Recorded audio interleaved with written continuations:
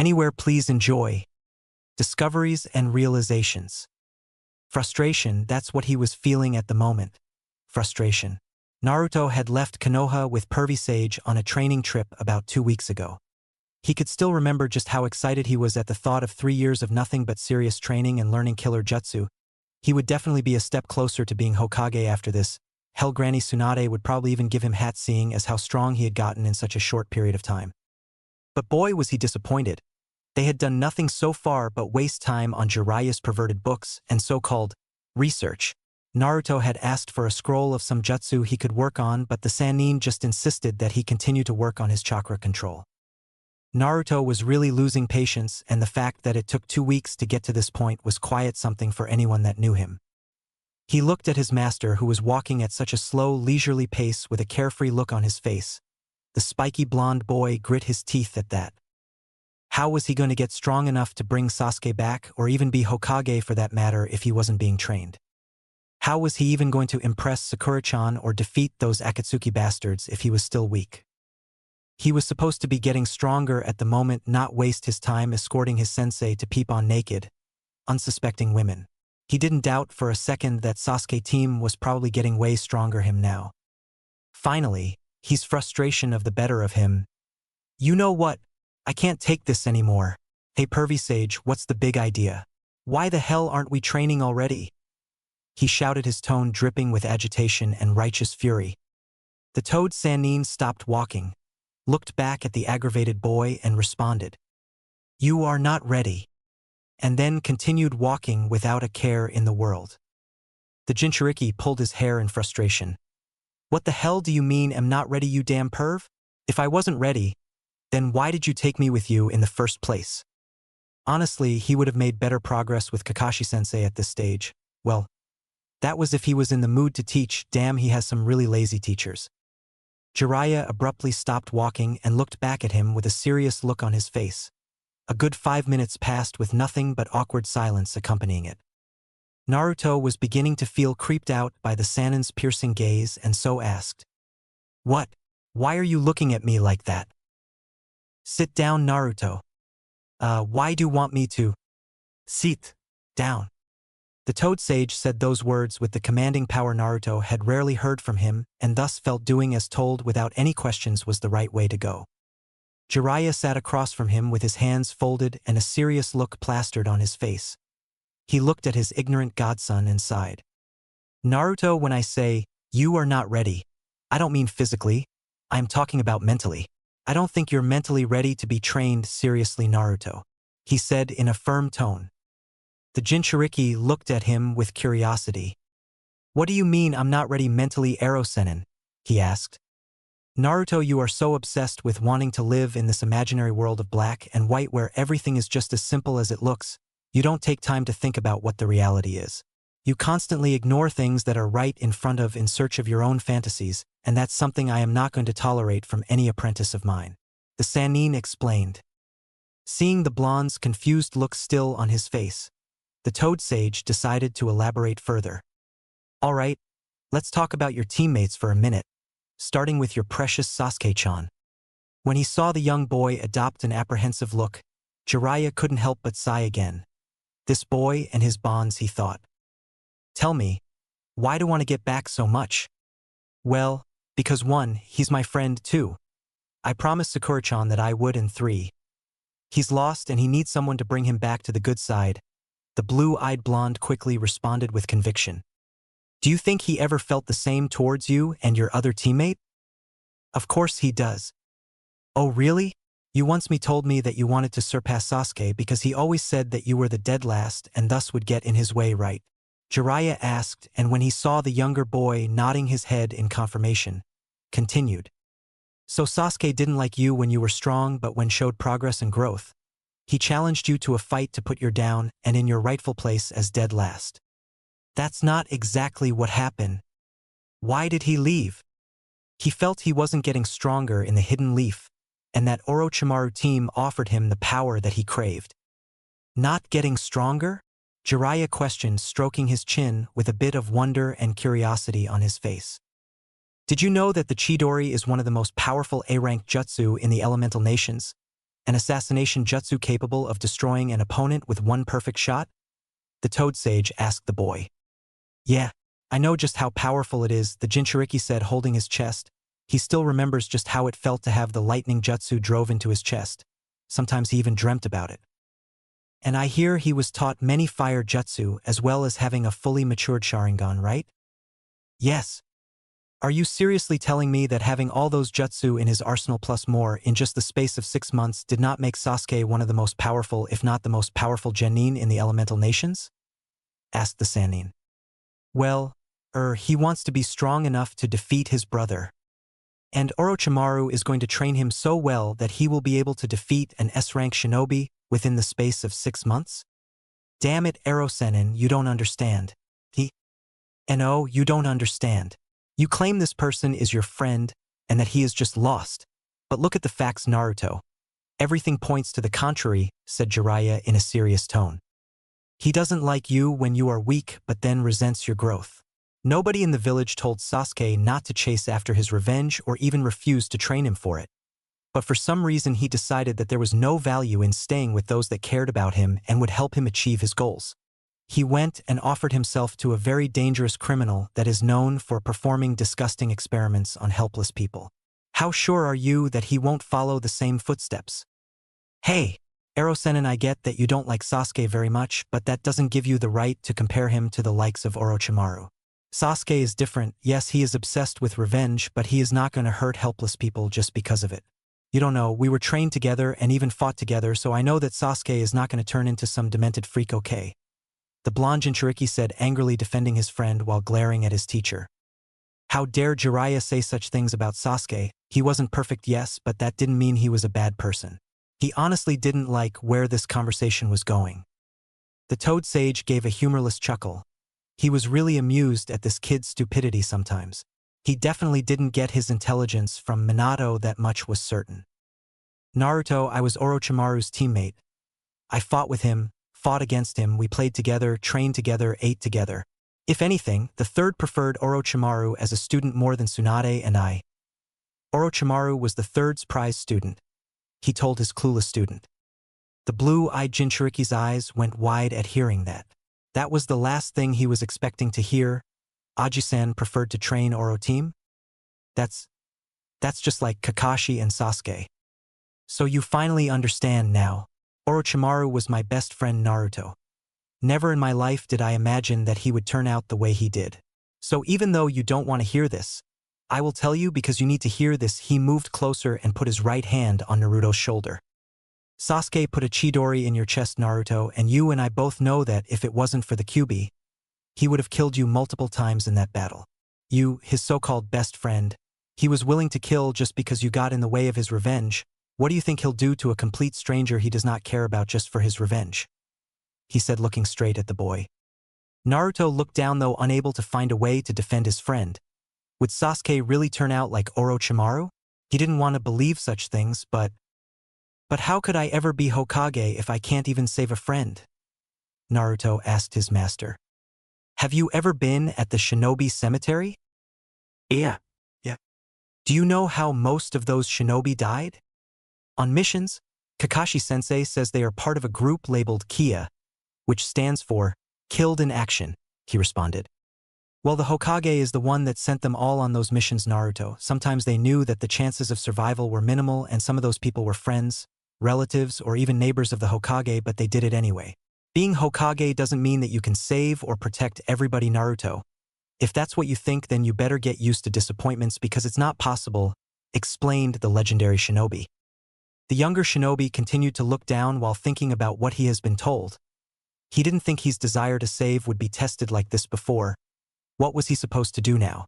He didn't think he was capable of abandoning his brother to the wolves, but isn't this what Sasuke wanted?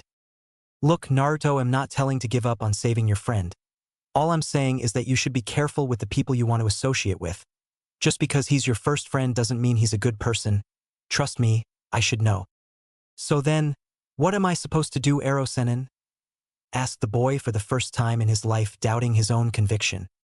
Truth be told, that's your choice to make, Naruto. I just don't want you to make a choice simply because you choose to be blind yourself to certain things. My advice: Think about it long and hard, replied the white-haired man. Ok. Good. Now let's talk about your other teammate. Naruto visibly flinched at hearing that. Was he going to get another slap to the face by reality? She's the one you claim to love, right? Asked Jiraiya with an amused look. Hey, I don't claim to love her. I do love Sakura-chan, responded the Jinchuriki with an offended look.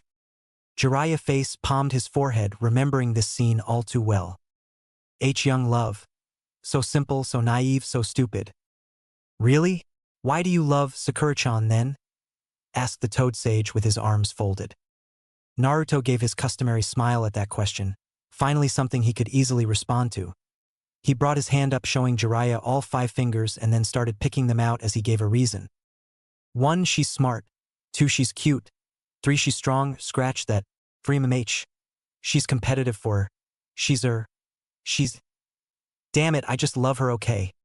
Jiraiya laughed at his godson, earning a mean glare from him. Damn, this scene was all too familiar. He has had this kind of conversation with his sensei Hiruzen Sarutobi way too many times. Okay, so there's no concrete reason, you just love her, but let me ask you this. Do you really think she is right for you, Naruto? He asked his really dense student. Of course I do. I mean, I know she has a thing for Sasuke at the moment, but I will make her fall in love with me someday, responded the Jinchuriki with his confidence back in full force. It's nice that you're confident about that, but that's not what I asked. It's easy to fall in love, Naruto, but that doesn't mean the person you love is right for you. I've seen the way she treats you and interacts with you most of the time, and truth be told, that's not someone who is interested in you at all, said the Sannin sagely. Naruto was deflated once again at hearing that. Damn, what was wrong with this day? Usually he would dispute anyone challenging his beliefs and capabilities, but this time felt different. Could it be that his subconscious already knew this, but he simply decided to ignore it? Naruto, nobody is telling you give up on your love. If you feel that your love is real and it's strong enough to handle all the heartbreaks and rejections, then by all means. Go for it, I know I have.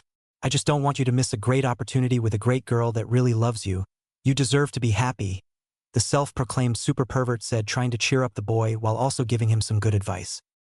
Naruto stayed quiet, looking like he was contemplating saying something but showing a saddened expression that was quite rare. But after a minute of complete silence, he finally decided to voice his thoughts. What if nobody will ever love me that way, Erosenin? What then? Asked the Jinchuriki. He was really dreading the idea of living alone all his life with no wife or children. He had spent countless hours thinking about what the future would be like for him. With his situation in the village, it was quite possible that no girl would give him a chance. That was one of the biggest reasons he was fighting so hard to be acknowledged. It wasn't just so that he could be Hokage, but to also give himself a chance for a better future. Jiraiya hit a wince when he heard just how discouraged his student was. Were this the kid's thoughts when he wasn't putting up a mask or when he was alone? He villagers really did a number on his self-esteem. He had never felt more ashamed for abandoning than he did at that moment. Don't think about depressing stuff like that, Naruto. I'm sure there is a girl out there who loves or will love you with all their heart. Naruto snorted at that, finding that highly unlikely. Oh yeah? Like who? I don't know. Tell me about all the girls that you know very well.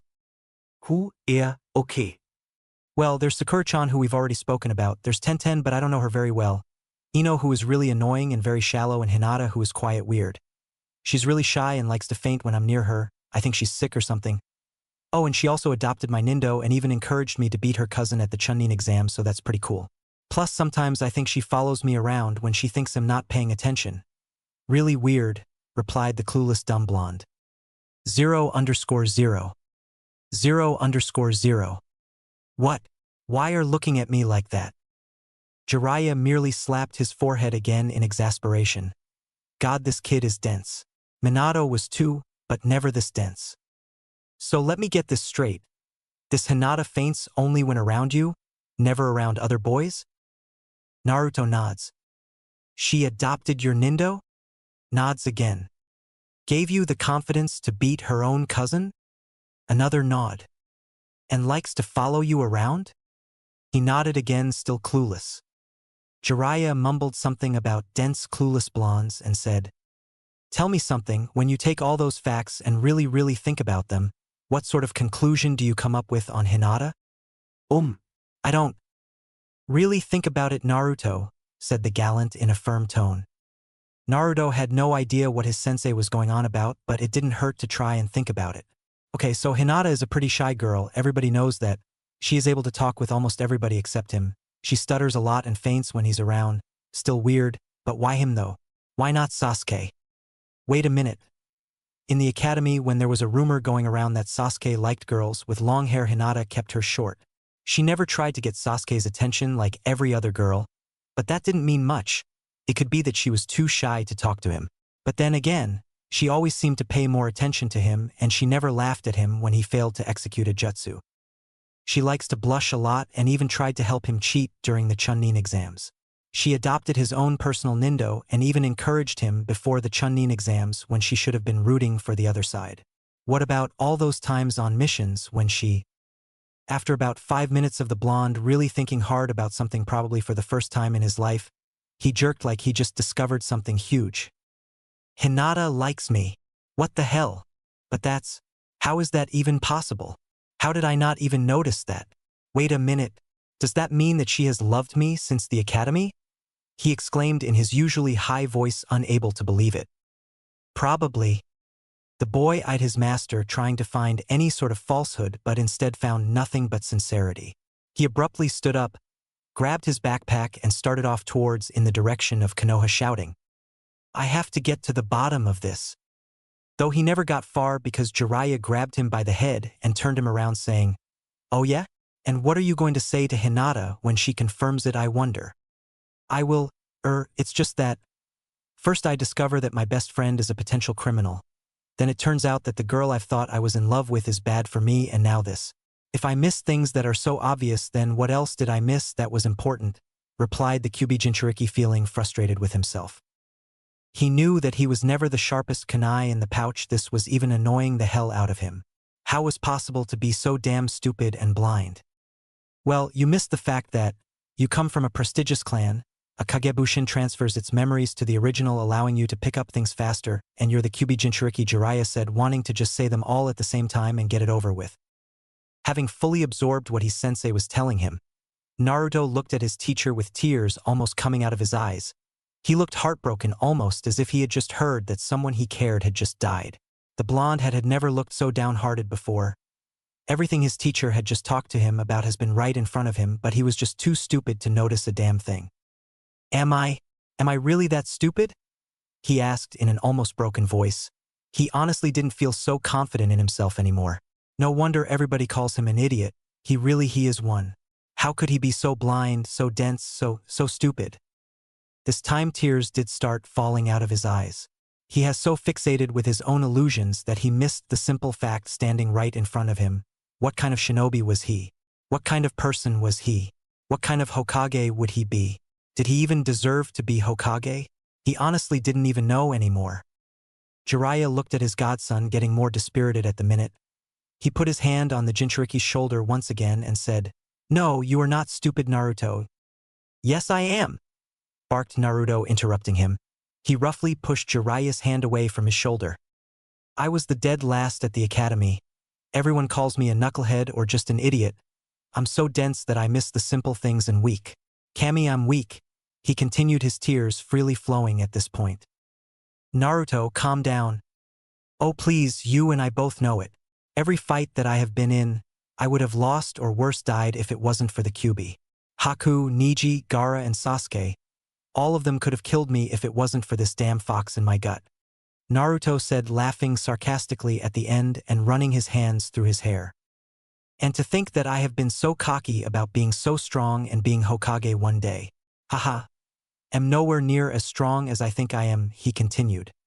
Naruto, I know you're disappointed in yourself, but you have to understand that... Disappointed? Am a fucking joke, Jiraiya, a dead last. AMA. Naruto, enough. Look, I know it's not easy finding out important things about your life like this, especially when they were all right in front of you, but you have to understand that not all of it is your fault.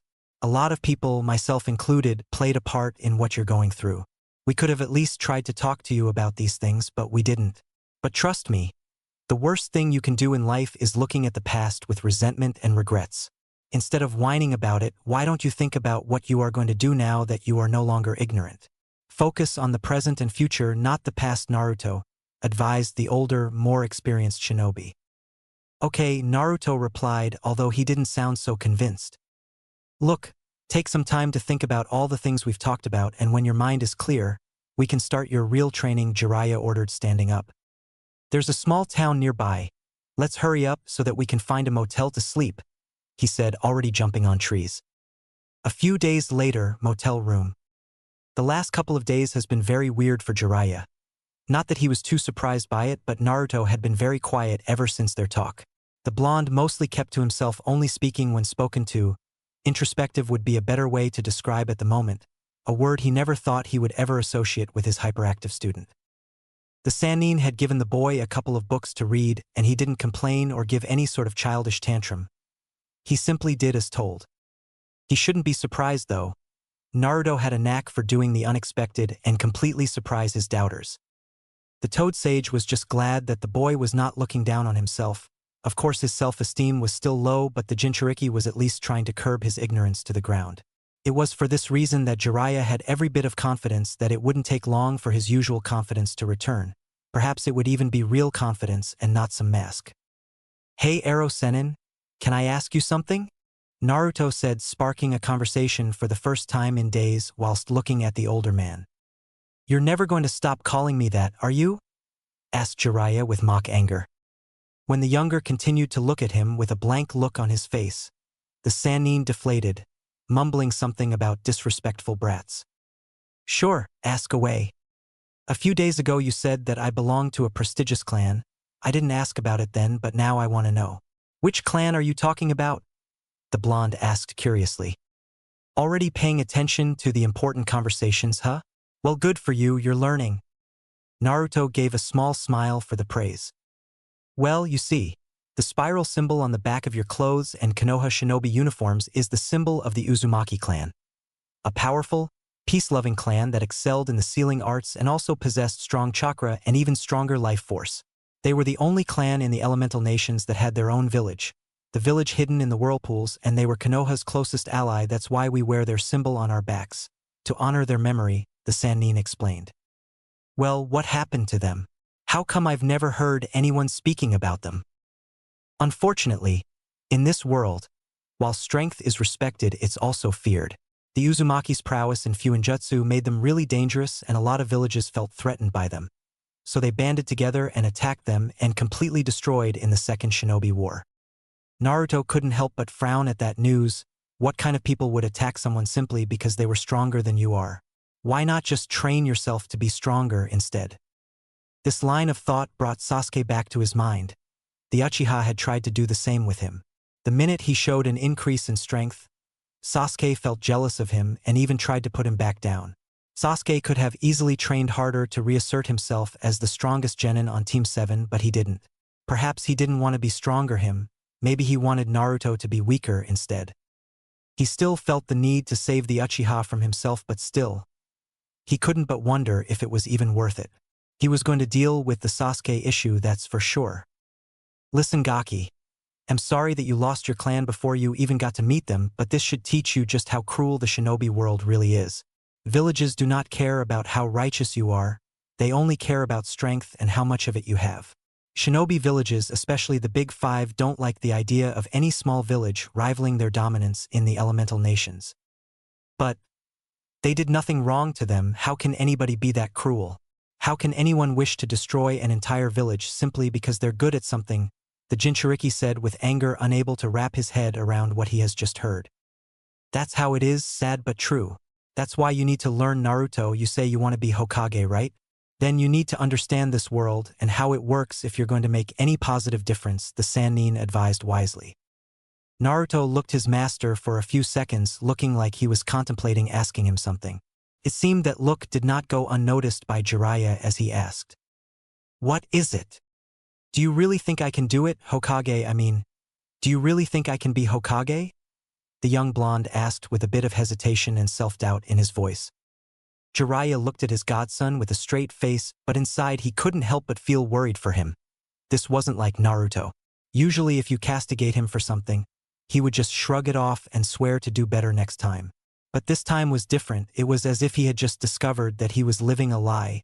Maybe in some ways he was. Yes, I think you all the capabilities in the world to be Hokage someday, he answered truthfully. Naruto gave a small smile at him. His heart felt warm due to relief and happiness. This was the first time anybody actually openly believed in him to be Hokage. Sure, he has had some people encourage him to do something, but this was actually the first time anybody has said they believed in his dream. He put his hand right where on his heart, still smiling, a genuine smile, and looked at his teacher.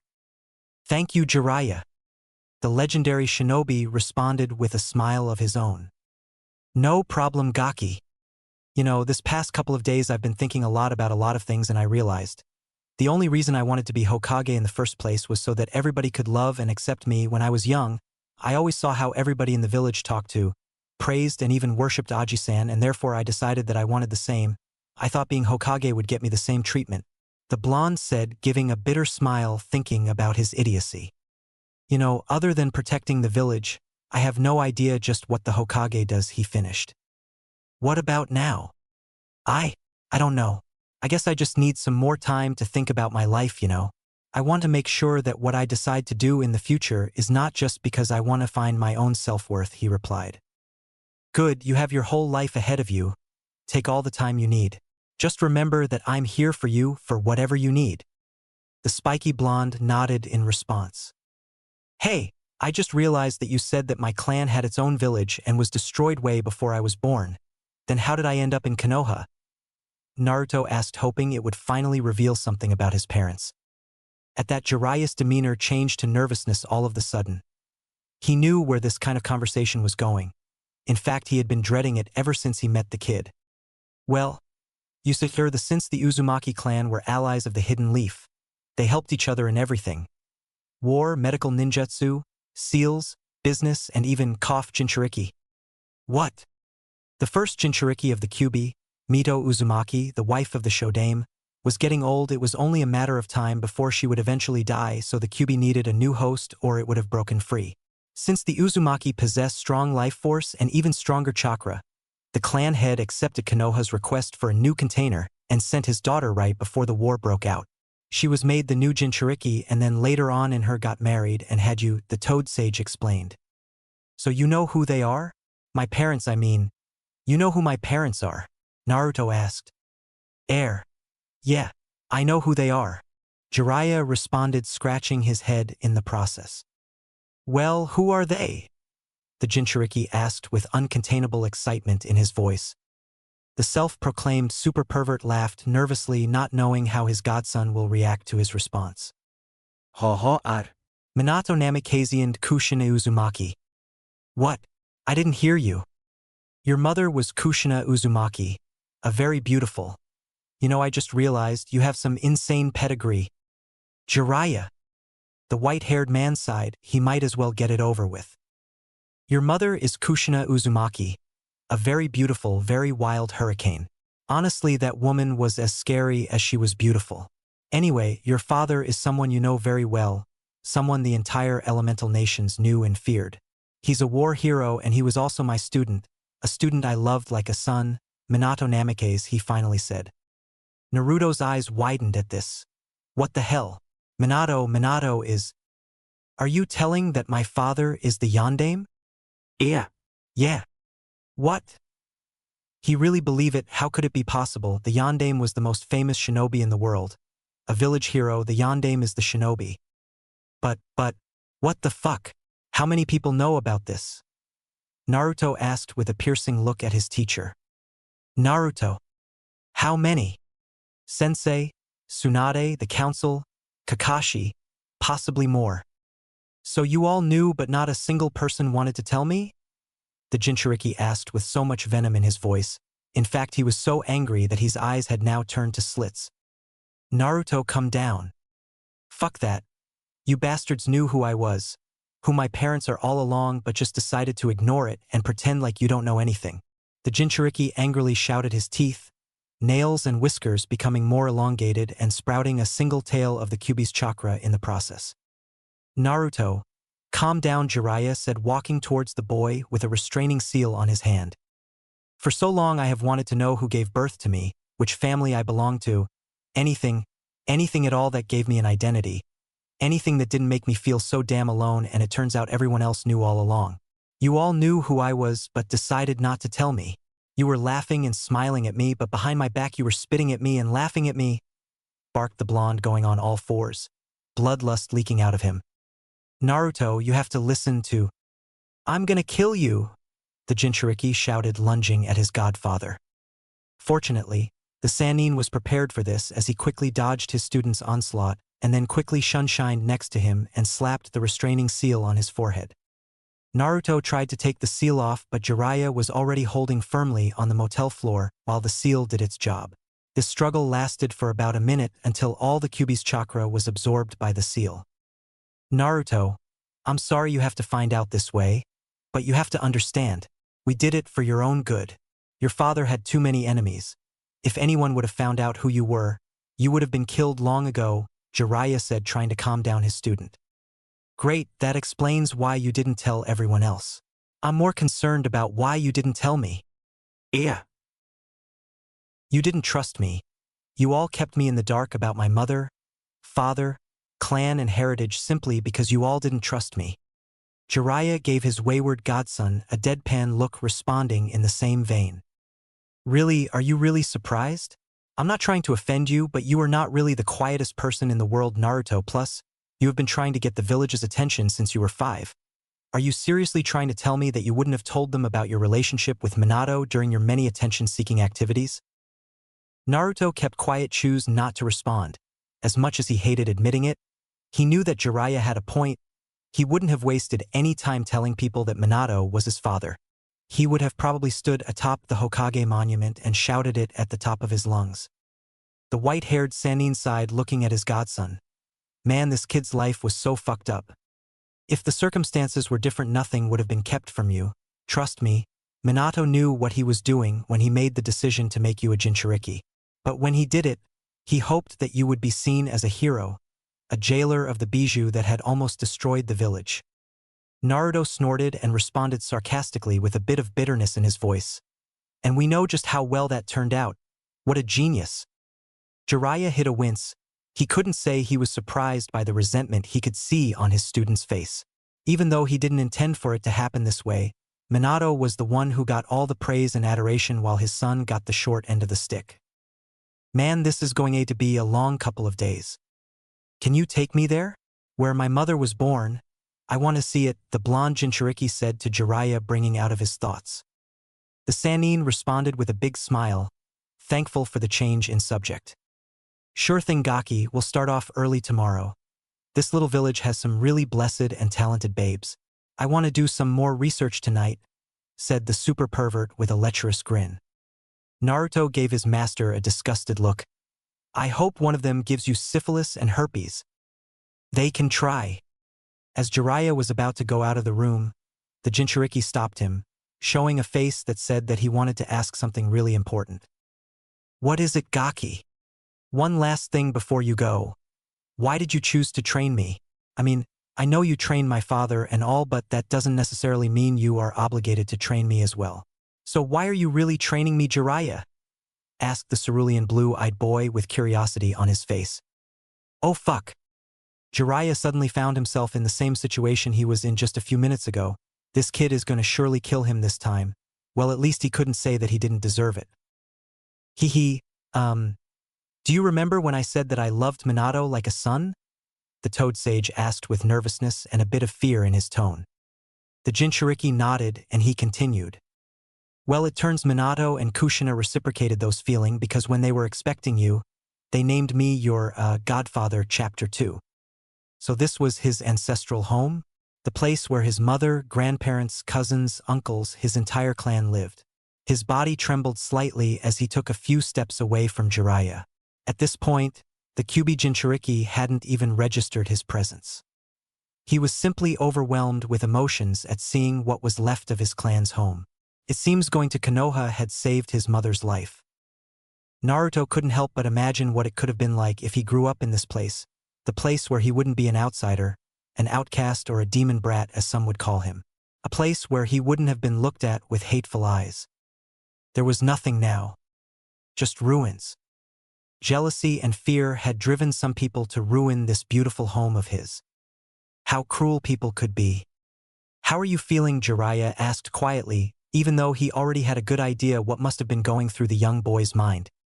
I feel lost, Naruto answered simply. My father was a Hokage, my mother was the Uzumaki clan head's daughter. My clan was the sister clan of the Senju, which means I was distantly related to 4 of the past 5 Hokage. The other Hokage treated me like one of his grandsons. My godfather is a Sannin, my Jounin sensei is Kakashi the copy ninja, and my teammate was one of the last Uchiha. With all these ties, anyone else would be living the life of some noble prince, but somehow with me. Naruto spoke. He looked his godfather and continued. My parents are dead, my clan was slaughtered, our home left in ruins, the village that they served despises me. My godfather abandoned me. My friend put a Chidori through my chest, and everyone else knows so many important things about me, but were more than happy to keep quiet and preferred to watch from a distance as I suffered. Jiraiya looked away from his student, not knowing what to say. Everything that Naruto was saying was true, and it gave him great shame to admit that. He could have easily given him a happier childhood free of loneliness, depression, and scorn. But he didn't. His cowardice prevented Naruto from getting everything he deserved. Kushina and Minato must have been rolling in the graves with anger and hatred. The Toad Sannin looked away from his student with deep regret and shame in his heart. He wasn't fit to call himself the boy's godfather. But do you know what the worst part of all this is? The Jinchuriki asked his master, not really expecting an answer.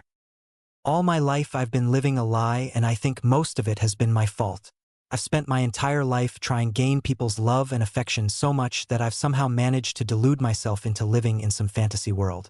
Maybe I've always hated the villagers of Konoha, maybe I've always held self-loathing, maybe I'm just another hateful human being. More hateful than Gaara ever was. Maybe I've been like this all my life and I have been running from the facts all along. I don't know who I am, Jiraiya. I'm lost. Naruto finished, wiping away the tears from his eyes.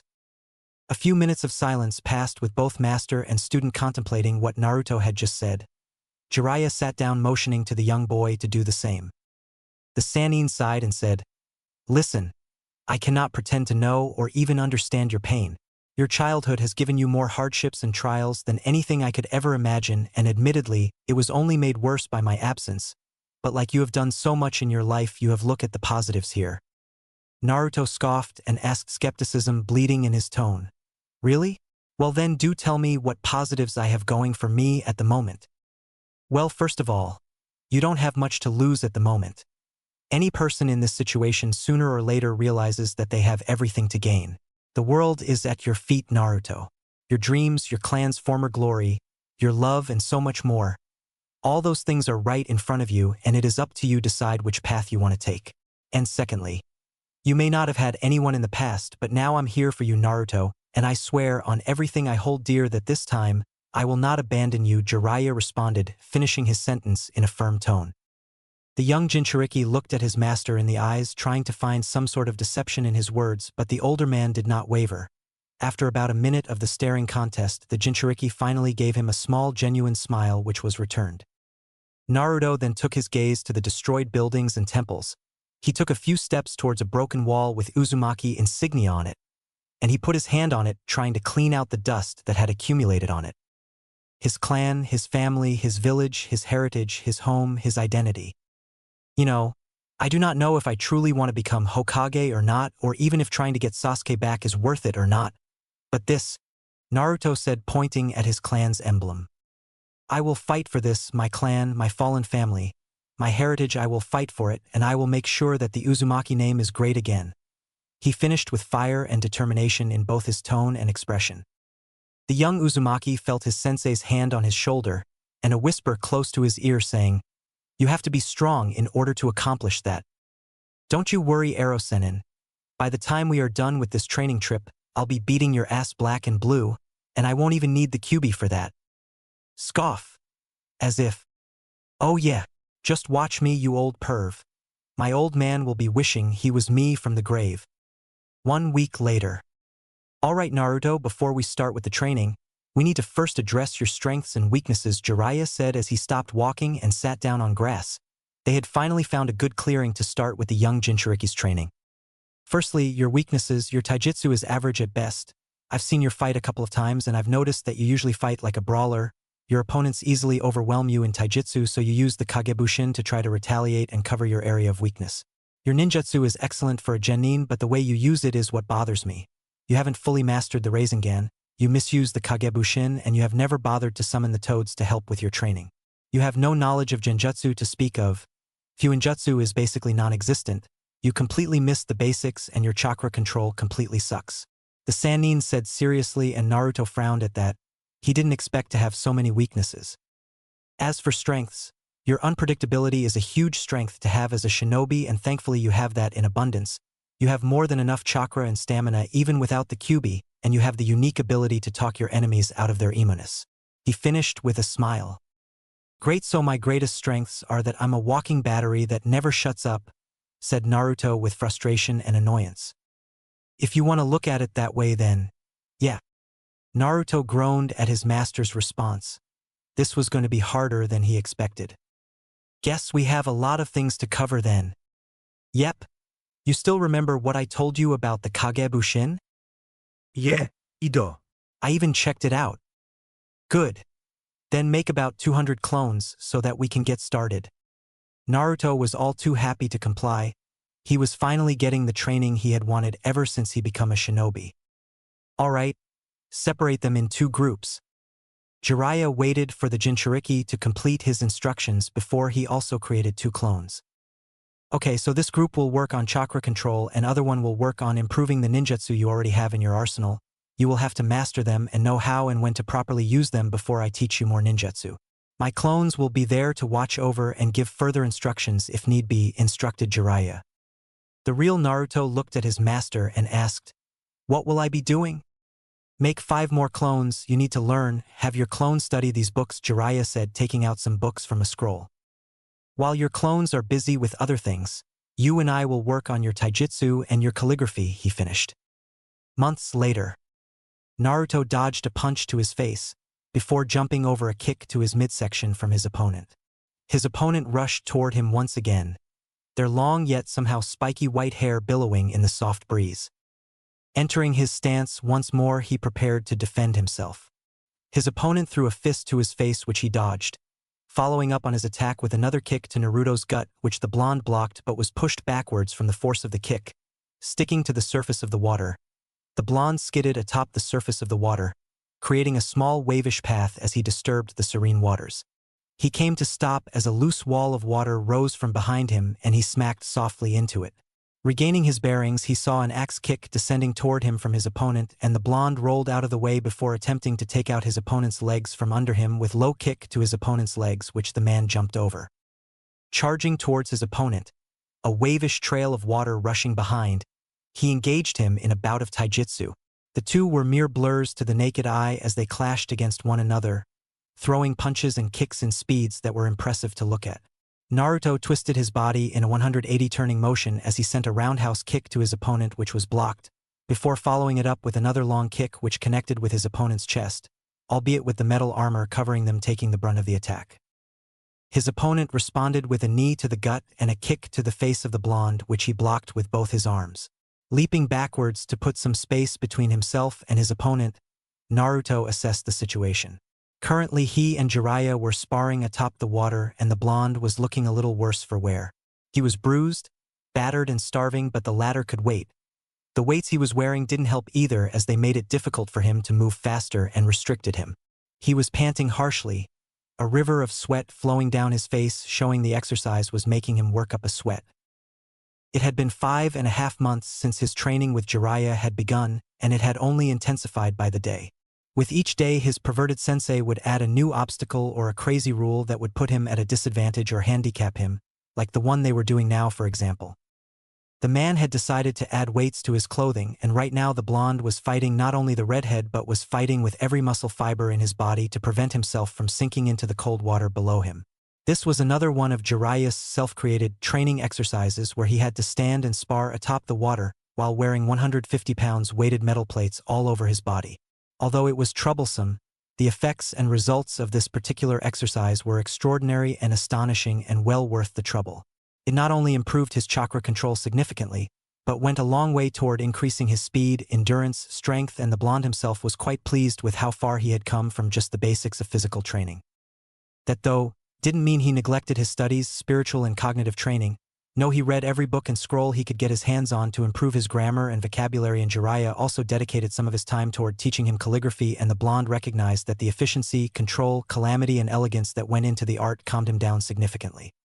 Naruto dodged his opponent's punch, retaliating with one of his own which connected with his opponent's face, and instead of having them reeling on the ground in pain, they simply puffed out of existence in a cloud of smoke. The blonde was praising the genius which had developed the jutsu. Whether used by his opponent or not, he could not deny the fact was arguably the greatest jutsu ever created. Unlike the Bushin no Jutsu, which had been a bane of his existence in his short time in Konoha's academy, this jutsu favored high chakra usage and practically no chakra control at all.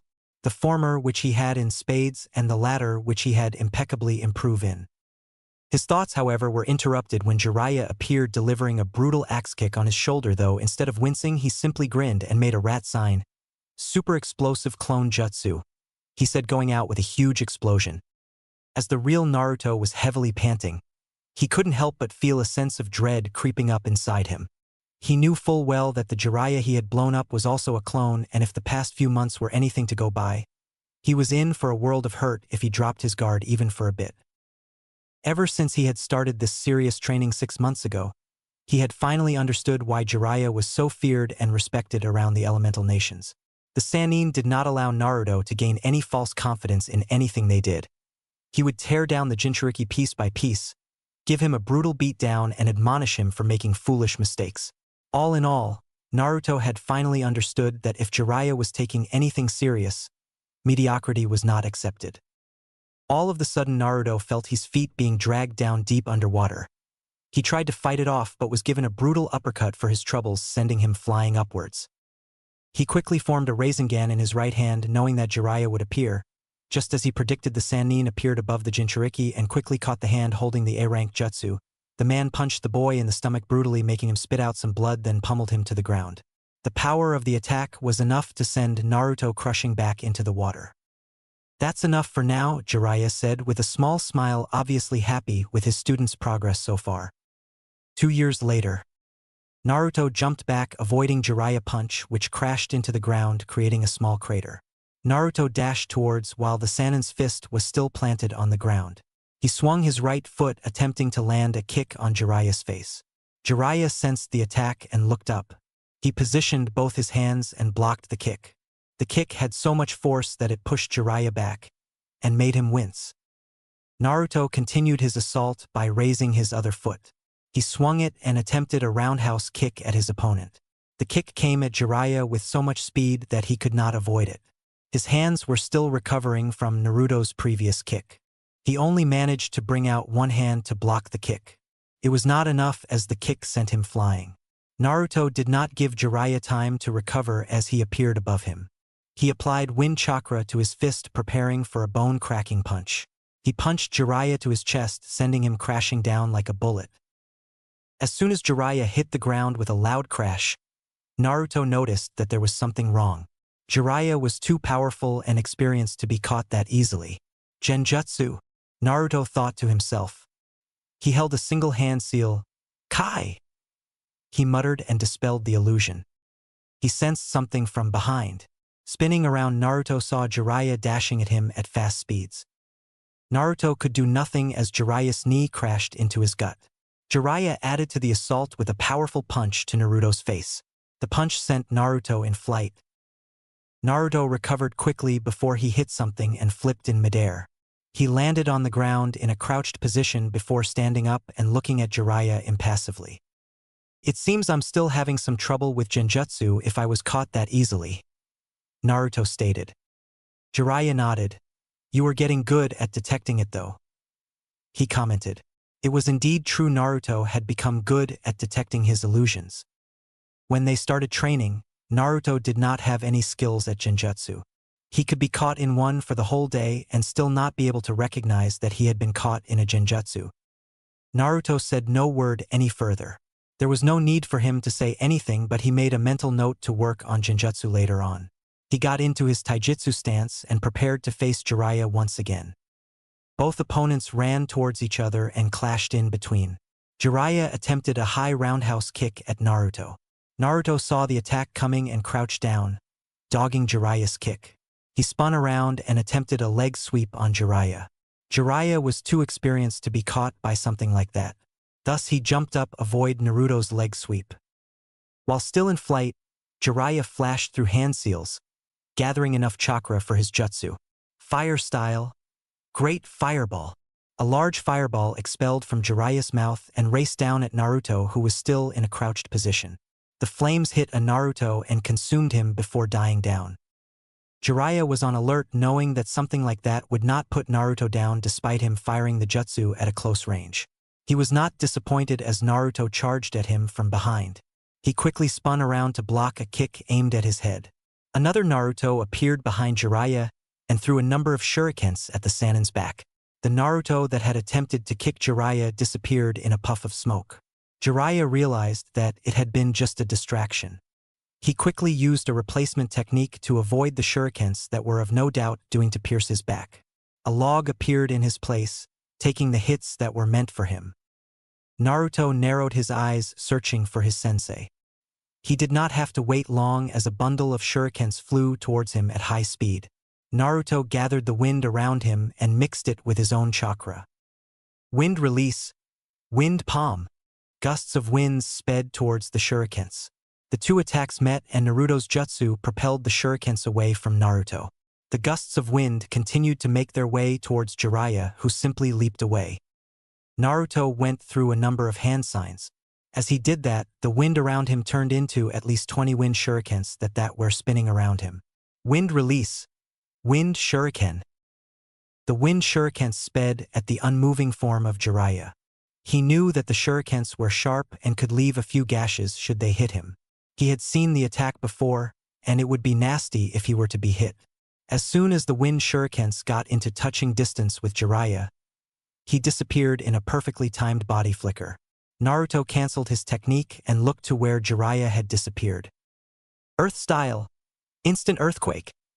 Naruto barely had the chance to defend himself when the ground he was standing on suddenly opened up and swallowed him whole, crushing him in the process.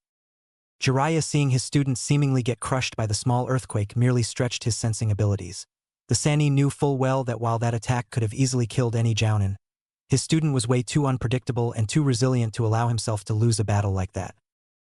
Jiraiya's thoughts were interrupted when he heard the blonde say, Earth style.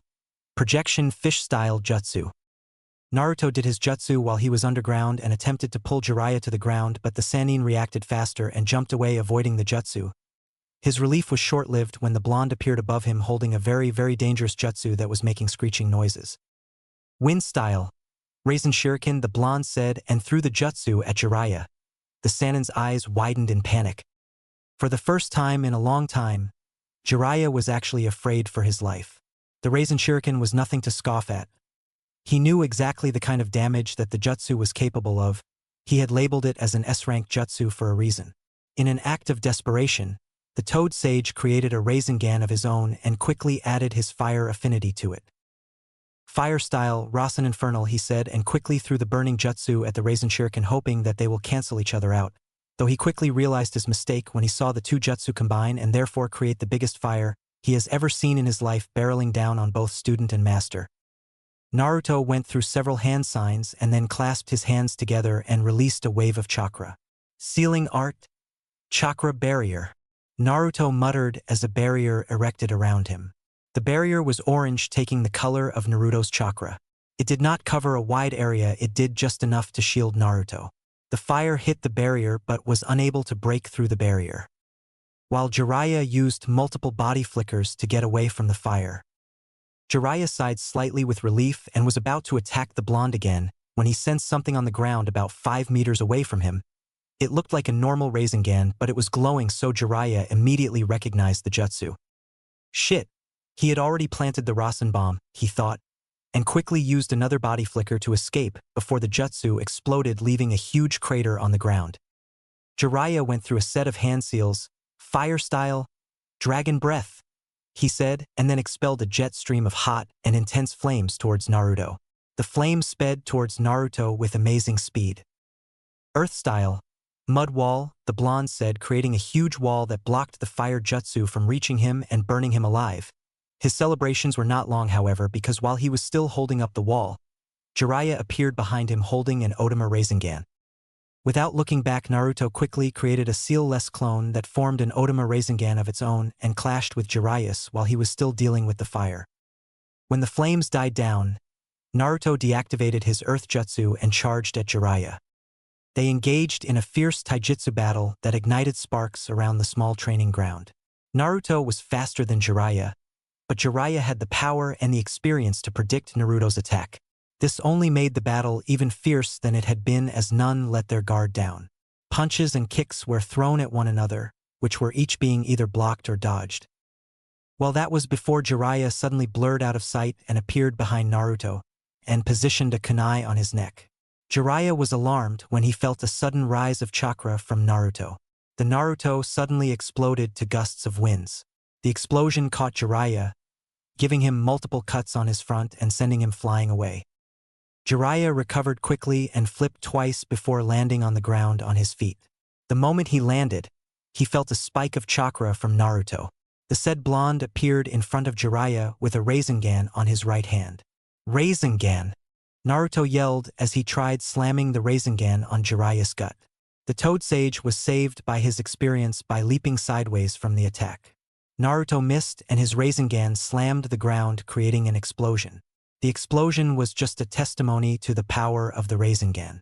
As the lifted debris cleared, a rather large crater was formed in the middle of the training ground and Naruto was standing still in the middle of the crater, panting slightly.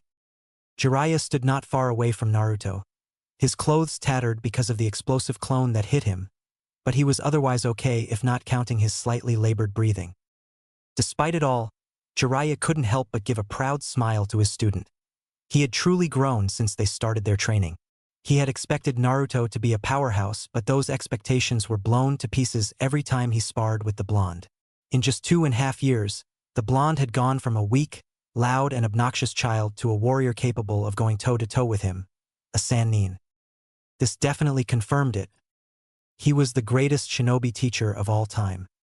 Nobody, not Orochimaru or Sarutobi, or Hashirama or even Tobirama, could claim to be better than him at this. I mean, sure, Sarutobi had taught the 3 Sannin, but he taught a Rinnegan wielder, the Yellow Flash, and another S-rank shinobi in the making. He would bet anything that Naruto would not only surpass his father, but he would also achieve more for the world than anyone would even imagine. All right, Naruto, that's enough for now, the Toad Sage said, walking towards the blonde. When he was within an arm's length of the boy, he put his hand on the boy's shoulder and gave him a warm, proud smile. I am proud of you. A week later, Mount Mayuboku. So this is where all the toads live? Naruto asked, looking around with fascination. Never in his life had he ever imagined that the toads were living in such a beautiful land. Amazing, isn't it?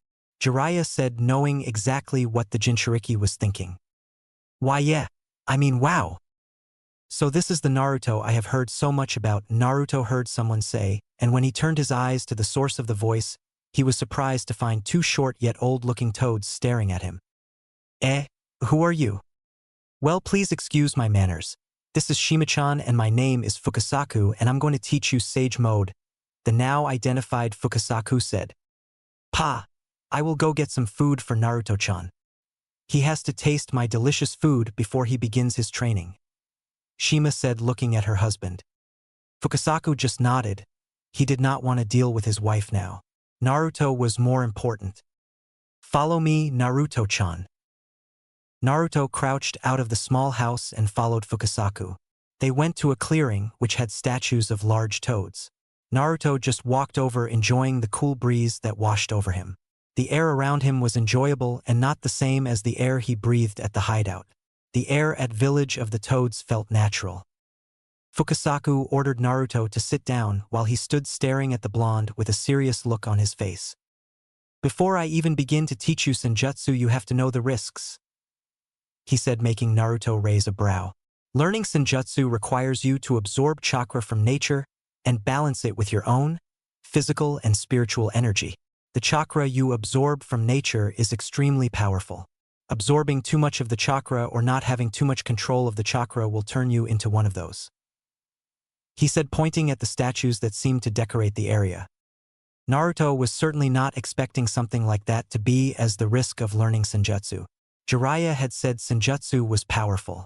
Naruto now could conclude that nothing of great power did not come easy to achieve. Nevertheless, for great power to be achieved, one had to deal with the risks. "Do you still want to train even when knowing that you can die?" Fukasaku asked.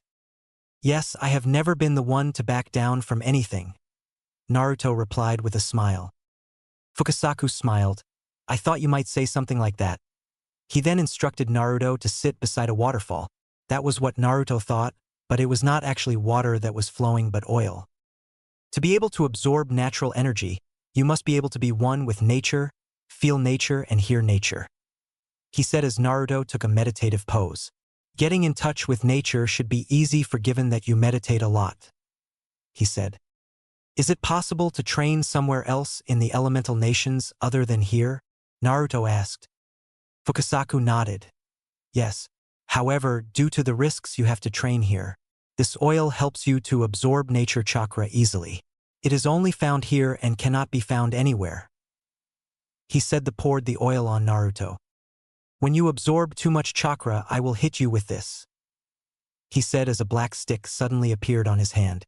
"This stick will force natural chakra out of your body when the process of purification begins." With those things said, Naruto began his senjutsu training with the Toad Sage. Jiraiya looked at the toad, gave him a nod. He talked to them to train Naruto in senjutsu, and while they had expressed their concerns about the Jinchuriki being too young, Jiraiya had still managed to convince them that the boy needed all the strength he could get.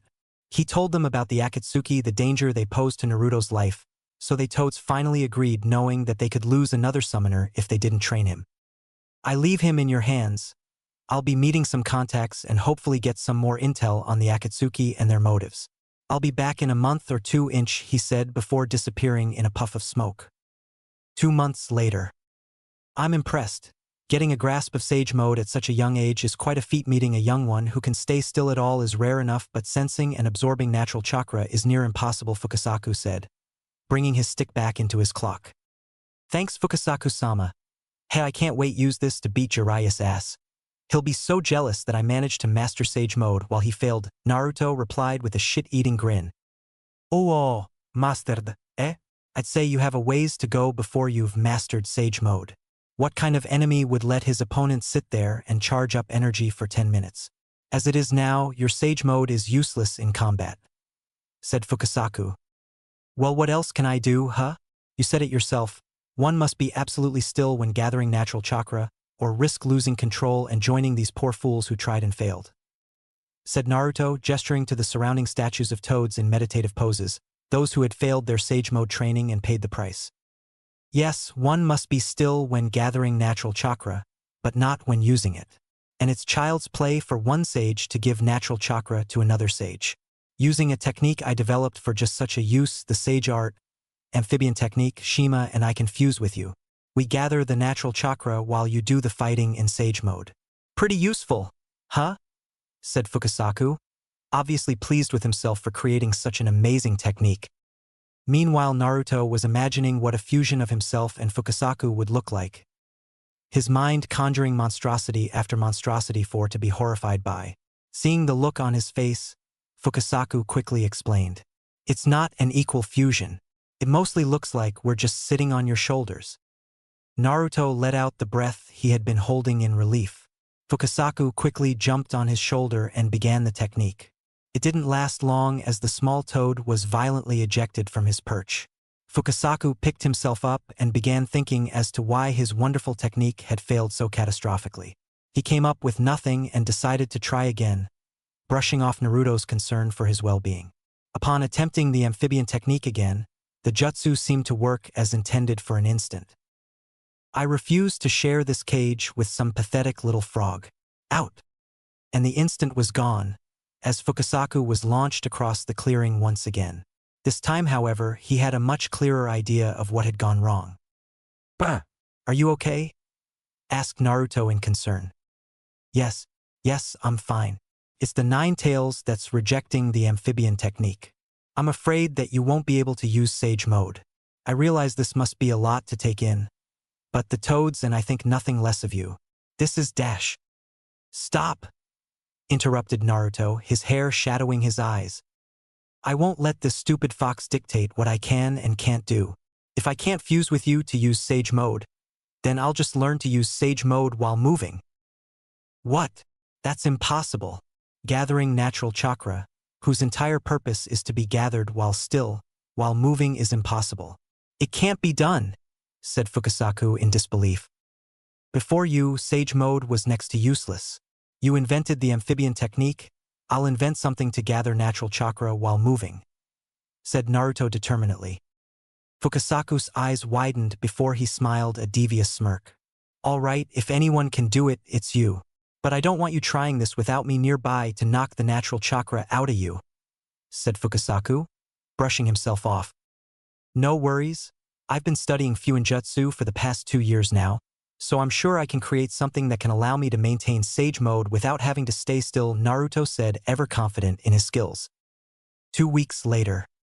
Fukasaku didn't know whether what he liked about Naruto the most, his determination or his talent. Firstly, the 15-year-old surpassed all his expectations when he mastered Sage Mode in just 2 months. Not even Minato managed to do that. Then 2 weeks later, the Jinchuriki created a seal that allowed him to maintain Sage Mode at all times even during sleep. Fukasaku was never one to believe the constant bullshit that the Grand Elder Toad kept spilling about some child of prophesy. But now he was actually starting to believe. The Toad looked at the grinning young boy again, paying close attention to the seal on his chest and back. The seal on the chest designed with a kanji for inlet and outlet for the one on his back. Apparently, the seal he had created was in 2 sets, namely, the inlet seal and the outlet seal. After countless days of trying and failing to come up with a suitable seal, the Jinchuriki had gone to a river to freshen up, but after observing the water pass through a tunnel and go out through the other end, the blonde realized that if he was to make Sage Mode easy for himself, he had to act like the tunnel. If he had created a seal that only allowed nature chakra inside his body, then his body would not be able to contain the constant chakra getting into his system. It would only be a matter of time before he would blow up like some over-inflated balloon. Even the Kyuubi's chakra was held by a seal, so he realized that having an unlimited amount of nature chakra in his body was just asking for trouble. Thus came the creation of the sealing art. Inlet and outlet seal. The inlet seal allowed the nature to get into his system, while the outlet seal took the chakra out his system as soon as it entered, creating a perfect balance. The seal acted in such a way that as long as there was nature chakra in the environment, which there was, Hill would always be in Sage Mode unless he closed both sets of the seal. Fukasaku-sama, Naruto said, bringing the older sage out of his musings. What is it, my boy? Is there a problem? He asked with a bit of concern in his tone. Not at all, it's just that ever since I started learning elemental ninjutsu with Jiraiya-sensei, I learnt wind and earth manipulation quite easily since wind is my primary element while earth is secondary, but since the likes of Kakashi-sensei and Sarutobi-Jiji are able to use all 5 elements, I trained harder to try and master the other 3 elements as well, but I couldn't even get down the basics of them. Yesterday though, when I was in Sage Mode, I tried to burn a leaf with fire chakra and surprisingly enough it worked. When I tried it again in my normal state, I failed miserably. Can you explain that to me? Said the blonde, looking at his teacher intently. Well, it's really not that surprising, really. You see, nature chakra does not belong to any specific element. Water, earth, wind, fire, neither lightning nor any other element. That's because nature has them all. That's why when one completely masters Sage Mode, they become aware and in tune with the world that surrounds them. Sage Mode is not just about gaining some more power or sensory abilities. It's the ability to feel and understand the world as a whole. That's why one of the first stages of mastering Sage Mode is meditation. So yes, while in Sage Mode it will be easier for you to learn and execute elemental ninjutsu, the Toad explained to the blonde. I see. It's quite fascinating. No wonder Jiraiya-sensei values it so much, Naruto remarked. Pa and Naruto-chan food is ready. This time I cooked a lot cause I know that you two must be really hungry, Shima said, approaching master and student. While Fukasaku's face showed an excited grin, Naruto couldn't help but pray for Jiraiya's immediate return. He was really getting sick and tired of eating bugs and caterpillars all day. The real and complete sage. Natural energy is energy that can be collected from the atmosphere and terrain. If one can collect the natural energy from around them and combine and balance it with the spiritual and physical energy that makes up their chakra, they can become sages, allowing them to use senjutsu and enter sage mode. Due to it being the energy of the planet, if the world's natural energy is interfered with, powerful natural disasters ranging from earthquakes to tornadoes occur instantly. Mastery over such energy, whether mild or complete control, is an ability almost all shinobi would dream of having under their arsenal, but like all things that are truly worth possessing, it takes hardest of training sessions, the blood, sweat, tears, meditation, concentration, and pushing your body to the absolute limit, breaking those limits while creating new ones. And when it's all said and done, very few shinobi have ever managed to truly master senjutsu. Some shinobi were known to use jutsu that utilize nature energy, but that's not the same as mastering nature energy. In fact, out of the hundreds of shinobi that have tried to master senjutsu, only Hashirama, Jiraiya, and Minato were known to have mastered the power of senjutsu, and even then the last two had never truly completely mastered it. All these facts, though, didn't seem so significant when Jiraiya looked at his latest student with wide eyes. Sage mode, a technique that he had spent years upon years trying to fully master, a technique that Minato, a once-in-a-lifetime genius, could only use for less than 5 minutes, and yet his son, the so-called dead last of his class, had somehow managed to not only master senjutsu but also figured out a way to maintain it at all times. I can't believe it, the Sannin sage said, walking around Naruto in circles like he was trying to confirm that what he was seeing was real. Well, I'm just that impressive. Suck it up, Naruto responded smugly, still in sage mode. Honestly, he is yet to deactivate the seal since he created it. Impressive indeed. He has shattered all my expectations and then some, Fukasaku remarked, standing next to the two summoners. Why yeah, he's managed to surpass me. It really is unbelievable, Jiraiya said, obviously agreeing with Fukasaku, while Naruto merely stood there soaking up the praise like a sponge. Damn right, Erosenin. I told you I'll be more powerful than you by the end of this training trip, he said. Ho ho, I said that you've surpassed me. That doesn't necessarily mean you're more powerful, Blondie. You're 100 years too young to hold a candle to my awesomeness. You want to test that perv? The younger sage challenged. Fine. I've always enjoyed putting my foot up some wannabe's ass, but I'll particularly enjoy this one considering you'll have no excuses to give afterwards, Jiraiya said, already in a fighting stance. It goes both ways, sensei. Alright, enough you two. Geez, and you're supposed to be our strongest summoners, Fukasaku chided playfully before master and student could start their brawl. Before I forget, Naruto-chan, Ma and I made this for you. We hope you like it, he said, presenting Naruto with a black cloak with flames at the bottom and kanji for sage written in red at the back with an Uzumaki swirl just on top of it. Wow. Thanks a lot, Fukasaku-sama, Naruto said, happily hugging the cloak. It was obvious to both Toad and Sannin that the blonde didn't get much presents. Hey, wait a minute. Minato and I were sages way longer than this squirt. How come you didn't give us anything? Asked Jiraiya. Because Minato-chan and you didn't master senjutsu the way Naruto-boy has, and what's more, he did it in just a month and a half, responded the elder Toad while Naruto snickered, earning himself a glare from the older sage. Naruto-chan's accomplishment makes him our first complete sage. He finished, giving the said blonde a proud look. Yep, that's right, me, Naruto Uzumaki, the one and only real Toad sage. Unlike those other fools, the blonde gloated, gesturing to the surrounding statues of toads in meditative poses, those who had failed their sage mode training and paid the price. His boasts, though, were interrupted when he felt a pole coming down on his head with enough force to sink a nail into metal. Stop disrespecting your predecessors, fool. They might have failed to master sage mode, but they were still Toad summoners just like you, Fukasaku scolded, putting the pole he was using to beat the extra nature energy out of him down. Ow. Okay, I'm sorry. Geez, Naruto, placing his hands on his bruised head. That was definitely going to leave a mark. Anyway, before you go, why don't you go and thank Ma personally for being a good host? She was very excited and proud of you that she prepared a huge congratulatory banquet. The Toad said, his eyes seeing stars while he salivated at prospect of an all-you-can-eat feast. Fukasaku was so excited that he failed to notice the panicked and horrified looks on his two students. Well, unfortunately, I had already eaten before coming here. Jiraiya lied, smoothly patting on his stomach for emphasis. Well, why you see I. Come on, one true sage, you wouldn't want to keep Shima-sama waiting, would you? Don't be disrespectful, the Sannin said, interrupting Naruto's mumblings. The younger blonde glared at his master, giving him the finger only for the Sannin to respond with a cheeky thumbs up and an enjoy yourself look. Go fuck yourself, sensei, the blonde said, verbalizing his earlier thoughts. A week later. Ever since Orochimaru killed Sarutobi-sensei, Jiraiya has never felt so pissed off before. He was really boiling with so much rage that he felt like putting his hands around his blonde companion's neck and strangle him to death. He gave a death glare to his student, who was doing an amazing job ignoring him as they walk away from a small village in the land of honey, having run out of supplies and everyday necessities.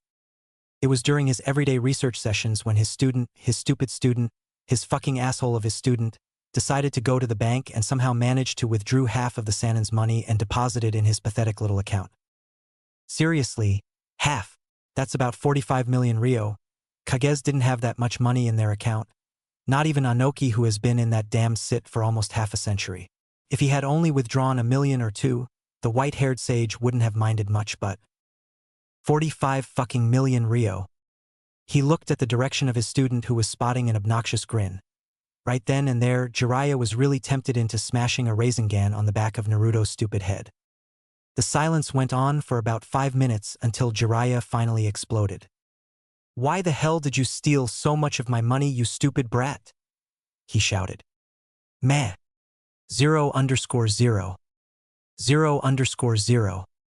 The Sannin's left eye twitched with annoyance as he continued staring at his student. Naruto, I swear to you, I'm gonna beat the living shit out of you if you don't give me a proper explanation. Now talk, he threatened. Tsuke, Ero Sennin, 3 years ago maybe that threat would have had me shaking in my pants, but today, with my perfect sage mode, your old ass cannot keep up, the young sage said, giving him that annoying, unbearable grin. Arrogance. Sure, a few days ago master and student had gone toe-to-toe in a full-blown spar, and in the slightest of margins, the blonde, assisted by his sage mode of course, managed to topple the Sannin. Goes to show much the blonde had grown since they started this training trip. Still, I still want a reason, you blonde bastard. It will be useful when I start restoring my clan, plus I need a new apartment. A real sage cannot live in such a place. Will you stop with the real sage bullshit? Hey, jealous sensei? Jiraiya merely mumbled about disrespectful, arrogant brats as they continued walking. But did you have to get so much money? Half of that amount is enough for restoring 2 clans and more than enough for 2 whole lifetimes, the veteran shinobi said. Which should mean that it's more than enough for 1 perv, the student countered. I got a spy network to run. And whores to visit? Exactly. Well then, consider it punishment for taking a 15-year-old to a brothel as his birthday present. Honestly, how irresponsible can you get? Naruto scolded. Humph. Last I checked you enjoyed yourself immensely, Jiraiya retorted, giving his student a pervy grin. Naruto looked away from his sensei, his face containing a blush that would make Hinata proud. I'm a teenager with raging hormones, what the hell did you expect? Besides, that's really not the point, responded Naruto, making a silly excuse for himself. It's exactly the point. Making some pathetic excuses for yourself, especially when we both know just how much you enjoyed it, is quiet retarded. Whatever, Ero Sennin, it's just that I'm still trying to figure out a way to properly deal with Hinata's feelings for me when we go back to Konoha, so you paying some random whores to flash their D-cup-sized titties at me is not helping things, said the Jinchuriki. There's nothing to worry about, Squirt. Just tell her to flash her tits to the one and only complete sage, and if you like them then she's as good as yours. Besides, from my experience, shy girls are quite freaky in bed, the Sannin said, whispering the last part of his sentence with a perverted giggle, obviously remembering something that would give even Orochimaru a bloody nose. I'm serious, you stupid perv. Can you not think with your dick for once? Naruto angrily shouted, his face going red from the unwanted, wanted images his brain was creating. Stupid hormones. I am being serious, and that face of yours is already clear proof that you're also thinking about it, said Jiraiya, his ever-existing smirk on his face. You're impossible. The two continued walking in comfortable silence for a few minutes, giving the Sannin time to really think about his godson's growth and what is possibly awaiting him in the future. Akatsuki. The criminal organization he has been investigating for years without much success. For a group of shinobi who walked around in black cloaks and red clouds on them, Information about their whereabouts and activities was rather scarce. That, and the fact that they had a spy network much better than the older sage himself, making them a much bigger threat. Ever since he started investigating them, the only information he got was that they were only comprised of S-ranked shinobi. Orochimaru was once a member, its other members are Itachi Uchiha and Kisame Hashigaki, and that they were targeting all the Jinchuriki. For what purpose? He had no idea. Why did Orochimaru leave? He had no idea. Who was their leader? He had no idea. Who were the other members? He had no fucking idea. It was honestly frustrating trying to find anything out about this organization. The only thing he could do is hope Naruto's training was enough to beat these guys. The Sannin made a silent vow to protect Naruto at all costs. He has already failed to protect his first students, the AIM orphans, his prize student Minato, and he also failed to look out for Naruto during his rather harsh childhood, but this time he would be damned if he let anything happen to his godson. Jiraiya took a quick peek at his blonde student who has been in sage mode ever since they left Mount Mayaboku. His eyes were a golden yellow with bar-like pupils and natural chakra showing itself as orange markings around his eyes, and he was wearing the cloak that the toads had made for him. Well, despite his obnoxious boasts, the blonde Uzumaki has really grown during these last 3 years, not only in strength but in intelligence as well. Looking at him now, he's such a stark contrast to the person he was when they first started.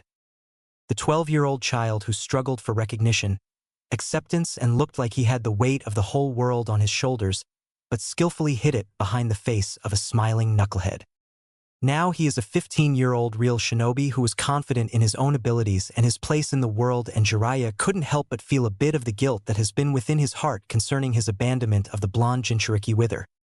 "Yo, Ero Sennin," said Jinchuriki, interrupting his thoughts. You know how my chakra is so condensed and just too damn much that I couldn't manage to use the Academy basic jutsu like the Bushin, right? What of it? Well, 2 days ago I was messing around with the Kage Bushin because I was just bored, but then I realized something when I tried the transformation jutsu on the clone. What? Jiraiya asked, getting curious as to where the Jinchuriki was going with this. Yes, well, I henged into a toad yesterday and I actually turned into real durable and tangible toad, Naruto said, earn-wide eyes from the veteran shinobi. Naruto, that is not how the transformation technique works. I know, the henge is a weaker class genjutsu and all it does is allow you to apply an illusionary layer over yourself that merely looks like a different thing. If the henge was a solid transformation, every shinobi with access to it would use it to grant themselves shapeshifter abilities like turning their hands into swords. But you've somehow managed to do something that no shinobi has ever done before, and that's to make yourself a shapeshifter using the henge, the Sannin said, wondering if his student was quiet, possibly one of the most talented shinobi out there, because this was just getting ridiculous. I could do this since I first started using chakra and I've just noticed it now. Honestly, it's like I was awesome long before I became the one and only real complete sage. Aha! Naruto frowned at his sensei's less than believing response. Taking it as a challenge, the blonde quickly made a Kage Bushin and instructed it to turn into giant eagle, which it did without any objection. The huge smoke cleared, showing a perfect brown giant eagle that looked like it was a summon animal. Amazing! The sage said, walking around the henged Naruto in circles, touching it in various places, trying to confirm its tangibility. He moved away from the clone and looked back at the blonde, who was grinning with an "I told you so" expression on his face. You're oversaturating the technique with chakra. I know. His tone took on one which befitted his title as a legendary Sannin. Fundamentally, when you oversaturate a technique like, say, a fireball, all you would get would be a roaring wildfire, and likewise when you oversaturate something like a water gun, you would get a tsunami. Of course, this lack of control and precision is expected with elemental techniques, but the henge isn't an elemental jutsu. Hence, all the excess chakra had nowhere else to go but back into the technique, granting the illusion tangibility and giving you the properties of whatever you transformed into, though I highly doubt it grants you the same durability. It does actually. Look, the grinning blonde said, jumping on top of his henged that quickly launched itself in the air, flying as fast as it could with the blonde Jinchuriki on top. See, I just made transportation easier for myself without even thinking about it. Awesome, huh? Yeah, it is. Now come down here so that we can ride together and make this trip shorter, Jiraiya said, grinning at his student's genius. Nope. Eh? You want a free ride? You have to catch it first. With that being said, the henged eagle flew as fast as it could to the land of fire, leaving the Sannin behind. It took Jiraiya several seconds to process what had just happened. Jiraiya had never experienced this level of disrespect from any of his students before, ever. And so the great legendary Sannin, Toad Sage of Mount Myaboku, the man men want to be and women want, was reduced to chasing his student on his hinged clone. "Come back here and let me ride you, you stupid brat. Let me get on top of your clone. Just get here, damn it!" The white-haired sage screamed out while comically chasing after his student. 2 days later. The two sages of Mount Myaboku were now currently on their way to the Land of Fire as they passed through the Land of Wind on Naruto's hinged clone, who was now hinged into an owl by the Sannin's insistence, claiming that owls were wiser than regular birds, thus befitting of a sage to ride on. The blonde didn't put much of a protest, considering the henge would last for about 4 to 5 hours before running out of chakra, thus helping them cover a bit of distance. Naruto looked back at his mentor, who was busy scribbling into his notebook with a pervy grin plastered on his face. A few hours ago, Jiraiya had forced Naruto to fly above the water springs of some random village so that the older man could do his research from above with a binocular. Where the hell did he even get one? All in all, he has never seen so many naked women in his life, and he could admit that a tiny bit of him enjoyed the view as much as the perv himself. His pervy thoughts, however, were disturbed when he sensed three somethings actually. He didn't know if these people were allies or not, but their chakra levels were definitely way above that of a regular jounin. Naruto frowned at that as he tried to quickly discern what was going on. Apparently his facial expression did not go unnoticed by the older sage, who wasted no time in asking what was wrong. "I'm sensing 3 powerful chakras approximately 15 miles north." The Jinchuriki responded, his face becoming serious as he mentally prepared himself. "It could be Suna Shinobi Naruto. We are in the Land of Wind after all," Jiraiya said, not seeing what was making his student so agitated. "No, these are above average chakra signals, and I can sense a bijou in one of them, and whoever they are, their chakra keeps flaring like they're in a battle," Naruto replied. Jiraiya quickly understood the implications of those words the minute they left Naruto's mouth. Akatsuki. But who could they be fighting in a place like this? Gaara? No, his spy network kept him up to date with the major events of the elemental nations, so he knew that Gaara was now Tsunagekire's newest and youngest Kage in history, and being the Kazekage, he wouldn't be battling the Akatsuki alone, while the village's shinobi seemed to be enjoying their peace. "All right then, let's check it out." Those simple words seemed to prompt the Jinchuriki into action, who quickly created 2 clones that hinged into hawks. Both master and student sage jumped on the 2 hinged clones and quickly flew to the site of action. 15 miles away. Fo was not having a good day. A few months ago, her team had been finally allowed to participate in the Chunin exams by the village leaders. She was so excited at the prospect of meeting new people and making friends that she happily took the opportunity. Despite the fact that the majority of her village ostracized and made her an outcast since she became a Jinchuriki, Fo has always loved Kusa, so she wanted to make a good impression at the exams to bring more clients for them. The first part of the exams, the written portion, had been interesting to say the very least, but with enough help, be it reluctant, from her teammates, they had managed to pass. The second part of the exams, surviving the traitorous desert of Suna, had been harder than she had anticipated. They were required to deliver a scroll to the main tower of Suna within 3 days and had to be among the first 5 teams to get there, so competition was always going to be fierce, not to mention dealing with the bandits, wild animals and traps set up for them. The first 2 days had been really hard, trying to get her teammates to work together with her rather than brash her off like some curse they had to endure on their way to glory, especially now that their sensei was not around, so progress was low. On the 3rd day, things picked up when she ran into the teams from Konoha. She had immediately befriended them because they seemed like nice people and they helped each other pass the exams. Unfortunately, the 3rd and final portion of the exams could not take place because of some emergency issues had come up that the higher-ups had to deal with, meaning that the Chunin exams was cut short, so they would promote from the performance of the 2 portions only. On their way back home, after saying goodbye to all her newfound friends and making them promise to visit her, of course, her team ran into none other than the immortal Kakuzu himself, a man whose legend was so well known in Kusa that parents used it to scare their kids into behaving. Apparently the 90-plus-year-old man had joined some criminal organization called the Akatsuki, who were targeting Jinchuriki. Honestly, being teammates with a Jinchuriki was a hard enough task, and yet these guys deliberately choose to pick fights with them? What kind of monsters were they? Oh right, S-ranked shinobi. And so, here she was, her entire team completely slaughtered by Kakuzu's sadistic partner, while she defended herself against the immortal man himself. The battle, if it could even be called that, was pretty much one-sided.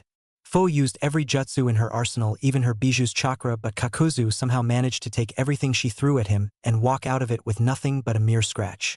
Fo was no fool. Eye roll. She knew from the moment it started that this battle was going to be her last. Every part of her knew, and yet she didn't want to give up. She wanted to push on, give it everything she had and hopefully find some sort of lifeline, anything to ensure her survival.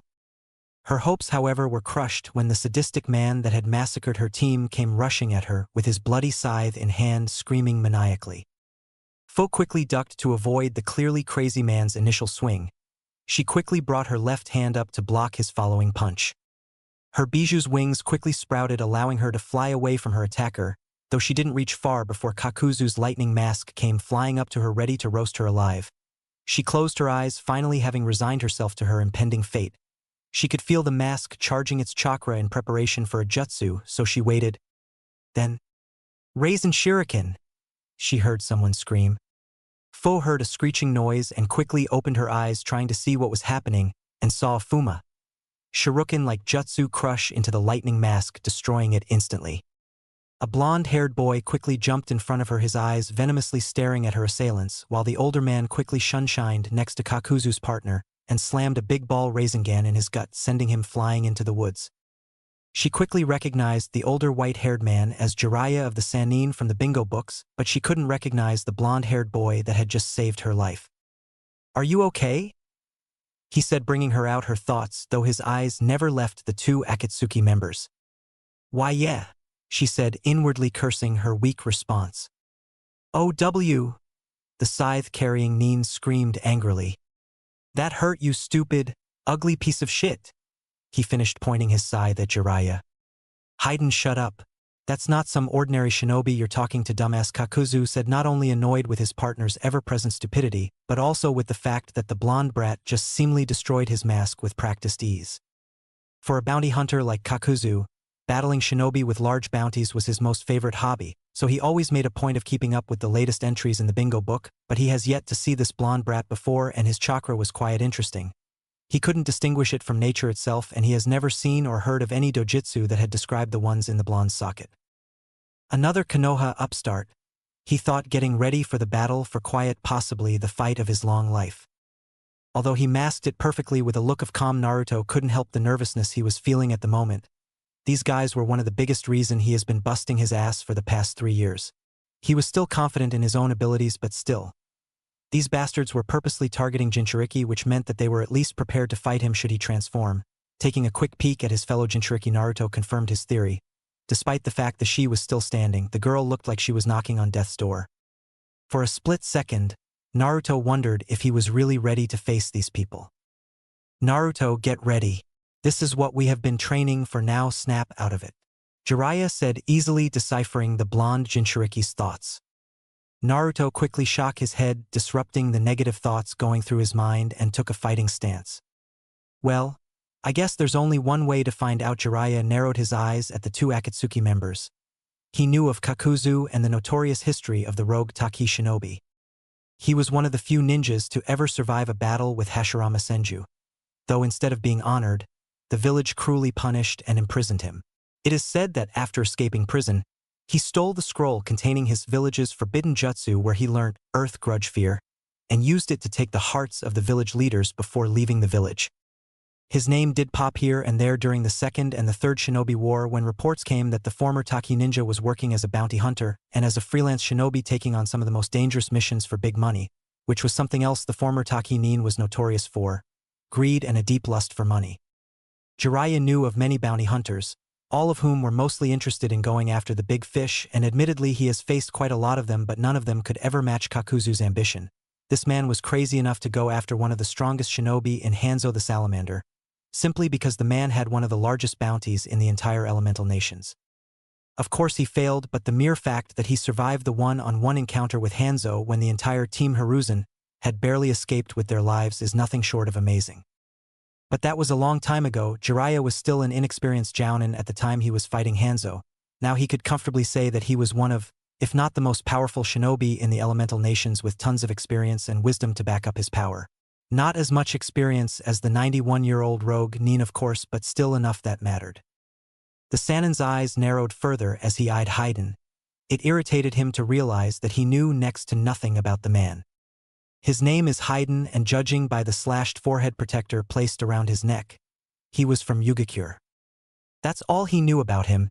His face didn't ring any bells from any bingo books, and from what he knows of Yugakure, the village turned from being a shinobi village to become a tourist attraction years ago. This man has no reputation whatsoever. Jiraiya knew nothing of his skills, past battles, or even a dangerous mission Haydn had been on. And yet, he found himself in Akatsuki, the most dangerous threat to the elemental nation in history, comprised of only S-ranked shinobi. So it was quite right for Jiraiya to assume that Haydn was also an S-ranked shinobi himself, despite the fact that he didn't know or recognize him. If participating in 2 major wars and countless other battles had taught him anything, it would be to never underestimate his opponents simply because of reputation, or rather a lack of it. If the Akatsuki trusted him enough to hunt down Jinchuriki for them, then he sure as hell won't underestimate him. Hell, Naruto was basically a nobody in the elemental nations, and the Sanin himself knew firsthand just how powerful the blonde was. So who's to say that Haydn wasn't the same? And because of that, Jiraiya deemed Haydn as the most dangerous of the two, but he wasn't going to make any decisions based on assumptions alone. Then again, considering that this was a 3-on-2 situation, he guessed the odds favored his side. Nevertheless, he still wasn't going to make any reckless decisions. The older sage looked at his student, frowning and seemingly ready for action. Well, I guess now's the time to find out if you are really ready, Naruto, he thought. Come on, just what the fuck are we waiting for? Haydn screamed with frustration, much to the annoyance of his partner. Shut up, Haydn, Kakuzu said in a dangerously low tone, though he was interrupted when Jiraiya spoke out loud. Now, Naruto. No sooner had Jiraiya said those words than 2 Naruto clones puffed into existence. A second later, they disappeared. A shift in the wind was the only warning they got, as both clones were behind the 2 Akatsuki members, each clone swinging a Rasengan across their backs. Kakuzu's eyes widened when the clone slammed Haydn with the Rasengan so hard that he sent the Jashinist back into the woods with an incredible speed.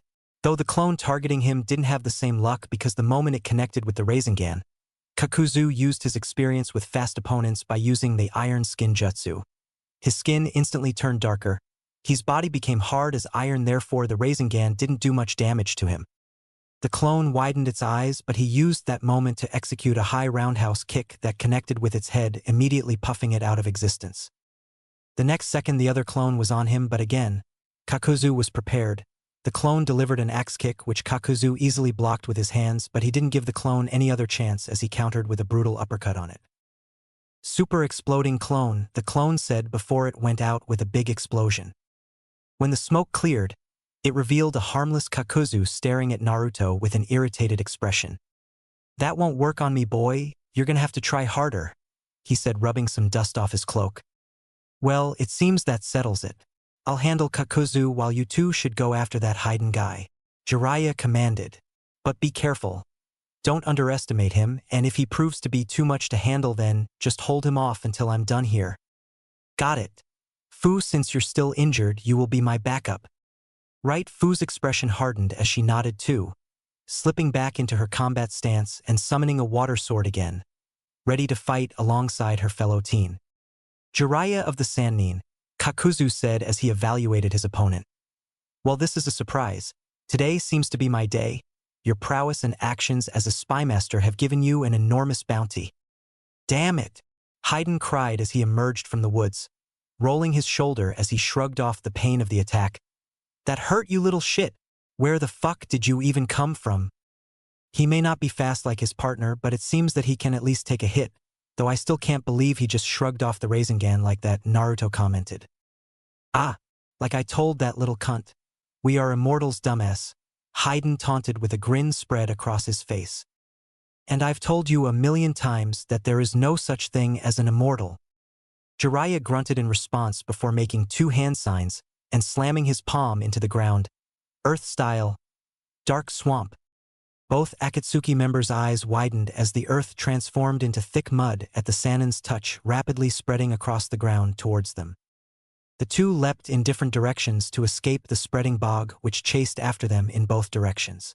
Jiraiya released his jutsu and sped after his opponent as Naruto and Fu did the same with Haiden. Fire style. Flame bullet. Jiraiya inhaled deeply and breathed out a massive, oil-filled ball of fire which barreled towards the missing Nin, who leapt over the attack.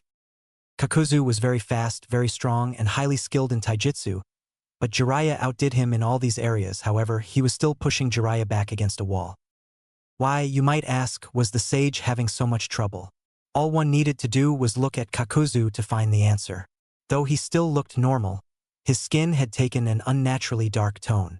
He was using a jutsu Jiraiya recognized as Earth style. Iron skin to harden his body, making every inch of himself nearly as hard as tempered steel. Jiraiya had punched him earlier, sending him into a tree, but all he got out of it was a stinging hand as it felt like he'd really punched metal. This was why he wasn't damaged by the Rasengan earlier, and Jiraiya was having a hard time finding a way around this defense. Flipping in midair, the man threw his forearm out towards the Sannin, which shockingly detached from his arm, connected to him by the numerous threads, and flew towards the Sannin. The Toad Sage leapt back to dodge only to look in shock as the limb changed direction, shooting towards his throat and gripping his neck as the threads ensnared him. He tried to pry off the hand that was choking the life out of him, only for the threads to entangle themselves around his body, restraining his arms and preventing him from fighting back. Is that the best you can do? Kakuzu asked. Despite this, his senses were warning him of danger. This had been too easy. There was no way someone with a bounty as large as his would be taken down this quickly. Sure enough, his instincts were proven right when the Sannin smirked and burst into smoke. Kakuzu frowned as he recalled his now empty appendage. When did you? Suddenly, he was doused from behind with a sticky green fluid. Kakuzu struggled, but he quickly found himself encased in the mass and unable to move. Ha, you should have known that it would take more than that to bring down the great Jiraiya-sama. Jiraiya said as he stepped out of the foliage, though he kept his distance. I suggest you don't struggle. A single spark is all it'll take for you to go up in a ball of fire. I doubt your jutsu would protect you from the raging inferno this stuff would make. Kakuzu responded. You vastly underestimate me. Surprisingly, without hand signs, the ex-Taki ninja inhaled deeply. Water style. Exploding water shockwave. Kakuzu spit up a massive surge of water, blowing his mask off his face and revealing his lower jaw was stitched to his head as well, each side beginning at the corner of his lips, giving him the appearance of an ear-to-ear grin. The flood of water was so massive it pushed Kakuzu off of the ground and sent a wave towards the Sannin, which he dodged by taking to the trees, looking down on him from a branch with a grim expression. This wasn't good. To be able to use a jutsu without a single hand sign was an extremely advanced art. It required total mastery, not only of the element but of that jutsu itself. It showed he hadn't been wasting the decades since his defection. It was foolish of you to leave those two with Haiden, Kakuzu stated as he looked up at the Sannin, his expression neutral. Though you were right in believing I was the greater threat, but Haiden may very well kill those two. He then shook his head, his gaze turning in the direction of the other battle. I get enough complaints from our leader for killing my pervious partners. The last thing I need is flack for him killing one of our targets and delaying our plans. Jiraiya's frown deepened at that. This guy killed his own partners? Either he was a complete bastard, or despite his calm demeanor, he was just as likely to go into a blind rage as his partner. Taking note of that, Jiraiya questioned. So, you said the last ninja of our village you fought was the first? And I heard you once engaged Hanzo the Salamander in one-to-one combat. Pretty impressive that you actually managed to survive. Kakuzu grunted in response. Survive is too strong a word. I dragged myself back to that pitiful excuse for a village half dead after that battle, and how do they respond? He scoffed. That's when I learned a valuable lesson. The only things in this world you can really count on are yourself and money. With a smirk, Jiraiya nodded. Yeah. Seems to me you did learn something valuable. Oh, Kakuzu tilted his head. You said he was the last Konoha ninja you fought. You learned not to mess with our village. Jiraiya replied tauntingly, though Kakuzu's expression didn't change. Jiraiya then raised his hand, holding his palm up and parallel to the ground as he added, "Not that I blame you. If I'd been beaten that badly, I'd probably run scared every time I saw the Konoha symbol too. Don't flatter yourself, brat. While my battle with the first was many years ago, the only reason I haven't faced a Konoha shinobi since is because I don't go after small fry. Since the deaths of your second, third, and fourth Hokages, the only shinobi your village produced with bounties worth my time are yourself, Tsunade, Orochimaru, Might Guy, Asuma Sarutobi, and Kakashi Hitake, not counting Itachi of course. I simply haven't had the opportunity to pursue them yet since I've been collecting valuable bounties from all the other villages. Perhaps you'd like me to collect Tsunade's head after yours, since she'll be the next Konoha ninja with the highest bounty after yours, and she's nowhere near as powerful as her grandfather was." Kakuzu said darkly with clear intention that he'd do what he said. Jiraiya's face darkened, his fists clenching when he heard the Extaki ninja threaten Tsunade. He would make the man regret threatening his old teammate. Before he could respond, the Akatsuki member continued, "But maybe you'd like to see how much I've changed since that day." With that, Kakuzu's face twisted in effort as he clenched his fists. His back began to shift unnaturally as the mass of threads beneath his skin shifted and they unstitched his back, until finally his back burst open. 3 masses of threads tore themselves out of him, each one with the mask, and shaped themselves into a monster. One appeared to be a demonic tiger, another of 4-legged creatures with small, makeshift wings, and the final a twisted, 2-tailed wolf. Jiraiya stared down in disbelief and disgust at what he saw, the forbidden jutsu making him think of his former teammate, Orochimaru. This seemed like it was right up his alley. Which brought the question, what kind of monster had this guy turned himself into? "I normally have 5, but that other brat killed my lightning heart," Kakuzu said, then lightly shook his head. "TSK. It really doesn't matter now. I will still kill you." "How about this?" The tiger-like construct leapt into the air and opened its mouth, revealing a small fireball. Jiraiya's eyes widened as he recognized the jutsu as fire style, searing migraine. He quickly bolted to another tree just as the tiger-like monstrosity released a small fireball about the size as a fist, which erupted into a massive firestorm the moment it came into contact with the tree, destroying it and setting the nearby trees ablaze. The creature rapidly fired the attacks, causing Jiraiya to bound through the trees as it rapidly decimated the forest. While still in midair, Jiraiya sensed something wrong.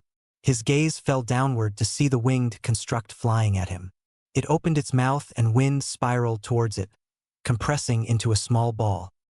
Jiraiya's face became a mask of shock. There was no way. This guy was using high-level techniques from 4 different elements. Even factoring in his long life, he shouldn't have been able to master the elements to this degree. The creature released the jutsu, wind style, pressure damage. The small ball of compressed air struck true, slamming into the center of Jiraiya's chest and exploding into a twisting maelstrom on contact, hiding him from view. When it cleared, however, nothing but torn pieces of a log fell to the ground. "What?" Kakuzu questioned as Jiraiya came at him from behind, wielding another Rasengan. He slammed it into his back, aiming for the stitches that held his body together in hopes of ripping his body apart. The Extaki ninja was pushed forward by the attack for a moment before he fell apart into water. Jiraiya's eyes widened as the other constructs leapt away from him. He looked up to see the fire and wind spewing creatures coming at him together, combining their attacks into a single ball of fire and wind. "Oh shit," was Jiraiya's sole thought before they released a massive wave of wind and fire, then destroyed a huge section of the forest. As Naruto and Fu faced down Haiden, Kakuzu stared after the devastation his attack caused, tilting his head, knowing that wouldn't be enough to take care of the legendary shinobi. Minutes had passed, and still no sign of the Sannin. "You can drop the act.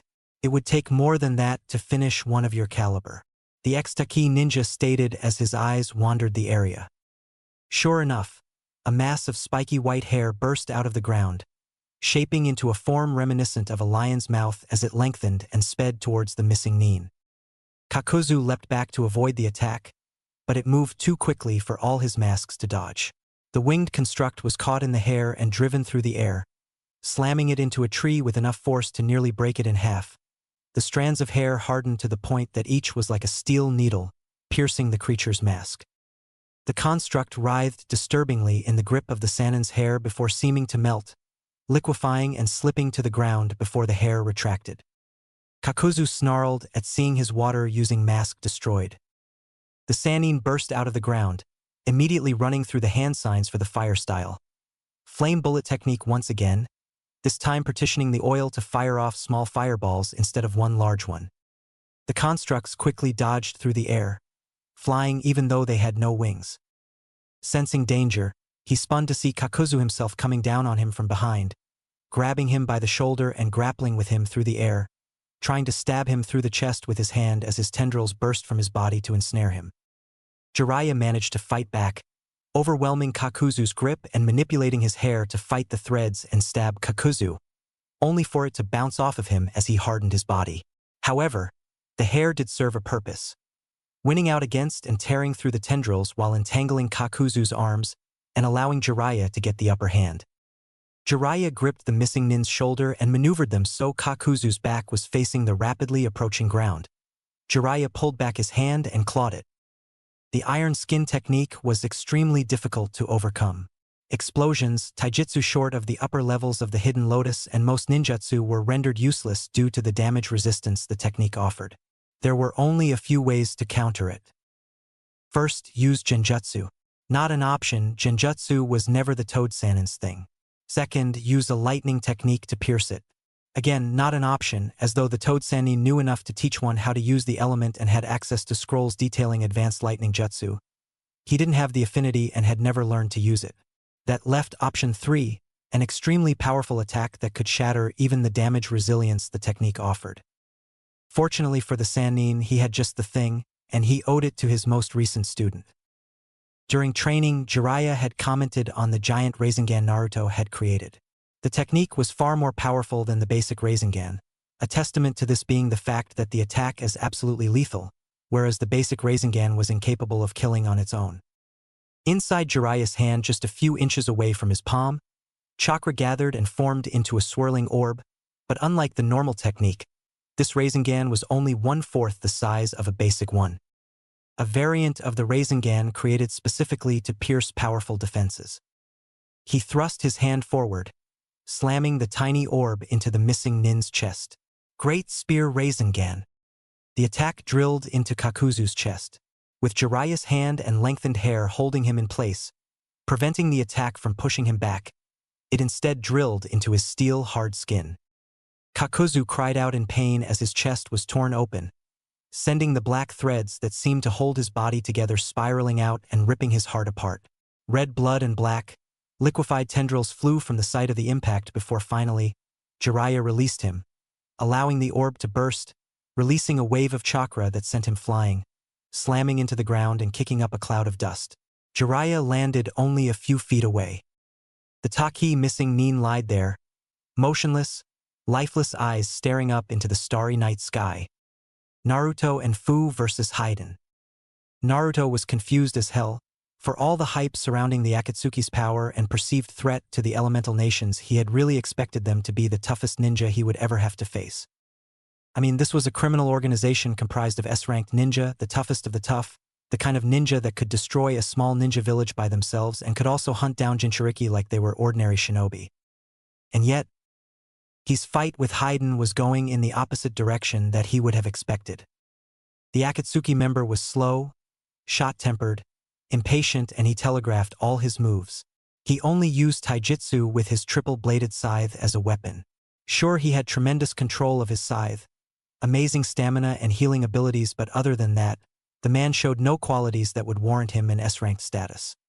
Despite the fact that he was losing the battle, Haiden did not stop to reevaluate his opponents or form some sort of strategy, nor did he use a single ninjutsu or a genjutsu against them. Due to the enhanced Sage Mode speed and great control over the wind element, Naruto was able to easily avoid, dodge, and counter Haiden's attacks. Finally, Naruto got fed up the man's predictable routine as he ducked, avoiding the outstretched scythe and then countered with a brutal wind-powered uppercut that sent Haiden flying in the air. He quickly pressed the attack as he reappeared behind Haiden in the air and delivered another Rasengan on his back that sent him crushing back down on the ground. Fuck! Haydn cried out as he stood up again, ripping his torn Akatsuki robe off him. "I'm really getting sick of that jutsu of yours, you little bastard," he said as he glared at Naruto. "I could say the same with you," Naruto replied with a frown. "How are you even in the Akatsuki? Because you are quite frankly one of the weakest people I've ever faced." "Oh yeah? Wait until I put my curse on you. You little shit," Haydn lashed out, giving a fierce grin in the end. "Trust me, I will enjoy our pain." Naruto's frown deepened because he didn't understand what the man was saying. He tilted his head to look at Fu, who had been pretty much non-existent throughout this battle. "Hey, is this guy capable of anything other than swinging a scythe and cursing people out?" he asked. I'm sorry, I was fighting Kakuzu while he was fighting my teammates, so I didn't see much of what he can do." "Sorry," the girl answered, slightly put out by the fact that she was basically useless in this battle. "Don't underestimate me," Haydn shouted, enraged. "So what if I'm the slowest member in the Akatsuki and not the smartest? But there is a reason I belong to the fucking group. Oh, and I can't wait to show it ya. I've already prayed for forgiveness from Jashin-sama, so I need is just one thing from you and I will get it the slightest chance I get," the Jashinist said, seemingly losing himself in thought. "Once our bodies are linked, you will witness just how great Jashin-sama really is, and you will realize the great power he has bestowed upon me." "Oh yeah? Well then let's see how your great Jashin helps you deal with this," Naruto said, as he charged at Haydn with great speed, using his wind manipulation to once again appear behind Haydn. Naruto attempted a high roundhouse kick, which Haydn dodged and quickly countered by swinging his scythe upwards. Naruto simply stepped on the cable connecting the scythe and used it as a launching pad to take to the air. Haydn followed after him, but quickly regretted the idea when Naruto came back down with a huge Rasengan. "Massive Rasengan," Naruto said as he drove the jutsu into the Jashinist's chest, going back down with him as they reached the ground with enough speed to cause a sizable crater. Naruto used a Sunshin to stand next to Fu as he said, "Well, it appears that that's that. We should go help Jiraiya." "Ow! Man, I really hate you, kid," Haydn screamed out, interrupting him as he once again stood up. "What the hell? You're still alive?" Naruto exclaimed, shocked that Haydn was still able to stand despite the really large hole on his chest. "Told you I'm a mortal dumbass," the Akatsuki member replied with a furious grin as his wounded chest started to heal. He further shocked the two teens when he brought the scythe up to his face and gave the two Jinchuriki a feral look. "I also told you that all I needed was one chance, didn't I?" Haydn's face lit up in a sadistic grin as he leapt away. As he moved backwards, he brought the scythe to his mouth and licked blood off of the blade. When he was satisfied with the speed, he quickly drew a seal on the ground. "The preparations are complete," Haydn cackled in an almost insane manner as he stepped into the seal. "You're now under my curse." The Jinchuriki would have commented on this before his body began to shift. His skin turned black with white, skeleton-like patterns appearing over his body, with a skull-like symbol covering his face almost like a mask, giving him an appearance slightly reminiscent of a stereotypical Grim Reaper. "I have been waiting for this," he said as he reached into the remnants of his coat and pulled out a collapsible pike, which he promptly opened up. "And I want to make it slow and enjoyable, so then, let's revel in some glorious pain." Jiraiya versus Kakuzu. Jiraiya sighed as he looked down at the defeated Akatsuki member. That had been a fairly difficult battle. Now all that was left was to... Suddenly, he sensed something coming at him. Fast. Looking up, his eyes widened in shock as he saw the three remaining masked creatures flying towards him and their master. The Sannin had expected the jutsu to be cancelled as soon as Kakuzu fell, but apparently not. He jumped backwards as the three slammed into Kakuzu, breaking apart into masses of threads as they neared him and remerging with his body. Jiraiya watched, disbelief written on his features as the man rose to his feet, the seams in his body bulging and retracting as the threads beneath his skin shifted and they burst from his body in masses. His arms separated from his body, linked together via the threads, and a large mass of it spilled out from his lips. His back completely opened up, allowing writing tentacles made of the tendrils to form as the earth and wind spewing masks fastened themselves where Kakuzu's shoulders should have been, the fire mask vanishing into his body. Jiraiya took stock of his adversary's new form with a grim expression. How was he still alive? There was no way he'd missed his heart, and for that brief moment he'd definitely been dead. The way that he revived when those things returned. I see. There's so much more to Earth Grudge Fear Jutsu that I didn't know about, Jiraiya began, his mouth twisting in revulsion as he understood. That's how you've survived all these years. You've been using the forbidden jutsu you stole to take the organs, more precisely the hearts of shinobi you killed, and use them to replace your own. That's also what lets you use all the elements. You've been running your chakra through those stolen hearts and using the element of its original owner. You certainly are worthy of your title of Sannin, Kakuzu commented, speaking perfectly clearly despite the massive tendrils coming out of his mouth. You're exactly right, but now I've already lost 3 hearts because of you and that other brat. I'll need to restock. Yours and his will do. Jiraiya jumped back off of a branch as a massive tentacle of threads, which tore about 1/4 of the branches off of the tree, landing on the ground in a crouch and bolting to the side as the tentacle came back and slammed onto the spot he'd been standing on a mere moment earlier. Kakuzu had transformed once again. His lower and upper jaws had completely separated, allowing a massive tentacle to come out of mouth, accompanied by 7 more coming from his back and where his shoulders should be. They were linked together by bundles near their bases, allowing him to fly, if need be. The area around them had been devastated by their battle. Dead and torn-up trees littered the area, and all the underbrush had been burned and ripped away. Scattered fires slightly illuminated the area and deep wounds had been carved into the ground. Kakuzu seemed to favor massive, overpowering attacks that were difficult to dodge. Together with his speed and skill, and Jiraiya could see why he'd been recruited into the Akatsuki. He idly wondered what Kakuzu would do normally, when he has a teammate he has to watch out for.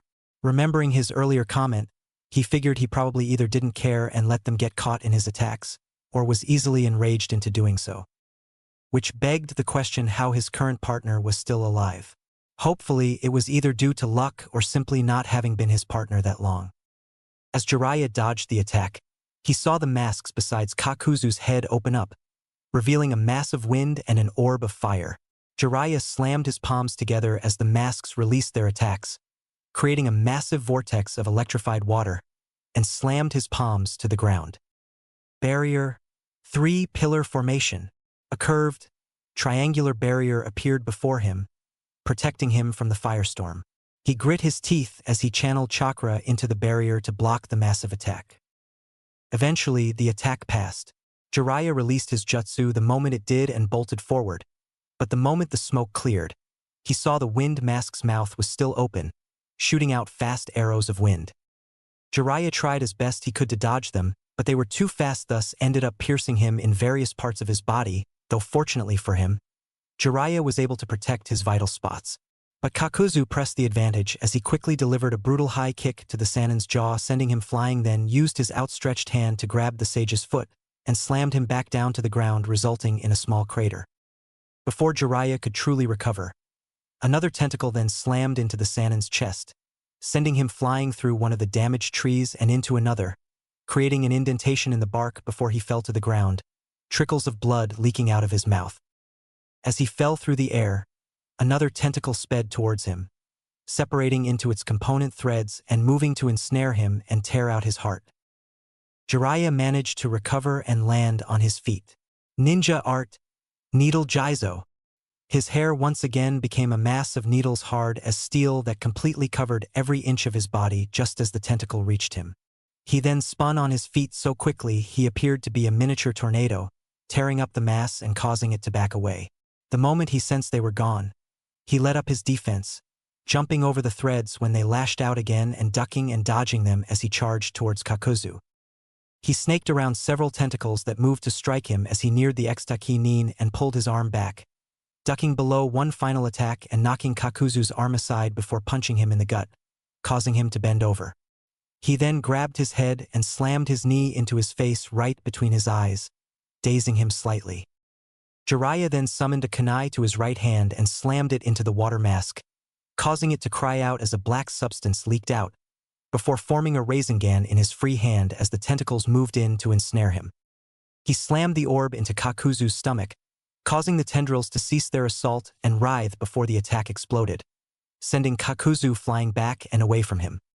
He unfolded his tentacles and used the net of bundles between them to hover in the air, growling in frustration as the remains his wind heart and mask was expelled from his body, replaced by the fire mask, which began to rapid-fire fireballs at him. Jiraiya quickly body flickered to avoid the barrage of fireballs, which created a massive conflagration when they hit the ground. Feeling the searing heat wash over him as he watched from behind a tree, Jiraiya smirked as he wiped the blood from his chin. There was a reason Itachi and Kisame had feared the prospect of facing him, as Kakuzu was beginning to realize. 3 down, 2 to go, Jiraiya thought as he looked for an opening. Naruto versus Haiden. Naruto and Fu stared at the silver-haired man, who stood in the center of the seal he engraved in the ground in blood, his skin black with white, skeletal patterns. "What's he talking about?" Fu asked, her eyes narrowed and her body tense in concern over their immortal adversary's transformation. While Naruto felt the same trepidation she did, he made a cross-shaped hand seal, summoning 5 more shadow clones. "It doesn't matter. If that's what he's been hiding all along, then it's better we know about it now." With that, he sped after him, ready to engage the man and see what the purpose behind his transformation was. Haiden just grinned as he raised the pike and stabbed himself in the leg.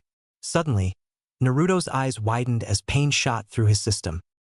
He grit his teeth and gripped his leg and fell on one knee as blood suddenly seeped into his pants, in the exact same place where Haiden had just stabbed himself. Fu ran to the blonde's side, panic clear on her face. "Are you okay?" She stared at his wound, her gaze returning to the Akatsuki as she understood what was happening. Both Jinchuriki had realized that Haiden had somehow just linked their bodies together. Naruto finally understood why Haiden was recruited by Akatsuki. He was unkillable by being able to shrug off any injury, and by taking in the blood of his opponent, he could curse them and link their bodies together, and with his immortality, he could run himself through his heart and act like it was nothing. His opponent, however, wouldn't be so lucky. Haiden cackled as he took in Fu's panicked expression and Naruto's pain-filled, furious one. "The pain as my enemy passes from this world radiates through my body and transcends agony into ecstasy. What's wrong with this guy?" Fu wondered in the back of her mind in disgust over his sadomasochistic tendencies. But that thought was far from the surface of her thoughts. She had to stop Haiden from hurting Naruto through their link. Haiden dropped his scythe, holding onto its cord, before giving her a murderous grinning. Fu's eyes widened as she saw what he was going to do. "No!" All 3 of the scythe's blades stabbed Haiden diagonally through the stomach, though the man didn't seem to react beyond being pushed back by the impact. Fu's horrified gaze turned back to Naruto as he coughed up blood, holding his stomach as blood seeped into his clothing as Haiden began to chuckle, his cackles slowly building until insane laughter echoed through the clearing. Then Haiden's laughter quickly turned to shock as instead of Naruto screaming in pain and dying, he suddenly puffed out of existence. Haiden's transformation then turned back to normal as both he and Fu had confused looks on them. Earth style, headhunter jutsu, Haiden heard from underground as he was quickly grabbed by the feet and dragged down into the earth from feet to neck, thereby completely immobilizing him. "I see. So that's why you're considered an S-ranked ninja. It has nothing to do with your skills but your inability to be killed and that curse of yours," Naruto said with a condescending smile. "What the fuck? How the hell are you still alive? I put my curse on you," Haiden yelled, still unable to believe that the blonde was still alive. "You put a curse on my shadow clone, fool. It seems your curse cannot tell the difference between clone and original," Naruto replied. "Hey!" Fu exclaimed. "What the hell is wrong with you? You could have at least warned me of your plan. I thought that crazy bastard had managed to kill you.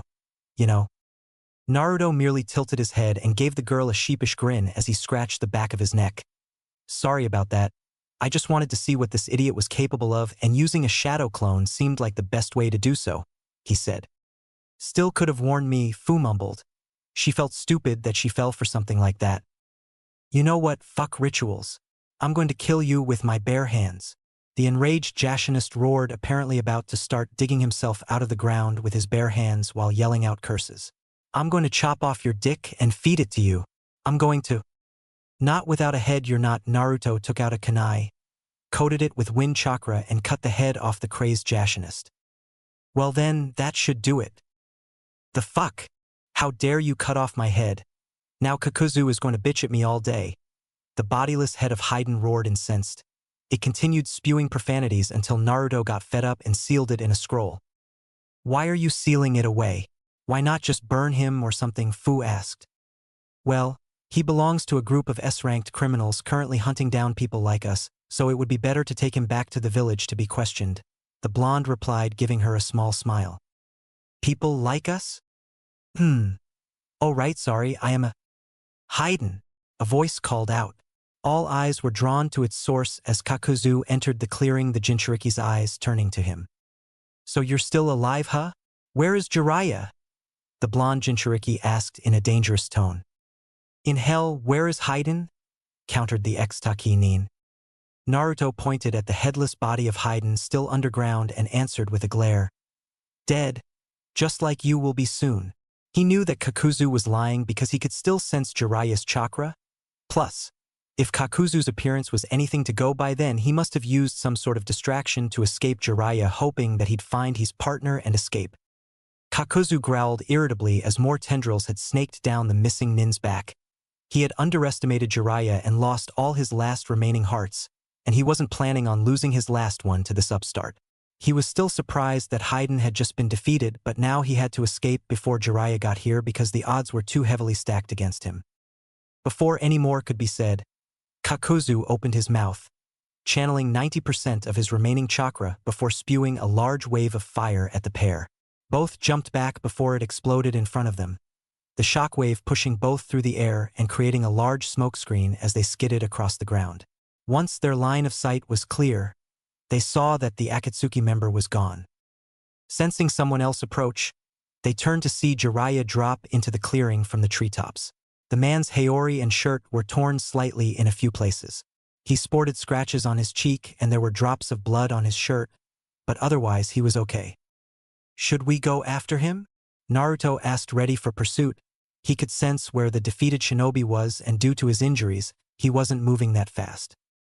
No need. How did you guys fare over here? The Sannin responded, panting. Once again Naruto pointed at the headless body of Haiden still underground. As you can see, I was too awesome for him. Kinda a bit too brutal, don't you think? Jiraiya frowned as he looked at the body. Well, the bastard wouldn't die out of conventional means, so I chopped his head off. Plus, believe it or not, he's still alive. I just sealed away his head for questioning later, Naruto said as he gave Jiraiya the scroll with Haiden's head in it. I see. Well, congrats on defeating your first S-ranked shinobi. The Sannin took the scroll and sealed it in another scroll. With the danger taken care of, all attention was now turned on Fu. Jiraiya asked the girl to identify herself, to which Fu replied with her name, rank, village, and how the Akatsuki members found her. Jiraiya frowned as he listened to the last part. His spies had reported to him that Akatsuki wouldn't move after Jinchuriki for 3 years. It has only been 2.5 years. Could it be possible that he was wrong and the Akatsuki used his spy network to spread false information while they worked in the dark? He wasn't sure about the answer, but if that's what it was, then he needed to warn the other villages, and quickly. Turning back to his student and the Nanabai Jinchuriki, both of whom seemed to be just fine, Naruto had a few abrasions on him, but they weren't of any significance. Compared to him, Naruto seemed to have had the easier battle, so he congratulated himself for the decision to hand Haiden over to them. It seems he overestimated the ex-Yugakure Nin after all. On the other hand, while Fu had only taken one small slash to the side as far as cuts go, she had obviously taken quite a few blows herself in her earlier battles with the Akatsuki duo. Though all the Jinchuriki had enhanced healing, only the Kyuubi allowed its host to heal from minor wounds in seconds and critical injuries overnight or in moments when its power was applied.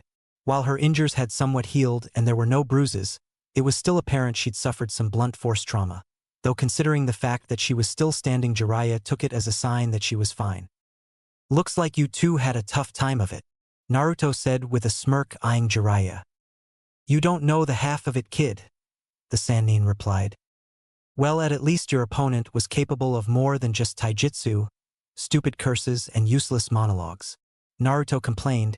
He expected a battle for his survival, and all he got was a sadistic maniac who wasn't even Gai-sensei level of taijutsu, though he quickly frowned as he thought about it. I get the feeling that Guy wasn't particularly high up on the food chain in their group. He was probably the weakest one, seeing as how I easily defeated him, he explained. Probably Kakuzu was a different beast. If he still had that remaining heart you destroyed, I might have had to use Sage Mode. Just to defeat him, agreed Jiraiya. I guess, so what now? If these guys have already started hunting down Bijou, then we need to warn the other villages. Fortunately, Suna is a couple miles away, so we can go there first and drop the girl there. A few minutes later, both Jinchuriki and Sannin were atop two clones transformed into hawks, Jiraiya on one and the two teens on another as they flew to Suna. So, thanks a lot for saving me, Fu said, giving the blonde a small bow. No problem, those guys were already on my shit list from the beginning. The blonde replied with a grin, now fully facing the dark-skinned girl. You said something about people like us earlier?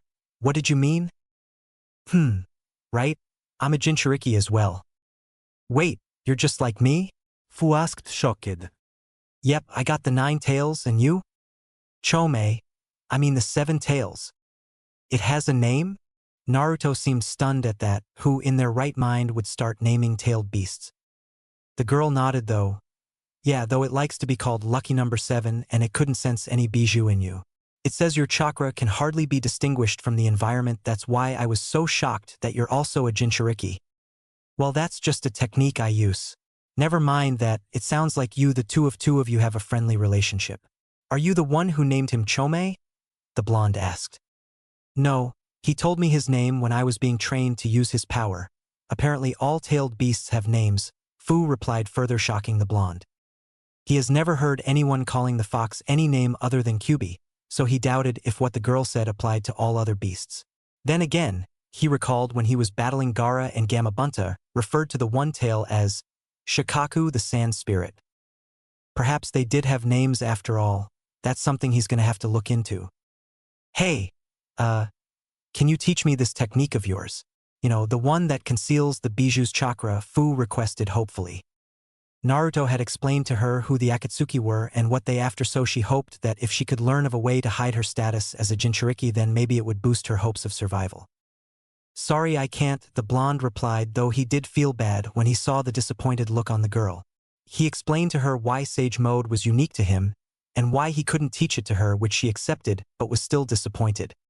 It seemed her life was anything but lucky after all. Just when Fu thought she had finally created some friends and everything was beginning to look up, she finds out that an organization full of S-ranked ninja was after her. Her heart sunk further when she thought of what her village would say if they found out about this. No doubt they would hate her more, claiming that she has brought a curse upon them.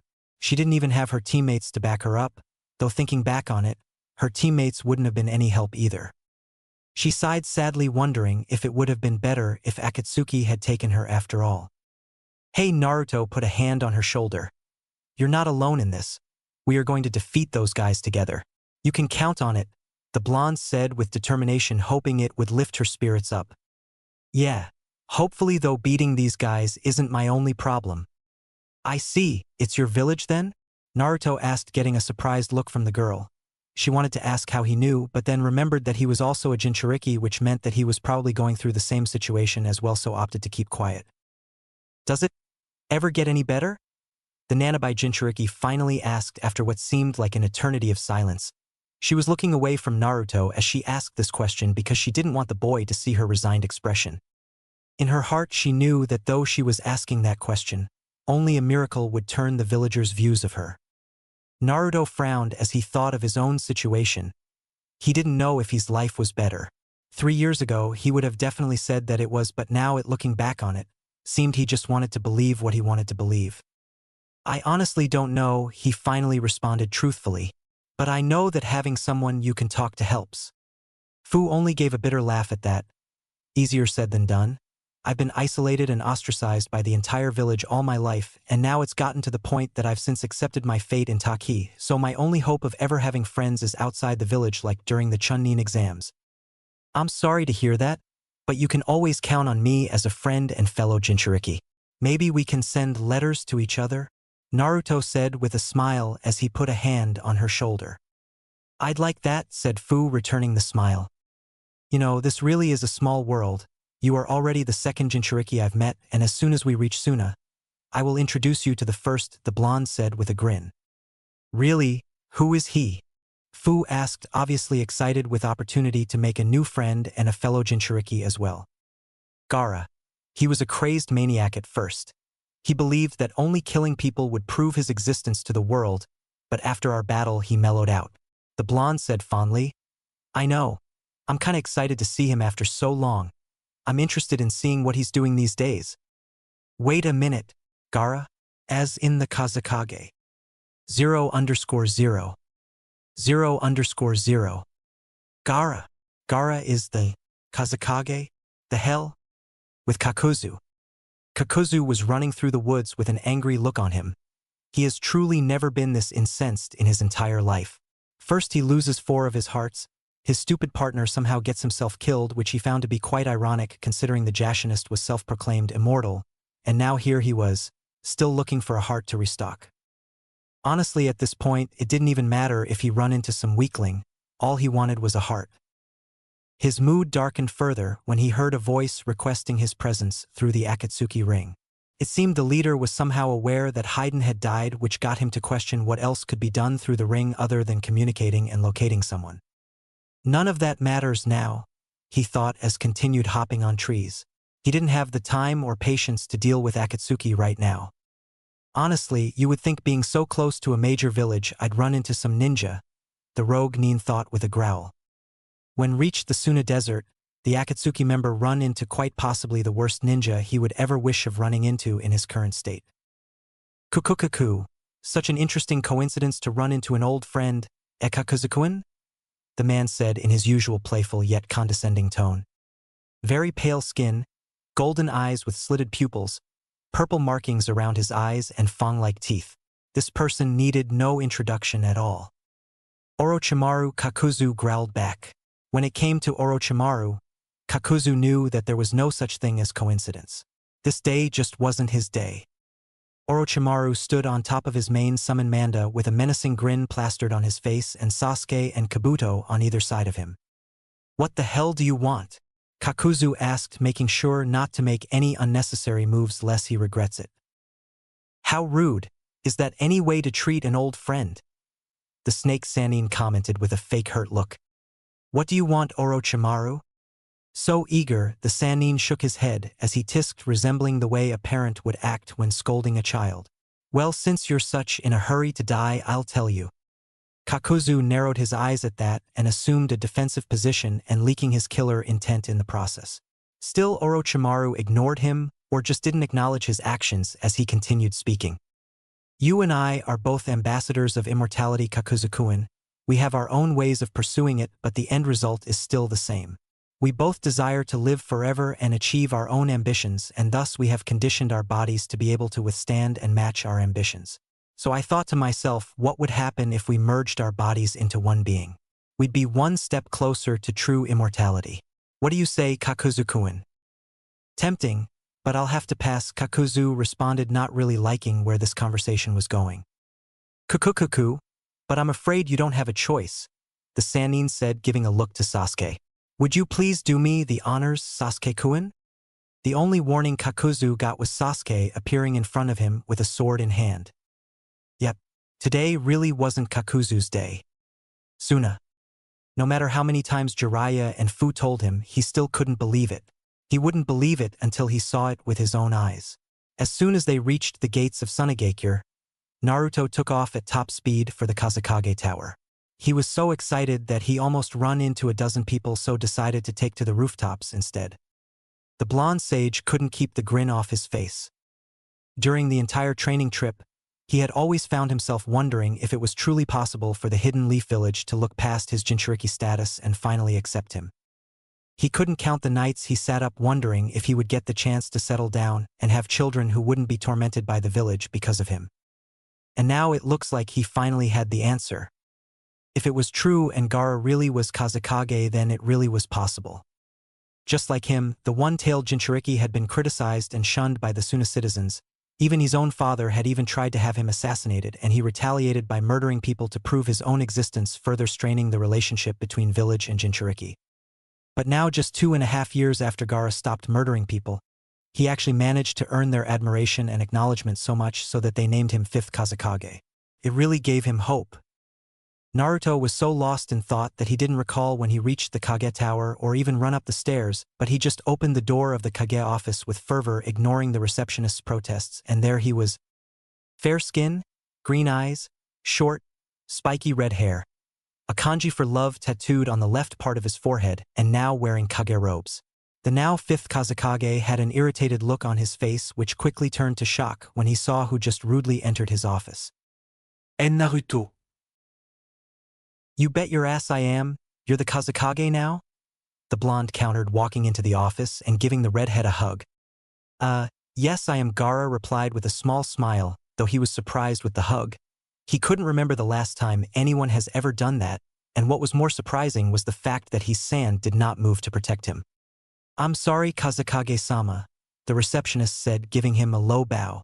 I tried to stop him, but he just wouldn't stop to listen. It's all right. Naruto is a close friend of mine, the redhead said, waving her away. 3 years later and you're still a handful, he said to the blonde, who merely gave him a foxy grin. Trust me, he's even worse than he was then, Jiraiya quipped from a window, giving the two a smile. Jiraiya-sama. Kazekage-sama. Gaara nodded in greeting as he took his eyes to Jiraiya's neighbor on the window, a Taki genin he recognized as Fu. Fu? What are you doing here? Kazekage-sama, I was attacked on my way to the village by the Akatsuki, and Jiraiya-sama and Naruto-kun saved me, Fu responded respectfully, though she couldn't keep the blush off her face. Akatsuki? Yes, that's why we are here. To warn you about them, Jiraiya answered in a serious tone. Gaara nodded and brought his eyes back to Naruto. He didn't see it at first, but now he could see how his fellow Jinchuriki had grown. He was no longer wearing orange clothing but black shinobi pants, boots, and a dark blue long-sleeved shirt with a black cloak with orange flames at the bottom on top of it all. But what truly caught the young Kage's attention was the power he could feel radiating off the blonde and his eyes. Golden yellow eyes with bar-like pupils and orange markings around them. You've changed, Gaara commented with a raised brow. Oh, you mean my eyes, just a product of my training. I'll tell you all about it when you're done with the perv. I'd like that, Gaara responded with a smile as Naruto and Fu left the room to give Jiraiya and him some privacy. Orochimaru's hideout. Orochimaru couldn't get the grin off his face as he watched Kabuto experiment on an unconscious Kakuzu. The Akatsuki member had put up a good desperate fight for survival, but Sasuke prevailed in the end.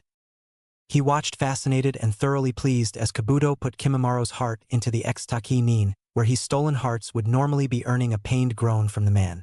Anyone else seeing this would have surely been creeped out, but it only formed goosebumps on his Orochimaru's person. May I ask you a question, Orochimaru-sama? Kabuto asked, his mind still on his work. You may, Kabuto. You've wanted an Uchiha to be your vessel. It's practically the main reason you wanted Sasuke as your apprentice, so why have you suddenly chosen Kakuzu as your next one? Orochimaru chuckled at that, fully expecting the question. To be honest, I've always been interested in Kakuzu's technique, and yes, I still want an Uchiha vessel, but Itachi still remains my primary target, the Sannin said, moving closer to Kabuto as he continued watching on. You see, ever since Sasuke-kun came here, I've always known that he wouldn't allow me to get his body unless I forced it with all my power.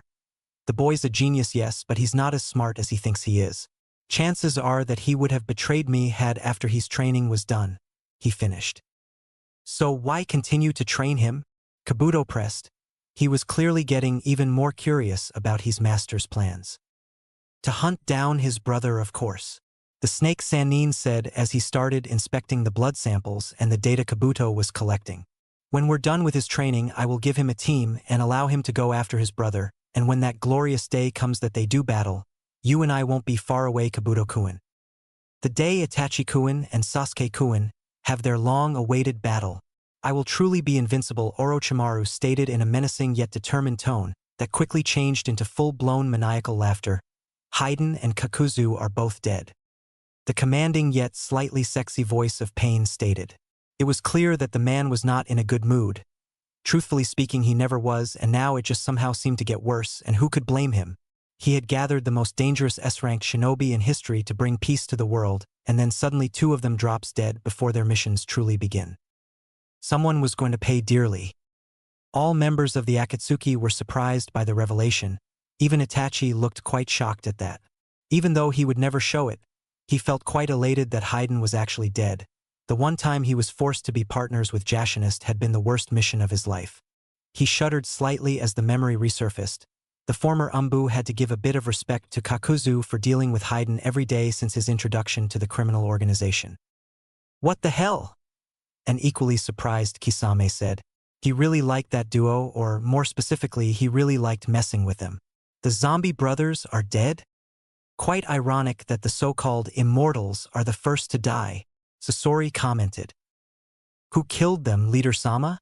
Itachi asked, his monotone expression giving nothing away even though he really was interested in finding out who killed Haydn.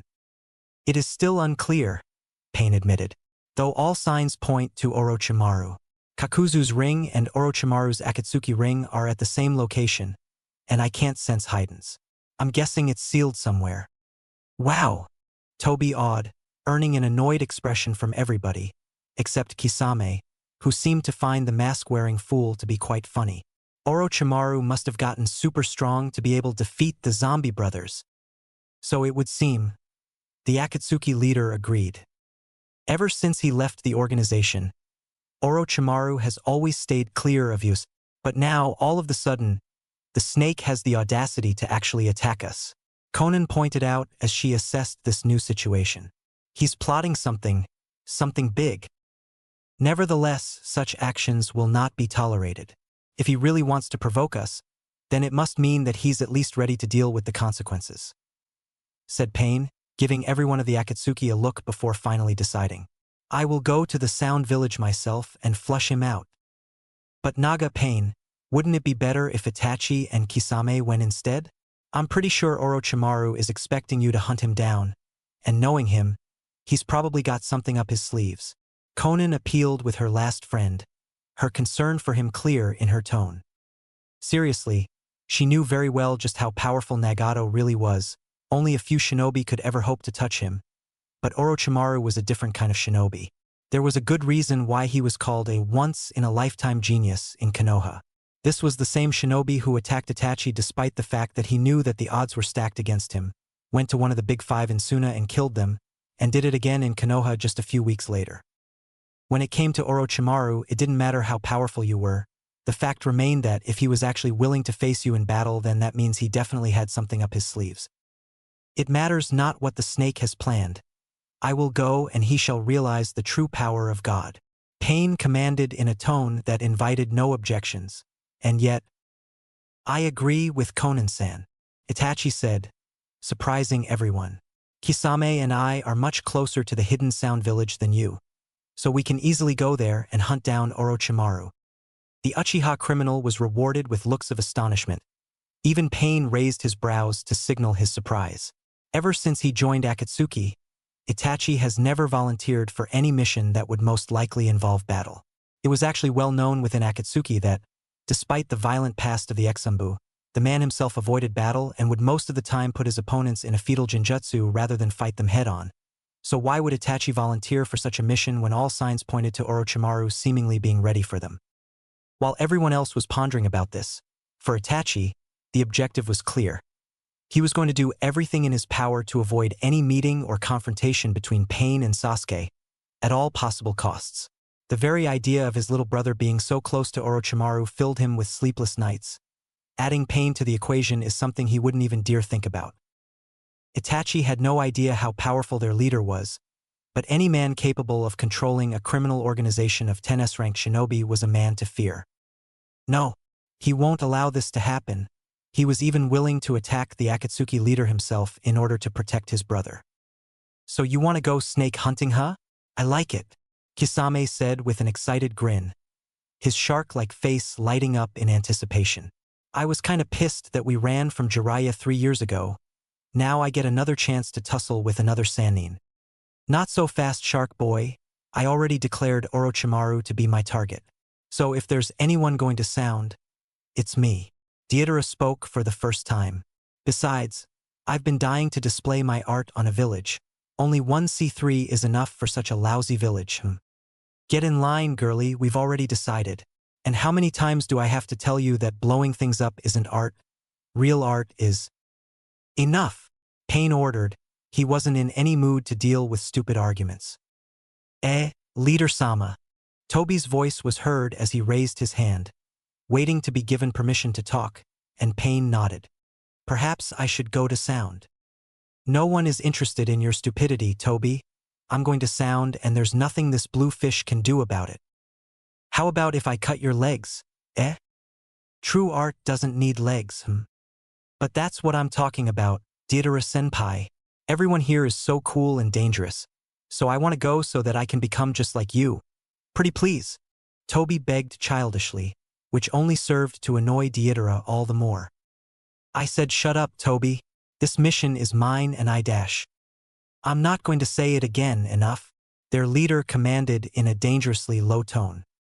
A few minutes of silence passed as Nagato considered his choices. On one hand, he really wanted to personally search the snake himself and show him what happens when one defied a god. But then again, Itachi and Kisame were also fully capable of doing so. He also had to put Konan's reservations into consideration. No matter how powerful he was, Nagato knew that Orochimaru was too sneaky an individual to not have something up his sleeves. Perhaps he was even doing this to draw out Nagato himself for the Rinnegan, or Itachi for the Sharingan, or even both. And so he decided, Toby, you and Zetsu will search for him. I will give you the exact coordinates of the Akatsuki rings, because it is high time you proved yourself useful to the Akatsuki. Yes, Toby exclaimed obnoxiously, receiving an annoyed look from Deidara. Though I do have to warn you, failure will not be tolerated. The leader warned. Don't worry, boss man. We've got this in the bag. Suna. Kankuro was not a good cook, which was quite surprising to Naruto, considering the fact the man wore makeup.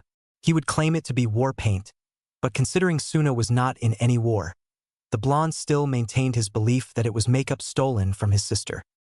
Which was another thing he found disheartening to hear, that Temari was an even worse cook than both their brothers. No wonder Gaara was once demented. By the way, where is Temari anyway? I haven't seen her since we came. The blonde asked the two Sabaka brothers as he tried not to grimace from the taste of the food. He was definitely going to a ramen stand after this. She's in Konoha discussing a Chunin exams with the Godame and some other trade business. Gaara responded, having already finished his meal. It seems he had gotten used to the atrocious food. Poor Gaara. She will be back in 2 weeks' time though. Kankuro finished with a satisfied smile on him and a hand on his belly. Stupid bastard. Naruto really felt jealous that Jiraiya was somewhere else having a proper meal while doing his research, though it did give him a small smile when he saw Fu also struggling to keep the food down. So, have you made any preparations for the Akatsuki? Yes, traps and battle strategies are being set up as we speak.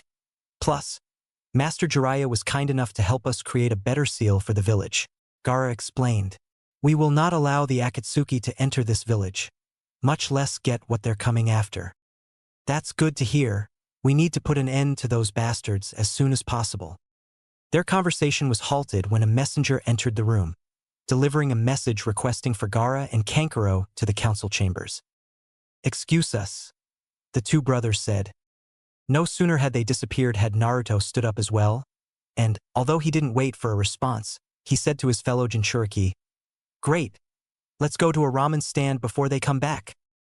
15 minutes later. So what do you think of Gaara? Great guy, huh? The blonde asked, mid-slurp, therefore unable to see the blush dawned on Fu's face. Yeah, quite young as well. It is quite inspirational to meet such a young Kage who also happens to be a Jinchuriki. She answered, getting a grin from her companion. Yeah, it is, he agreed.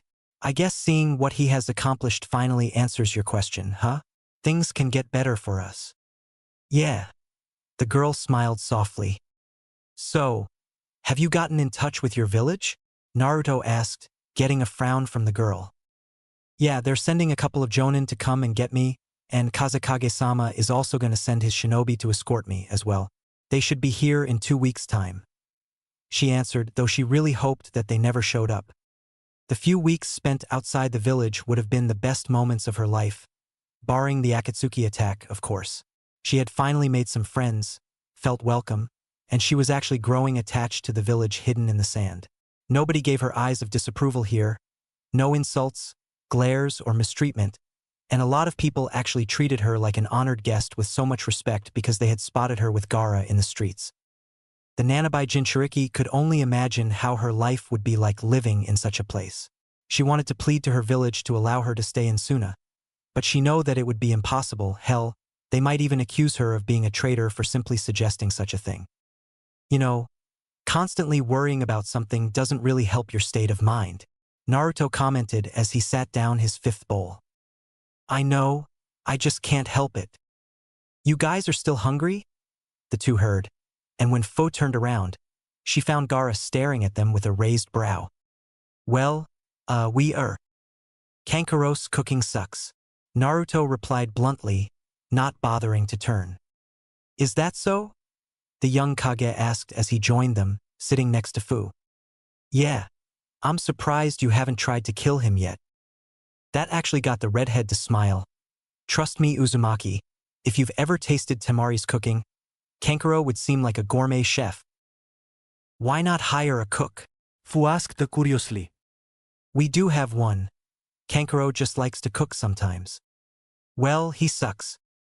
Just don't tell him that. The three Jinchuriki spent close to an hour at the ramen stand talking about different topics, and it could have been even longer if one of Jiraiya's agents hadn't disturbed them. Excuse me, Kazekage-sama, Fusan. Jiraiya-sama has requested for Naruto-kun's presence at the hotel. He didn't say what it was about, but he did say that it was urgent. The middle-aged man said with a bow. Well, I guess that's my K to leave. Let me see what the perv wants.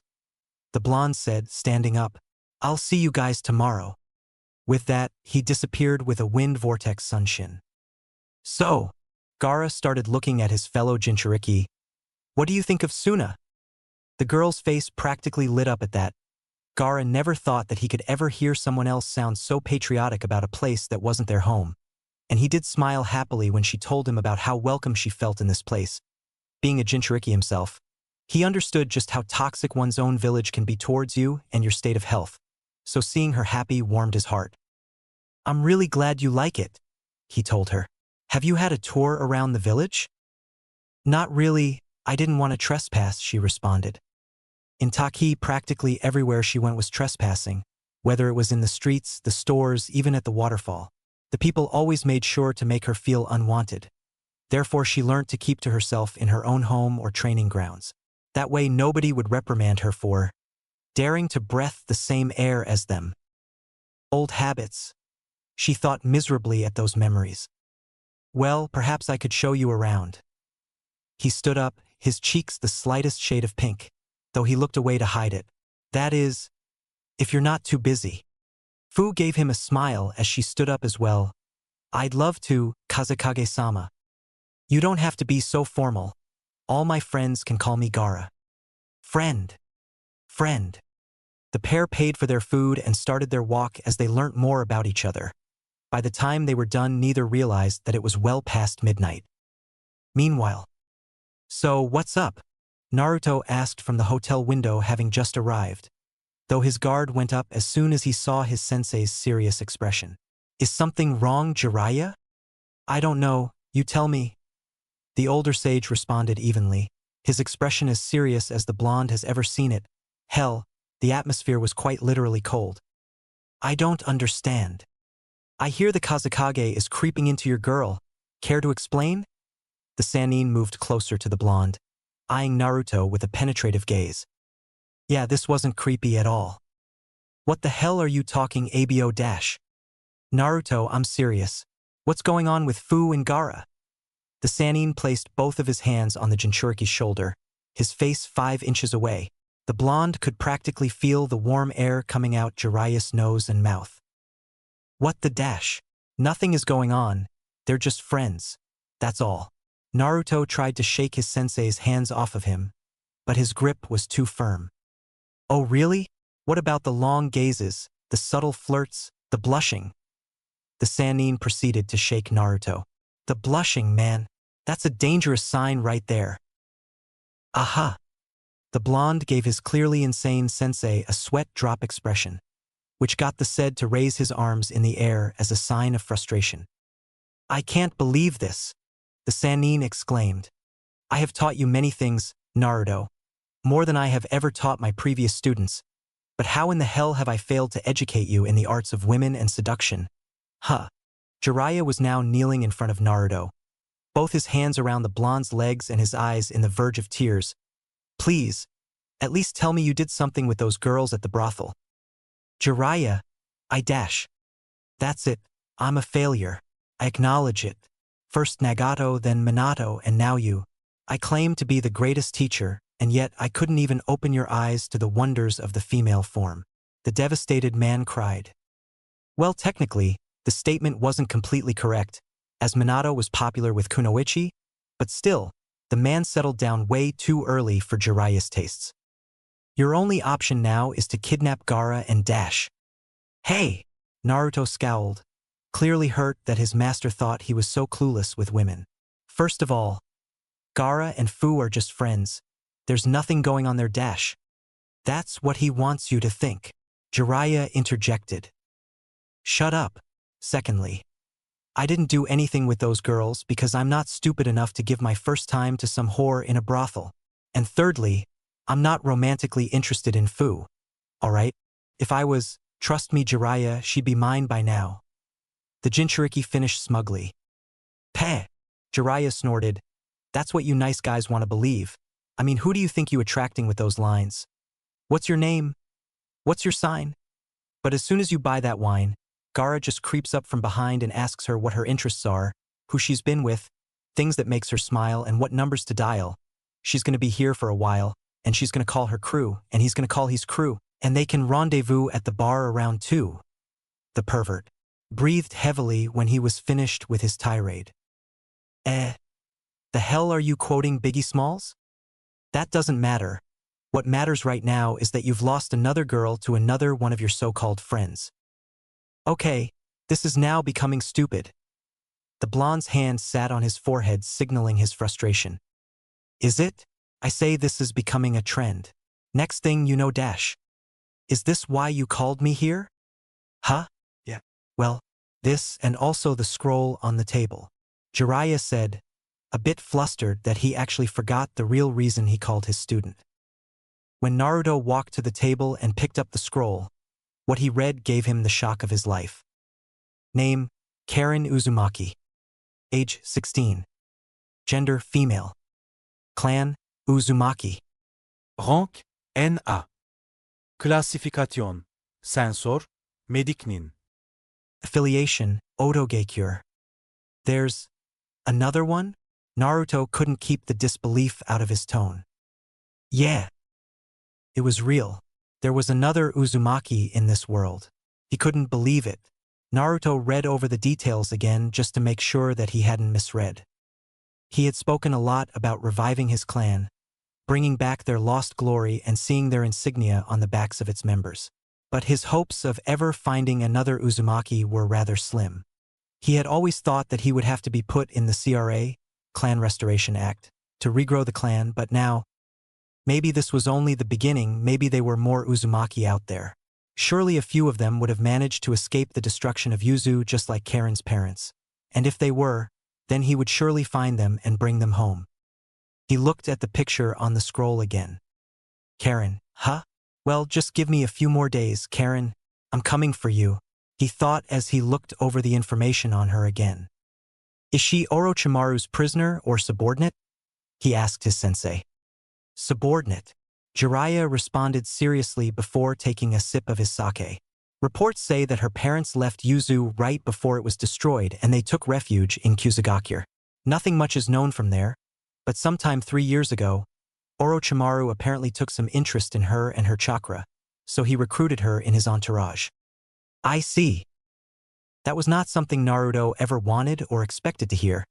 Anything that has to do with Orochimaru was just bad news. That man did the vilest of things and anyone linked with him was bound to be messed up. Orochimaru was quite honestly one of the few people that Naruto despised with a passion.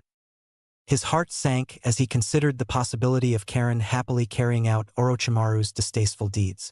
He didn't want to think of what he might be forced to do if it turned out to be the case.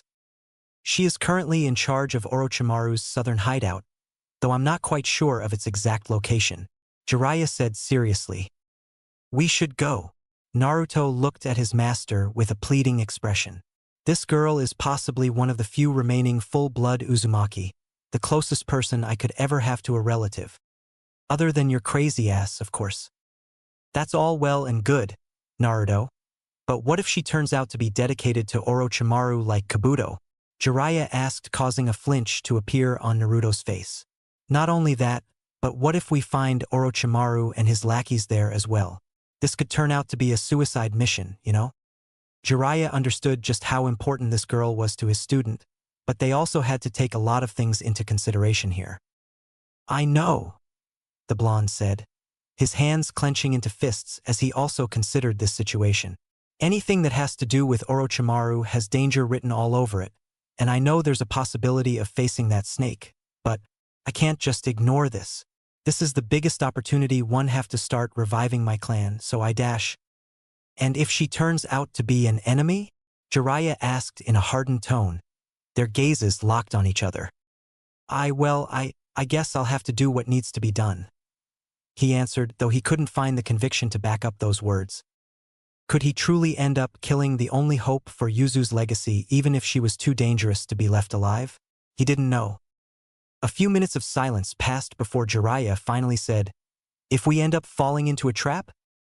Then we'll reverse summon ourselves to MT Mayaboku. Please, Jiraiya. Jiraiya finally relented after what seemed like an hour to the blonde. Fine, we'll start off tomorrow morning. We might even make a detour to Kumo to warn them about the Akatsuki. But I'm cautioning you, Naruto. Don't put all your hopes in this girl. Naruto's expression lit up. He would have been jumping for joy, but he was now too mature for that. Now, if you excuse me, I would like to enjoy the rest of the night doing my research, the Sannin said before he walked to the window, giggling perversely.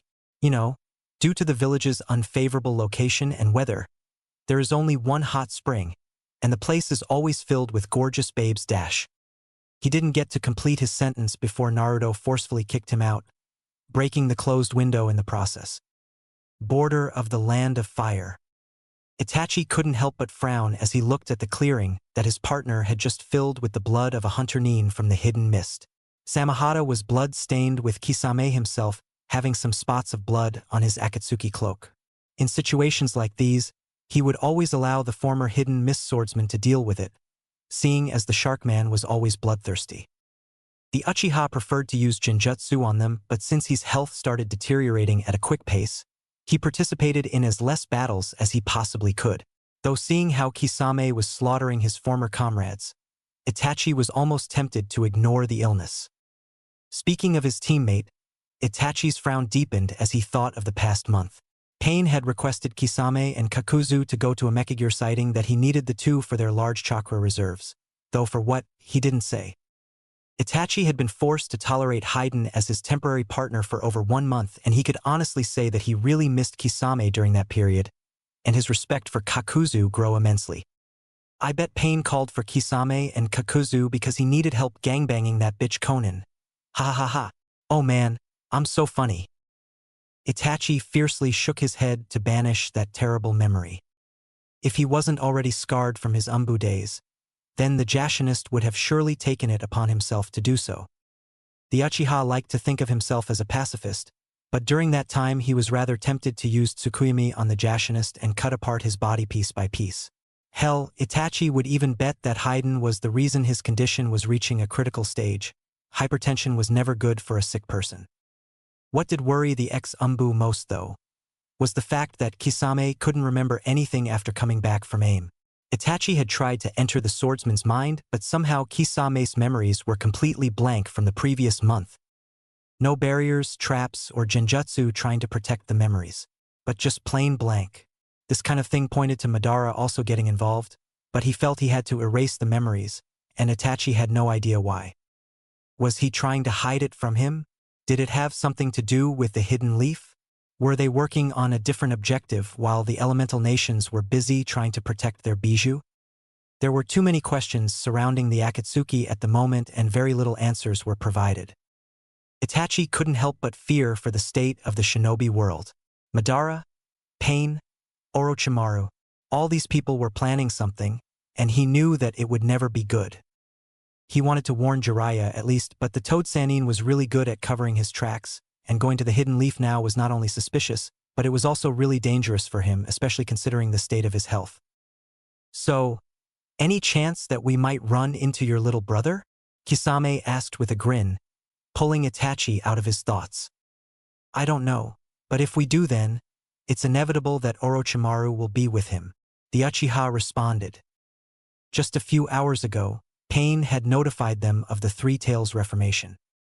3 years had passed since Itachi killed Yagura, the Mizukage, thereby also killing the Bijou. Akatsuki had been forced to wait for 3 years for the Bijou to be reformed so that they could start hunting them down, and apparently they were now assigned with capturing this one, and just so happened to be Odo. Their leader had even taken the time to warn Itachi not to kill it again, or else he would suffer the wrath of God. Yeah, right, he thought. The Uchiha wanted to snort at the threat, but that was not befitting of an Uchiha. I wonder why he didn't just send Tobi or Madara, or whatever the hell he likes to call himself, considering that the damn thing is reforming in Odo. Kisame wondered as he dusted his cloak with his hand. He'll have his hands full searching for Orochimaru. The snake never stays in one place, and if they do find each other, I'm pretty sure it won't be easy to kill him.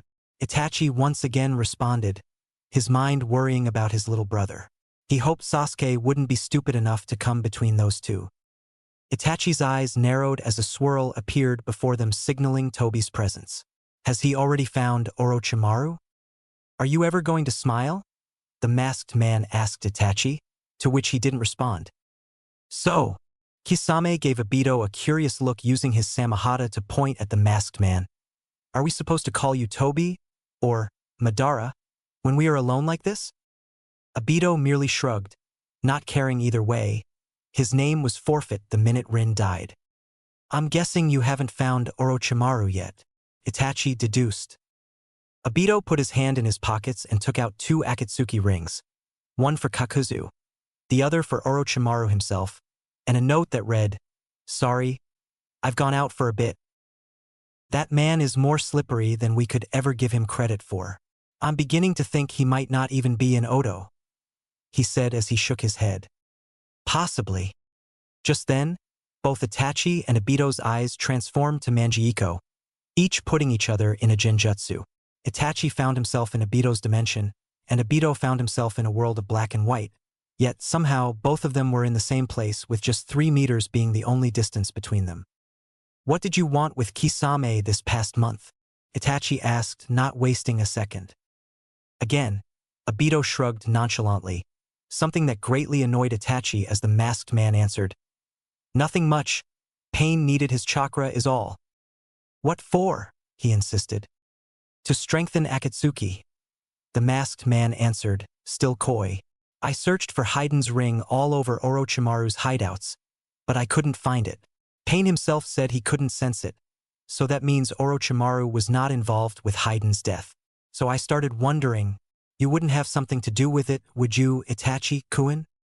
Itachi narrowed his eyes at the insinuation. Of course, he would have been more than happy to kill that insane bastard, but what would drive Madara to suspect him? Why do you think it was me? He asked curiously. If it wasn't Orochimaru, then the only possible outcome points at the Hidden Leaf. We just got intel that Jiraiya is currently in Suna, 25 miles away from where Haiden's ring signal was cut. Coincidence, eh? Obito asked with a tilt of his head. Yes, it was a coincidence. Itachi responded bluntly. 3 years ago, you purposely killed the Mizukage, knowing that he was a Jinchuriki, and then a few months later you disclosed our objectives to Kakashi and Jiraiya. Another coincidence, eh? Itachi's eyebrow twitched at that. What did Madara want him to say? That he was sorry? That he wouldn't do it again? Fuck that. And so he settled for a bad mistake on my part. Obito simply chucked, well, I guess everybody does make mistakes every once in a while. The masked man stepped closer to Itachi, entering his own dimension. He put his hand on the ex-Umbu's shoulder as their genjutsu started to dissolve. All we can do is make sure it never happens again. When the genjutsu completely dissolved, Itachi only had to look at the still grinning Kisame to confirm that less than a second had passed in the real world. The Three Tails is south of Odogekure. Obito informed them as a swirl was formed sucking Obito's body in it. Before he completely disappeared, he added, "We don't expect any more mistakes." Well, at least this saves us the time of looking everywhere for the damn thing, Kisame said as the two started walking. Jiraiya and Naruto. Adrenaline was not good for Naruto. Jiraiya decided. The blonde was already an overenthusiastic person supplemented by an endless supply of chakra, so adding more excitement to the equation was pretty much dangerous for him and everyone else involved. At the break of dawn, the young sage woke him up and pretty much pushed him to get himself ready for their trip to Odo, having already done so himself.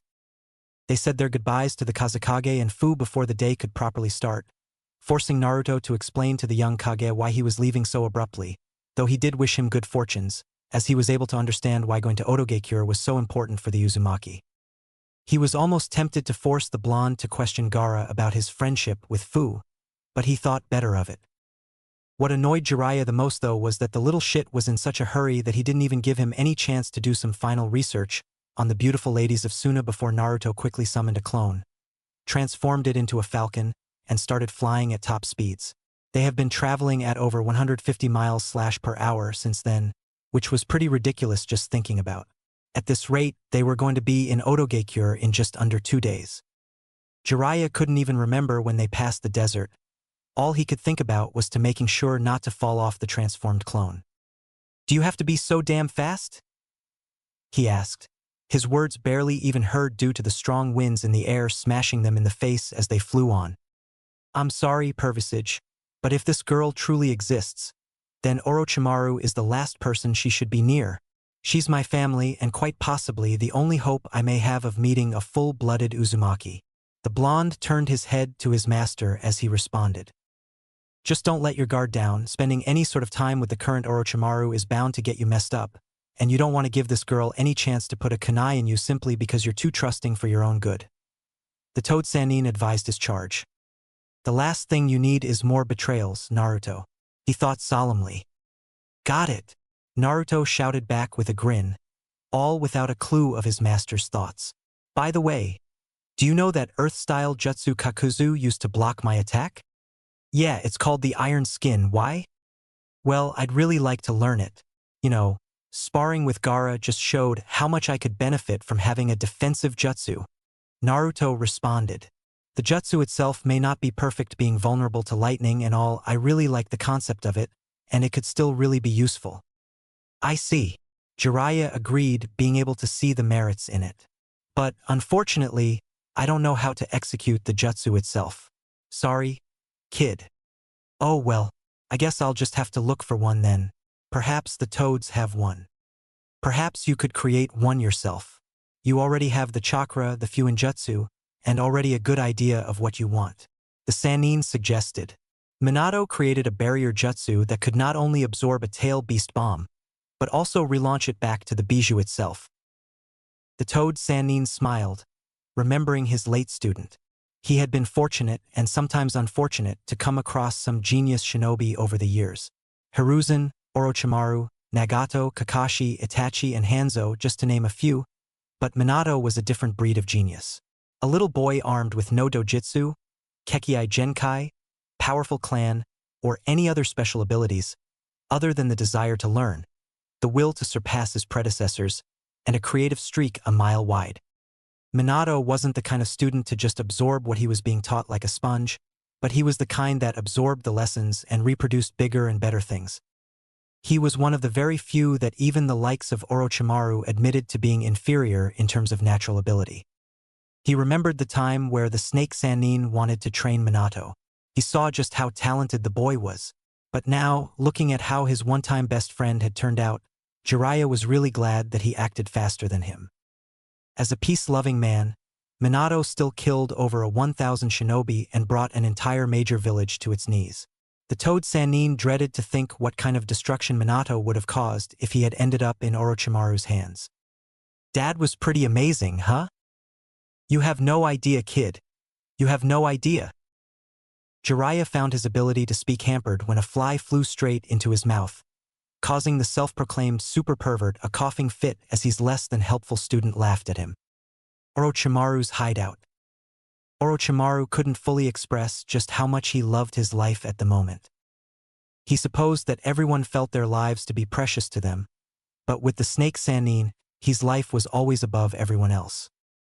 Ever since he was a child, Hiruzen had spoken much about his genius, often putting him in higher esteem over his other two students. When he finally opened his eyes to the shinobi world, he grew to realize just how vulnerable life was, how vulnerable his precious life was.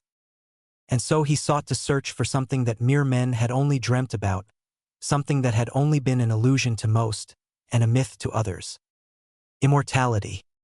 A lot of people expected him to get things right at the first try due to his reputation, and if he was being honest with himself, he expected it as well. But when he failed, that's where the real fun began for the Sannin. Contrary to popular beliefs, he also respected people who didn't give up. Hell, he was just like that himself. If Orochimaru felt the cause to be worthwhile, then it didn't matter how much time he spent, how many sacrifices he made, or how much of his effort he put into it, he wouldn't stop until he achieved it. And now, finally he could taste it, he would reap the fruits of his labor. He showed a grin when he heard another pained groan coming out of Kakuzu as Kabuto continued operating on him. It wouldn't be long now. He would have a suitable body for him as he awaited the Uchiha battle. The Snake Sannin had been hiding for long enough. He couldn't wait to remind the world just why he was such a feared shinobi, and most of all, he couldn't wait to dance with the Akatsuki. His old companions must be surely looking for him at the moment, and if it wasn't for the fact that he destroyed the seal that Sasori put inside of Kabuto's head, they might have already found him. But very soon, though, he would let them find him, and on that day, Orochimaru's thoughts were disturbed when a shinobi appeared next to him. He quickly recognized said shinobi to be Fu Yamanaka, one of Danzo's most trusted pawns. The man didn't say a word, but just handed over a scroll, and he was a blur as he quickly vanished. Orochimaru couldn't help but widen his grin when he opened the scroll and found the Shinigami masks and classified information about all of Konoha's shinobi, including Umbu, that he asked for. A few weeks ago, Danzo had contacted him again, having formed a new plan to take over Konoha without having to try to assassinate the Hokage. The root leader had requested for help from the Snake Sannin himself, and Orochimaru was more than happy to help, as long as Danzo provided him with everything he asked for, and the Shinigami masks from the Uzumaki Temple was one of them. With the masks, he could finally get his hands back, and everything else will be falling into place. The body is ready now, Orochimaru-sama, Kabuto informed, fully satisfied with his work. Ah, excellent. The Snake Sannin said, his dark grin somehow getting even wider, and as if things couldn't get any creepier, Sasuke's Kirin roared outside the hideout. Perfect. It seems Sasuke-kun's training is also complete. Kukukuku. 3 days later. For 3 days, Naruto and Jiraiya have been flying to Otogekyure at top speed, only stopping at night for rest, food, and starting off early in the morning again. For 3 stinking days, Jiraiya has been forced to sit atop some clone high in the air and have his ass almost thrown back down due to the ridiculous speed. He fully understood that Naruto was really excited to finally meet another member of his clan, but this was just ridiculous. He would be quite surprised if he wasn't jet-lagged after this. Hey, you think you can slow down a bit? He shouted, putting his hands embarrassingly tight around the blonde's abdomen. We're already in Oto, so there's no need to. I've found her, Naruto shouted happily, interrupting his master. What? How's that even possible? You don't even know her chakra signature, Jiraiya said, honestly shocked. It's hard to explain. It's like her chakra is a satellite, constantly searching for other chakra signatures. She doesn't massive chakra reserves, but she is somehow able to spread her chakra evenly across the terrain. Naruto explained, finding himself impressed with such an ability. That's impressive. Jiraiya agreed with his thoughts. It could be why Orochimaru was interested in her. Maybe. And it seems like she has also managed to sense us as well. And even better, I'm not sensing Orochimaru's chakra anywhere near her. Then this will be easier than we thought. Jiraiya grinned, relieved. Yeah. Well, it seems she's running away from us, and the blonde stopped before screaming out in frustration and annoyance. Oh, fuck me. What? Has something happened to her? Jiraiya curiously asked, though he only needed one look from the blonde to understand. Akatsuki. Yeah, I can sense another tailed beast about west of here, which is where the two Akatsuki members are. Naruto responded with a frown. Karen must have sensed them as well, because she's running the opposite direction at top speed. What are they going to do now? If Karen gets far enough, it's very possible that they might lose her. But then again, this was another chance to take out another team of the notorious criminal organization. Naruto, you dash. I'll try to send a clone after her. The younger sage interrupted Jiraiya once again. I don't know how powerful she is, but if she's capable of defeating my clone, then we may end up losing her. But still we need to deal with Akatsuki now, before they do any real damage. Jiraiya couldn't help but give a proud smile to the blonde. He was able to recognize the threat posed by Akatsuki and even chose to engage them at the risk of losing the only clan mate he will ever have. Jiraiya put his hand on the blonde's shoulder as a sign of encouragement. You did well. Now we just have to make sure to deal with these bastards quickly. And with that, the two-toed sages went to confront the Akatsuki duo. Though it never occurred to both that their would-be adversaries had also already noticed their presence until they also a single crow fly past them, its eyes red as the Sharingan. Just then, fire-coated shuriken rushed at them from all directions with great speed. The shuriken would have surely killed them if Naruto hadn't used the enhanced speed of Sage Mode and Jiraiya his experience to their respective advantages. The two quickly jumped off the falcon and dispelled the genjutsu. They were about to counter but soon realized that while they could sense their opponents, they still couldn't see them. A double-layered genjutsu, Jiraiya realized. So dexterously done so as not to make it so apparent. The first layer being one masks the user's voice, location and causing a slight shift in the target senses, while the second one only there to supplement on hiding the user's location. No doubt this was Itachi's work. He was the one only member of Akatsuki he was quite sure was capable with such. The Sannin really had to give it to the rogue shinobi.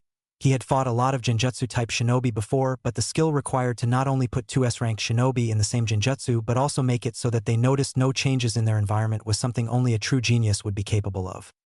Jiraiya quickly dispelled the genjutsu and was relieved to see Naruto had done so as well, but the relief quickly turned to curses when both master and student found themselves falling into a torrent of water with 5 water sharks waiting for them.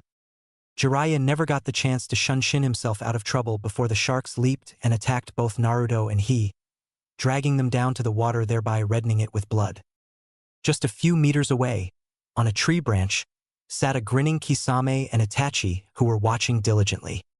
Kisame tilted his head to the side, grin still in place as he along with his partner jumped down to on top of the water. That would be very easy, Itachi-san? The former hidden mist swordsman said, not really looking at his partner. Itachi gave a small nod nonetheless. Yes, too easy for a Sannin, the Uchiha said, calling out their opponents. The Toad-affiliated shinobi didn't disappoint as just then Itachi widened his eyes when they heard. Sage Art, Toad Oil. Wind Style, Great Wind Breakthrough. Fire Style, Toad Flame Stream. Kisame, Itachi shouted, but the Sharkman seemed to be one step ahead as he easily tossed his blade up into the air and weaved through hand signs.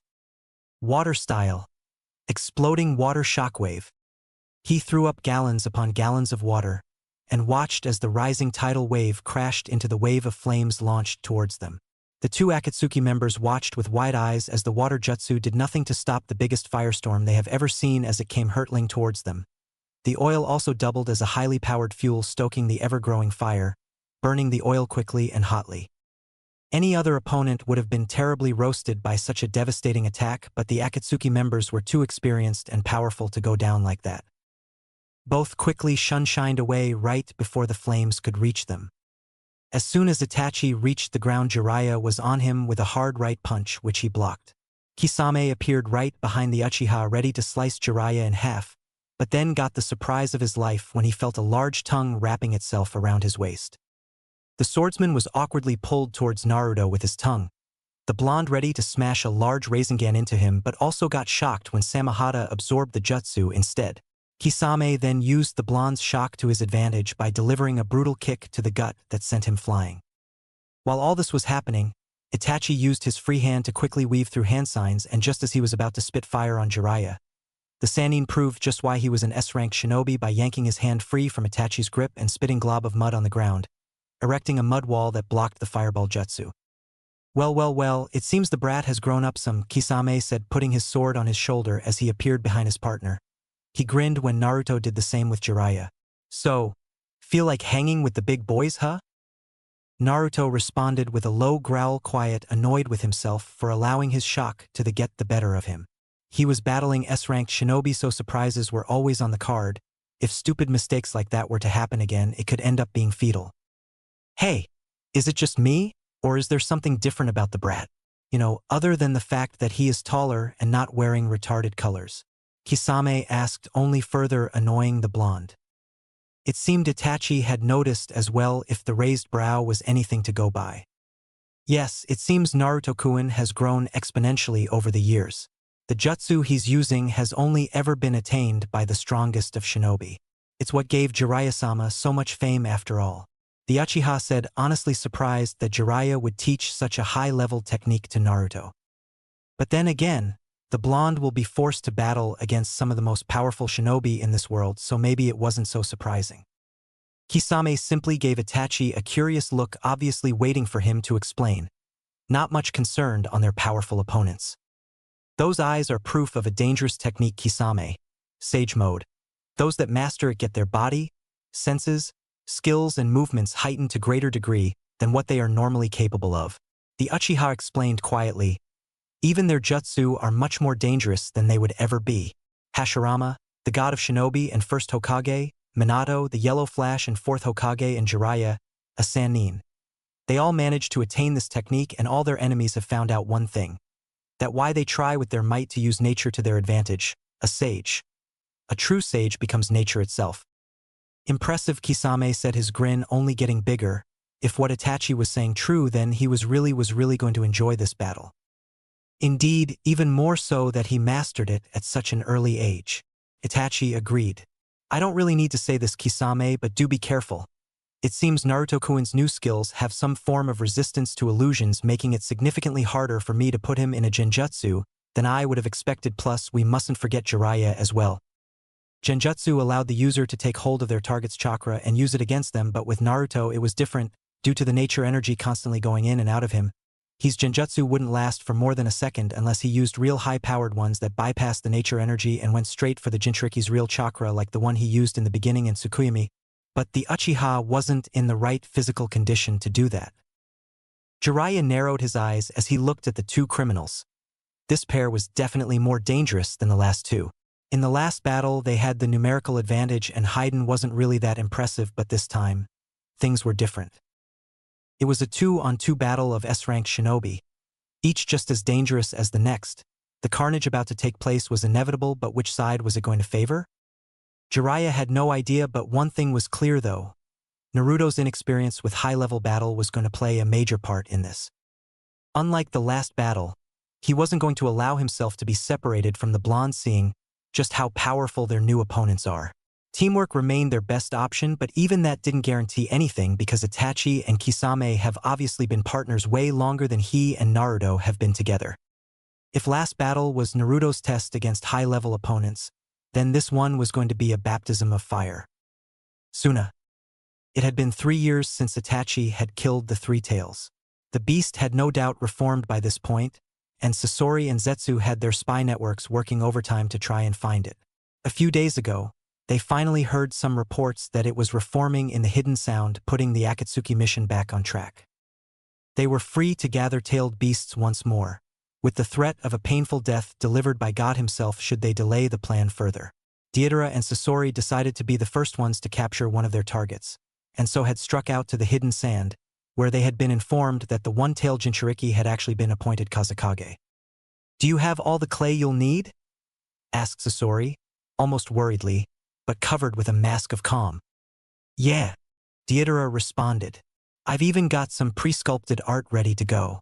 When I let loose C3, they won't be able to find the village hidden in the sand," patting his bag for emphasis. "Fine, as long as you're careful. I won't be able to help you up in the sky. I'll make good our escape, but that won't mean anything if you die," chided Sasori. "All right, I get it," exclaimed Deidara. "Fight the Jinchuriki. Don't kill him. Get out." "With the Jinchuriki," added Sasori. "That's implied," said Deidara. "I have more than enough clay, and I won't need all of it. It's not like he can fly, yeah? Just don't take long. You know just how much I hate waiting." "It's good that you feel that way because here you won't have to wait to be buried." Sasori of the Red Sand. The two art lovers heard. They didn't have to wonder who the voice belonged to as the Kazekage. Fu and some Jounin landed in front of them, ready for battle. "Well, it seems we really don't have to start looking for the Jinchuriki after all, Sasori Dano?" the Mad Bomber said, giving the Suna group a predatory grin. "Yes, and look, Deidara, we have two for the price of one," Sasori said. "What does Akatsuki want in my village?" Gaara asked, though only out of courtesy more than anything. He knew what they wanted, and his village has been preparing itself ever since Jiraiya came to warn them. He also had the Toad Sannin to thank for the improved seal he set up in the village. It spread to the entire Suna Desert and was working better than he would have ever expected. Just a few minutes ago, he had been informed that two powerful chakra signals had just entered the Suna Desert, and it wasn't Jiraiya and Naruto, thereby leaving only one possible outcome: Akatsuki. He used his third eye technique in order to confirm, and once he did, Gaara had ordered a level 1 defensive barrier to be activated around the village and ordered both Baki and Kankuro to remain in the village in case the Akatsuki somehow bypassed the barrier and threatened the village's safety in the pursuit of the bijou. He would have wanted to deal with the situation himself, but Baki and Kankuro had insisted that he needed backup and Fu had volunteered. Gaara didn't want to risk the girl's life like this, but she convinced him that she is a capable kunoichi able to hold her own. So finally he relented. The young Kage took 5 of the best Jounin in Suna, and Fu then started off to confront the S-ranked criminals. "Hey," Deidara said, taking out some clay from his pouch. "You know, the one tail is known as the weakest of the bijou, but with you being a Kage and all, I really hope you don't disappoint Aichin." "You don't have to worry about that," Gaara responded as his sand started rising. He may hold the weakest bijou, but Gaara was anything but weak. The fact that he was the youngest Kage proved that point. Plus, the desert was his home ground, the place where he was at his strongest. Born of the desert, warrior of the desert, leader of the desert. He was Gaara of the desert. The terrain was silent as a shadow, no rustling of leaves, chirping of birds, or anything that would confirm the presence of life. Nothing showed that the land was about to cry with chaos about to occur. As the 4 dangerous shinobi eyed each other, none making a single sound. Just then, Naruto realized just how different these guys were to the last Akatsuki member he fought. Unlike Haiden, Kisame and Itachi were patient, cunning, skilled, experienced, and well-balanced. He didn't sense a lot of chakra in Itachi, but Kisame more than made up for it. Kisame may not be the smartest of shinobi, but Itachi was a beast in that regard. Itachi was subtle and Kisame was overwhelming. Kisame had water and Itachi had fire.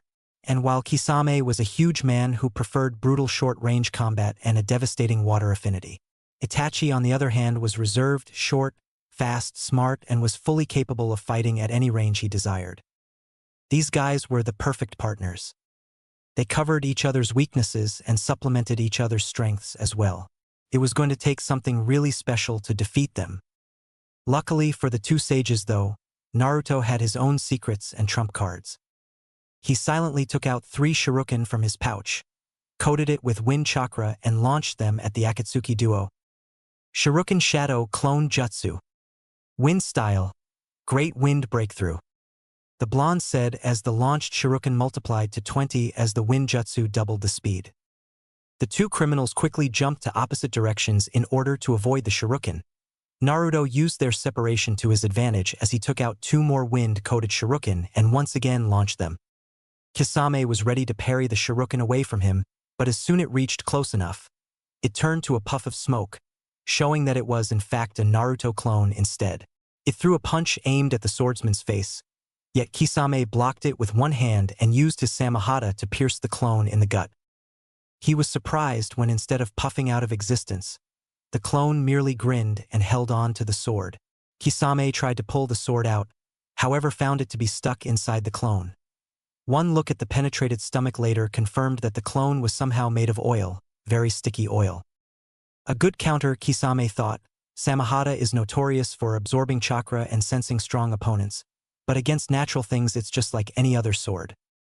The Akatsuki shinobi was then forced to abandon the sword as the clone went out with an explosion sparking an oil-fueled fire. While this was happening, Itachi didn't let the shuriken anywhere near him as he responded and turned into a flock of crows, suddenly appearing behind Jiraiya. "You have taught him well, but will it be enough?" the Uchiha said. A kunai in his hand, Itachi slashed at the back of the Sanin's neck, only for his hair to suddenly elongate and harden, rendering the kunai ineffective. Jiraiya quickly countered with a low sweeping kick to knock Itachi off his feet. Yet the Uchiha easily jumped over it, but couldn't do anything about the Rasengan brutally delivered to his gut. The kick was a feint. Jiraiya looked at the bleeding Uchiha, not believing for 1 second that he could be defeated that easily, fearing that he was in a genjutsu until Itachi pointed to the spot he was previously standing on. Jiraiya turned his head and was forced to erect a mud wall when the real Itachi spat another fireball jutsu at him. Naruto then appeared in front of the Uchiha ready to slam a brutal jab to the face. The Uchiha easily dodged but was still sent flying when an invisible force hit him square in the face. The blonde didn't get the chance to press the advantage as Kisame appeared in front of him, having finally recovered his sword. The bluish man sent a punch to his gut that would have surely connected, if not for the Sannin defending him with a high kick that Kisame was forced to block with his Samahata. Before either of the two-toed affiliated shinobi were able to take advantage of their temporary numerical advantage, Itachi delivered a brutal kick to the Sannin that sent him flying and followed him to press the attack, leaving the chakra tanks by themselves. Kisame swung Samahata at Naruto, however the blonde was fast enough to take out another kunai, coat it with wind chakra and meet Kisame's Samahata slash for his neck. The two, with their blades locked, glared at each other. Naruto sneering and Kisame with a smirk on his face.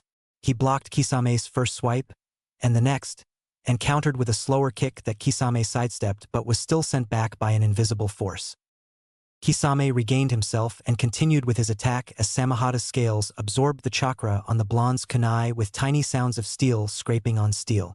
Kisame pushed Naruto back and began hacking continuously at him with Samahata. Kisame's hacks increased in speed, each swipe faster than the last. Each one Naruto blocked and parried and dodged. Then after one very long swipe, Kisame overextended himself and Naruto once again got into his defense, delivering a kick across his chest that the man ducked over but was once again sent flying. Kisame came back swinging Samahata sideways in order to slice the Jinchuriki, but Naruto was able to quickly block with a kunai, having continuously coated it with wind chakra, despite the fact that Samahata was absorbing it. As the weapons clash, a battle of strength and power begun. Kisame trying to overwhelm Naruto with his strength and Naruto pushing back trying to avoid being sliced open by the huge sword. "Perhaps you've grown a little, so why don't we up the ante, eh?" the swordsman said as he jumped back, weaved through hand seals and unleashed a solitary water shark headed for him. Naruto easily destroyed the shark with his kunai, before realizing that it was just a ploy when massive torrents of water came rushing towards him soon after. "Earth-style mobile core," the blonde said as the ground he stood on suddenly rose high enough above the great flood that Kisame had just released.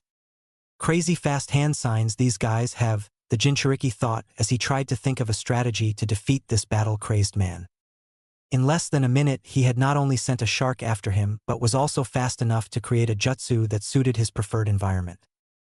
He wanted to use frog kata, but he also needed to find a way to use ninjutsu on him without his precious sword absorbing the chakra. This was a fight that Naruto would need to use the full measure of his abilities to win, that he could use to test how far he had really come, with the dark cloud looming overhead that countless other things would fall apart if he found himself unable to pull through. Kisame continued grinning as he stood at the surface of the water. "Well, come on then, Let's play, he said as he motioned for the blonde to get in the water as well. No. Come on, I won't kill ya. Nope. I promise. Kiss my ass, shark face. You think I don't know what's waiting for me down there? At that moment, sharks and water clones rose out of the water and come rushing for him. Fortunately, Naruto was a master of the numbers game, easily countering with the multi-shadow clone jutsu. Smoke and water flew through the air as clones clashed and dispelled each other in a stalemate. When he was finally sure that there were no more surprises waiting for him in the water, the Jinchuriki jumped back down to the water, but as soon as his feet touched the surface, the blonde appeared in front of Kisame with a Rasengan in hand aiming straight for the gut. Kisame gleefully brought Samahata down to once again absorb the jutsu, grinning in the process. So you really want to donate some chakra, eh? Well then, by all means, give it to me. Just then, another Naruto appeared in front of Kisame with a big ball Rasengan in hand, and this time the former hidden Miss Swordsman was slammed so hard that he was actually sent flying by the force of the jutsu. Well then, take it. Jiraiya and Itachi. This was exactly what he was trying to avoid, one-on-one battles. He didn't want to be too far from Naruto in this kind of battle, and it really irked him that they were separated so easily. He needed to think of something that would allow him to neutralize Itachi and regroup with his student before anything damaging could happen. Of course, that was easier said than done. Itachi was no walkover. He gave as good as he got and then some. Despite his small stature and disarming looks, the Uchiha was a force to reckon with. Devastating genjutsu skills, perfect mastery of the Sharingan, incredible taijutsu, and a ninjutsu arsenal perfectly supplementing his style. Itachi was the kind of opponent that didn't waste anything. Every move was perfectly executed. Nothing was ever without purpose.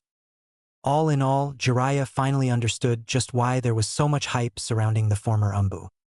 Itachi's foot came up to kick Jiraiya in the face, but the Sannin was able to block it and countered with a punch to the face, but once again, Itachi bust into a flock of crows. The Uchiha was in the middle of weaving through hand signs as Jiraiya quickly created another mud wall to block Itachi's jutsu. Something is wrong here. Throughout the battle, Itachi had shown an ability to weave through hand signs faster than the eye could follow. Then all of a sudden Jiraiya was capable of erecting a mud wall before Itachi could execute his jutsu. Genjutsu. Jiraiya quickly dispelled the jutsu, widening his eyes when he saw Itachi appear in front of him, who then sent him flying with a brutal kick. A few quick hand signs later, Itachi pressed the attack with the fire style, Phoenix Flower Jutsu. The former Umbu spit countless small fireballs at the Sannin, which he tried with all his might to evade, but one eventually caught him on the arm. Jiraiya didn't get the chance to put out the fire before Itachi appeared before him and delivered another kick.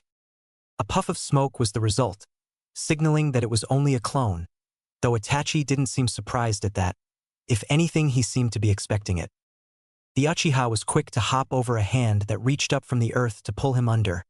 He landed lightly and burst forward as he felt Jiraiya pull himself from the ground. Itachi never got the chance to attack as once again, Jiraiya's hair elongated, needle-like pieces of it shooting towards Itachi with the aim to impale. Needle Jizo. As soon as one of them touched him, Itachi simply broke apart into a flock of crows reappearing 15 meters away.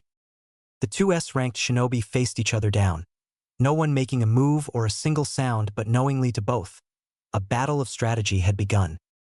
Perhaps it's now time to take things seriously, Jiraiya-sama. Before either of them could make a move, an ocean of water rushed towards them at full speed, threatening to swallow them if they didn't do anything to avoid it. Though two quick shunshin later and the two shinobi found themselves on the surface of the raging water. Kisame must have been getting excited. It would be in your best interest to end this quickly, the Uchiha bluntly said, to which Jiraiya inwardly cursed. Though I do wonder, will you be able to defeat me, Jiraiya-sama? Suna. As it turned out, the one-tailed Jinchuriki could fly. Or at least his sand could, which amounted to the same thing. The Mad Bomber couldn't help but grin as he thought of the last battle he had in the sky. After being declared a rogue ninja by IWA, that Tsuchikage had taken it upon himself to hunt down the art lover. Though he may have been past his prime, Anoki was no pushover. The longest reigning Kage took to the sky and personally confronted Deidara, and on that day, Deidara realized just how beautiful his art could be. He held his own against the famed particle style, his art giving as good as it got. The battle was so fast and furious that seasoned Jounin were not able to follow it. He would have loved to defeat the old Kage and leave Iwagakure in debris and smithereens, but he was forced to flee when he ran out of clay. An exciting day for him that ended in disappointment, but then he at least learnt some things from it. His clay was not invisible, and he always has to prepare himself for anything. He had never thought that he would ever find another shinobi that could fly, but his expecting the unexpected allowed him to not be too surprised when it turned out that not only could the Kazekage fly but the seven-tailed Jinchuriki could as well. Deidara was taken from his mental musings by the large stream of sand that shot towards him from the mass of grains in front of the Kazekage. As he absent-mindedly sent his hawk into a steep dive to avoid it, he continued thinking about the kid he was supposed to capture and later kill. He was quite skilled, but still Deidara, was out of his league anyway. While Gaara's sand provided most of his arsenal just like his clay, the young Kage didn't have the same kind of diversity. Gaara depended on his sand to capture opponents before hurting them. His art, on the other hand, didn't have that problem. Gaara's sand was slow, but his clay was fast and destructive. On any other opponent, Deidara would have written them off as unfulfilled potential, but considering this boy was still a Kage and the battle had only begun, he guessed he needed to keep a watchful eye. He looked up to see a massive face looking back at him, mouth wide as his bird hurtled towards it. He pulled up, and the mouth reached up to snap at him. He pulled up, and quickly spun to the side to miss the stream of sand from before. The art lover had heard what the Kazekage could do with his sand, and he knew if he was caught in it, he was done for. He tossed his right hand out, then the two birds inside it came to life and sprinted for the Kazekage from opposite directions. The sand beneath him shot up from both sides and blocked the birds, which exploded anyway. The sand retreated back to ominously float around its red-haired master, and Deidara pulled up across from him. He had gathered that the young Kage wasn't one to talk, so he was slightly surprised when he deigned to do so. I have been warned of Akatsuki and their intentions towards me, but know that as Kazekage, I cannot lose. Cool, yeah, but you're gonna have to try harder if you really want to kill me, HN? Shouted Deidara, emphasizing the point with a small, four-winged bird that went flying from his left hand. He had perhaps hoped that the bird would prove faster than the sand and defeat the Kazekage then and there, but he wasn't overly annoyed when the sand came up to block the bird and succeeded. After all, the smoke from the failed explosion concealed the first bird's twin that had emerged from her right hand moments later. The Kazekage would lower his sand to try and keep an eye on her, and the second bird would swoop in and detonate. Sasori had been worrying too much when he had insisted he bring a third bag of clay. The second bird swooped around the edge of the sand shield to escape any remnants, and Deidara was shocked to see a large mass of sand move to the left to block her second bird as well.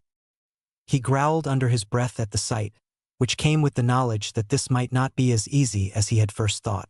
Responding to the Kazekage's emotionless gaze, the sand began to chase Deidara across the sky once again. Meanwhile, Fu was a proud kunoichi, one who worked hard for everything she has gained in life. Unlike other girls, she didn't grow up to be a fangirl that was only interested in boys and relationships. Even before Chome was sealed inside of her, she had the desire to be the strongest kunoichi Taki has ever known. When she was made a Jinchuriki, that desire only grew. She wanted to be strong enough to protect her comrades and her friends, assuming she ever got any. The village elders convinced her that she was tasked with the honor of being Taki's guardian. Even though no one else saw it that way in the village, her strength would be key to Taki's survival. But every time she saw these Akatsuki agents fight, Fu was more and more convinced that she couldn't possibly hope to defeat them on her own. Even though Haiden was still easily defeated by Naruto, she still didn't have any jutsu that worked like the shadow clone, leaving her with nothing to use to draw out the Jashinist's true power. And now, here she was battling Sasori of the Red Sand, along with 5 other Jounin, and despite the numerical advantage, they found themselves still on the losing end of things. Sasori, or Hiriko as the man liked to call it, was the most dangerous man-made weapon that Fu has ever come across. From head to tail, everything about it screamed terror. Hiriko's tail, which comes out from the back of Hiriko, was very flexible and could withstand much powerful attacks before breaking. The tail is easily maneuverable and can be used as a defense against non-elemental attacks. It can extend about 20 meters from the puppet. At the tip of its stinger is a dose of poison, the poison created by Sasori himself. Lethal and potent, as one unlucky Jounin found when he got closer to the puppet in his bid to slice it in half. The tail lunged itself at him and scratched him on the forearm. "One down," Hiriko said as its tail somehow reattached itself to his back. "Unfortunately for you, every part of my puppets is coated with a poison of my design. One touch is all it takes for you to be affected. Now it's only a matter of time before it affects your entire system. 3 days to be exact. If I were you, I'll be rushing back to the village to get an antidote, that is, if there is one." The shinobi in question merely gave him a hateful sneer. "If I'm going to die then fine. Then I'll make sure my last act on Earth is rid this world of scum like you." "Laughable," Hiriko responded as its mouth opened, releasing countless senbon after senbon. Fu took to the sky trying by all and any means to dodge, but the senbon were just too much and some could have definitely impaled her were it not for one of the Jounin, a middle-aged bald man, who took out a war fan like Tamari's and released a wind jutsu that pushed the senbon away. "Impressive," Hiriko said, his face giving nothing away. "Though I wonder, how long can you hold out?" The puppet's mouth still opened. It started releasing more and more senbon, shooting at impossible speeds, causing the fan using shinobi more pressure, as he tried by all means to defend while the others tried to do the same with their wind jutsu. Before anything else could be done, the poison man appeared behind Sasori and quickly grabbed hold its tail, refusing to let go even as it separated itself and made him a human pincushion. With the head busy shooting senbon and the tail caught, Fu took the advantage and immediately flew to where she assumed the heart of Hiriko to be located, intent on striking a killer blow. Though once again, she was reminded why he was an S-rank shinobi when Hiriko's left arm detached itself and flew at her, turning into a rocket and started shooting out bars. The bars then open up and sent on more senbon at the dark-skinned Jinchuriki. The little needle-like weapons would have surely skewed her if not for the poisoned shinobi to suddenly shunshin in front of her with Hiriko's tail still lodged in him. The man ended up taking the fall for her as the senbon impaled him all over his body. He grunted as he fell to the ground, blood leaking all over. "Why would you do that?" Fu asked, stepping closer to the man. "I'm not even from your village." I know, but we're still a T-team plus we don't have a C chance of beating him without you.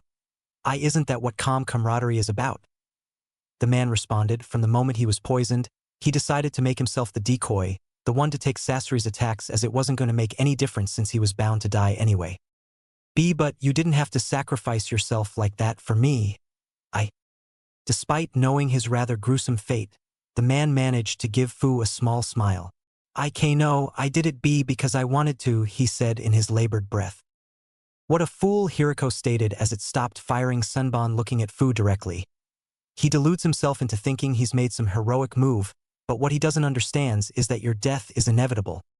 "Shut up," Fu growled as her body was wrapped by Komiai's cloak. She flew faster than ever at the puppet, yet he once again opened his mouth and started shooting out more senbon. This time, instead of dodging the poisonous weapons, the senbon failed to penetrate her biju's cloak, giving her an opportunity to reach Hiriko and landing a powerful hit on its chest.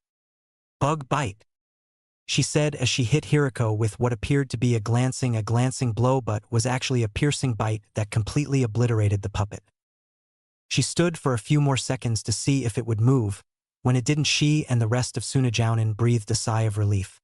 She looked back at the man who had taken a hit for her and smiled when he gave her a thumbs up. Well, that was quite interesting. All eyes widened when a young redhead boy appeared before them wearing an Akatsuki cloak.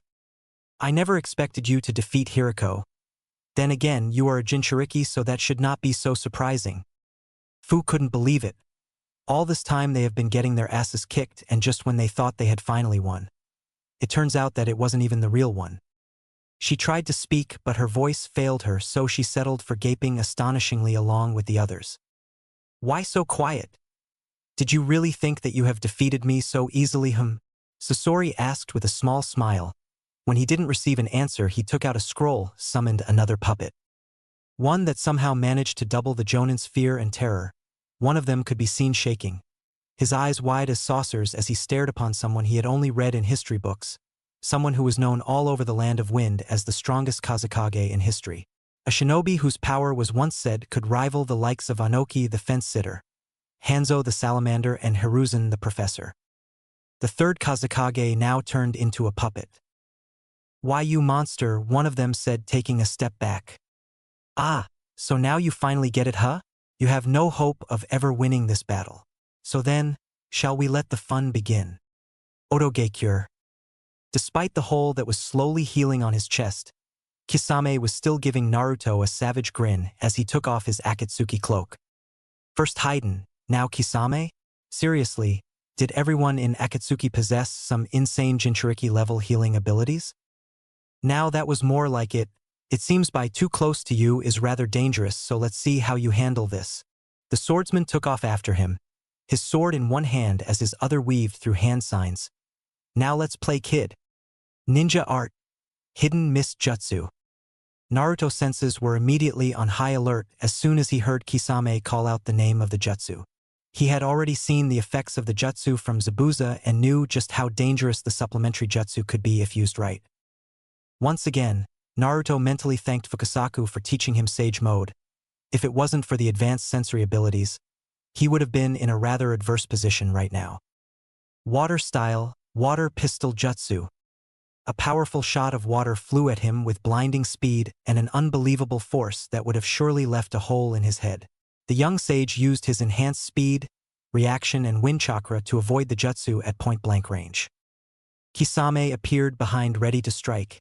However, he was quick enough to duck under the swordsman's swing. Before he pressed his attack, Naruto took him out with a brutal roundhouse, turning him into a puddle of water. Clone. He wasn't given any breathing space as another Kisame appeared above, coming on him with a downward strike which the Jinchuriki dodged. Before Naruto could attack this one, a second Kisame appeared in front of him. He threw a punch at him, but it caught it and created a water sword with his other hand aiming for his gut. And would have been impaled if it wasn't for his Naruto unorthodox thinking sometimes. Just as Kisame was about to connect, the Jinchuriki pushed his head forward and gave him a brutal head, but turning him into water as the other Kisame reached him. He didn't give this one any chance to attack as he quickly outstretched two fingers towards him in the shape of a gun. "Wind bullet," he said as he pierced the man in the chest, dispelling him as well.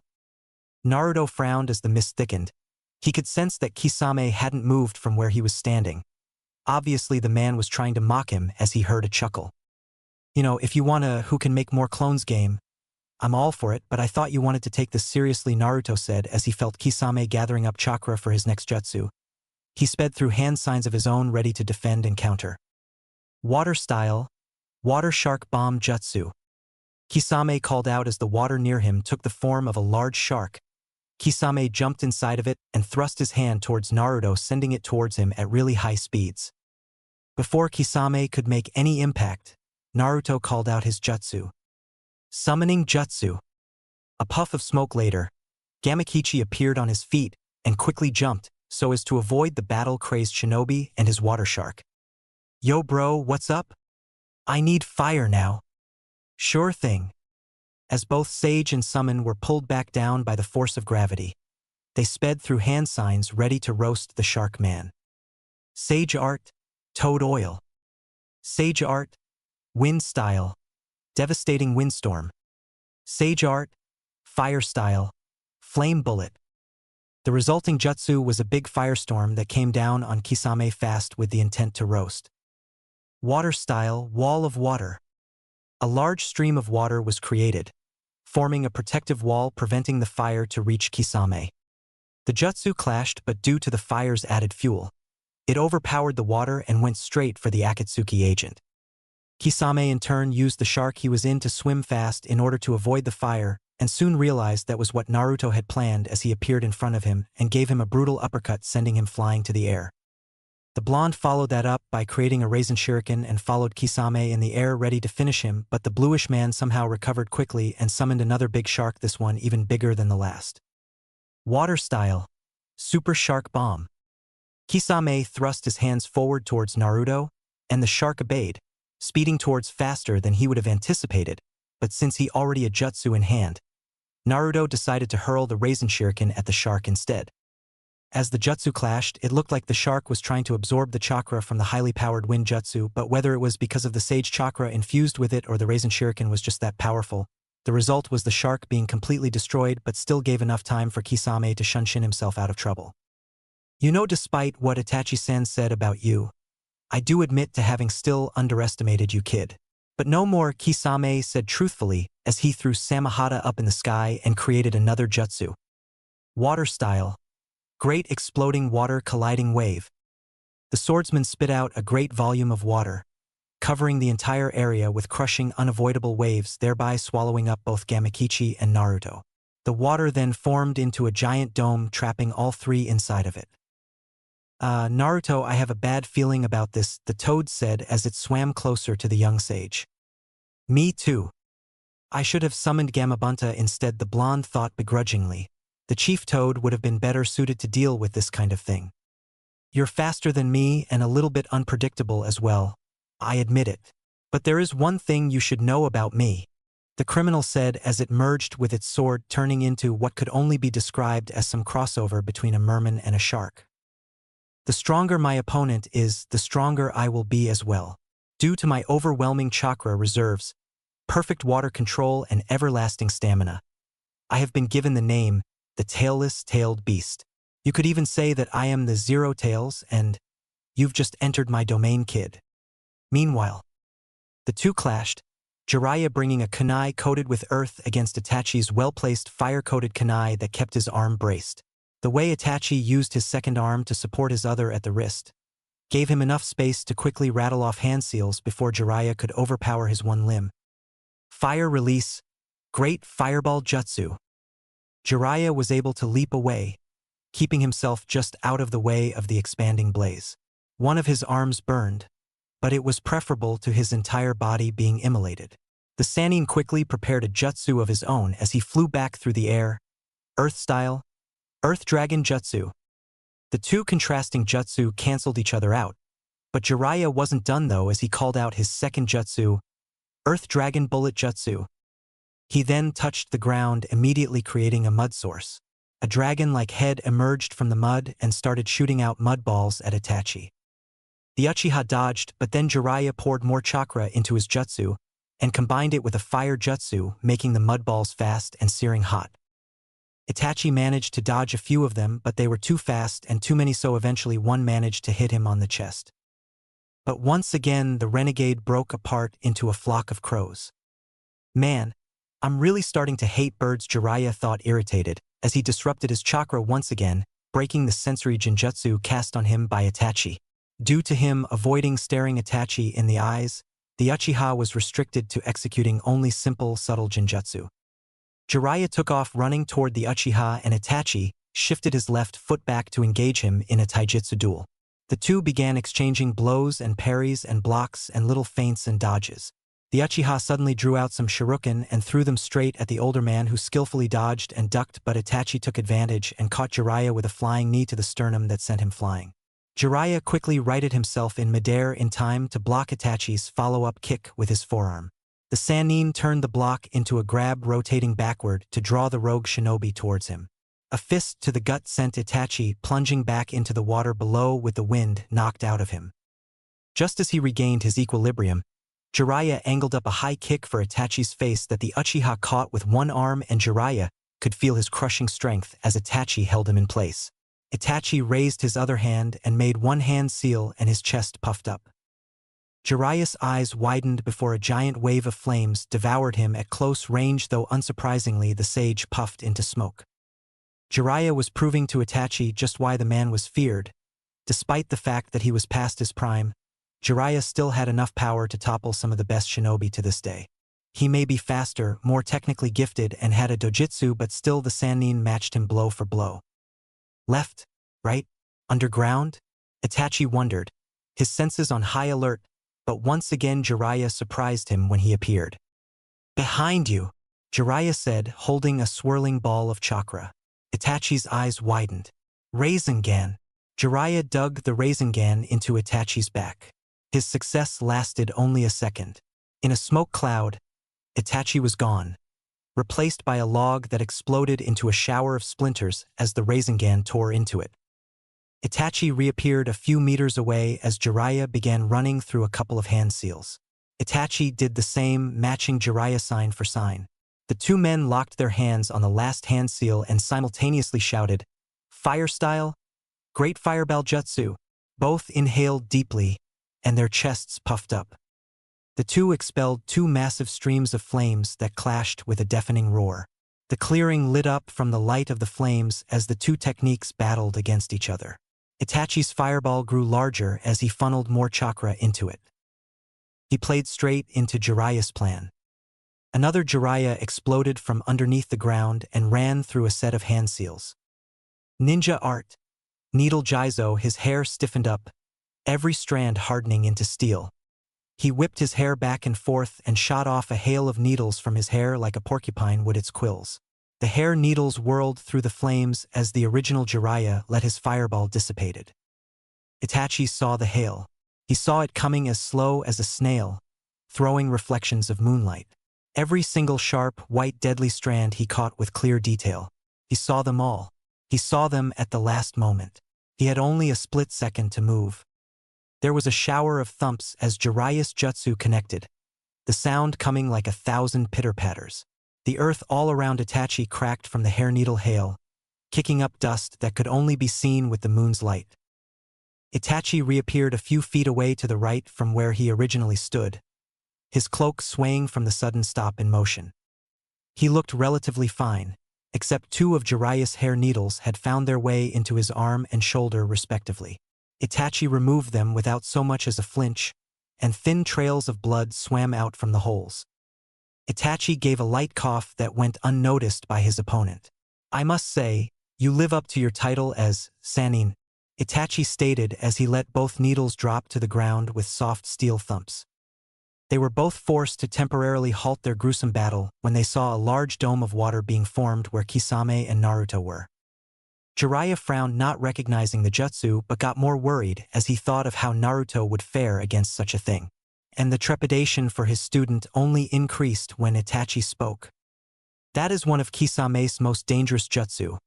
If Naruto-kun is unfortunate enough to find himself inside it, then he's as good as defeated," Itachi stated in a matter-of-fact manner. "That's it, well, he really had to use it now. We'll see."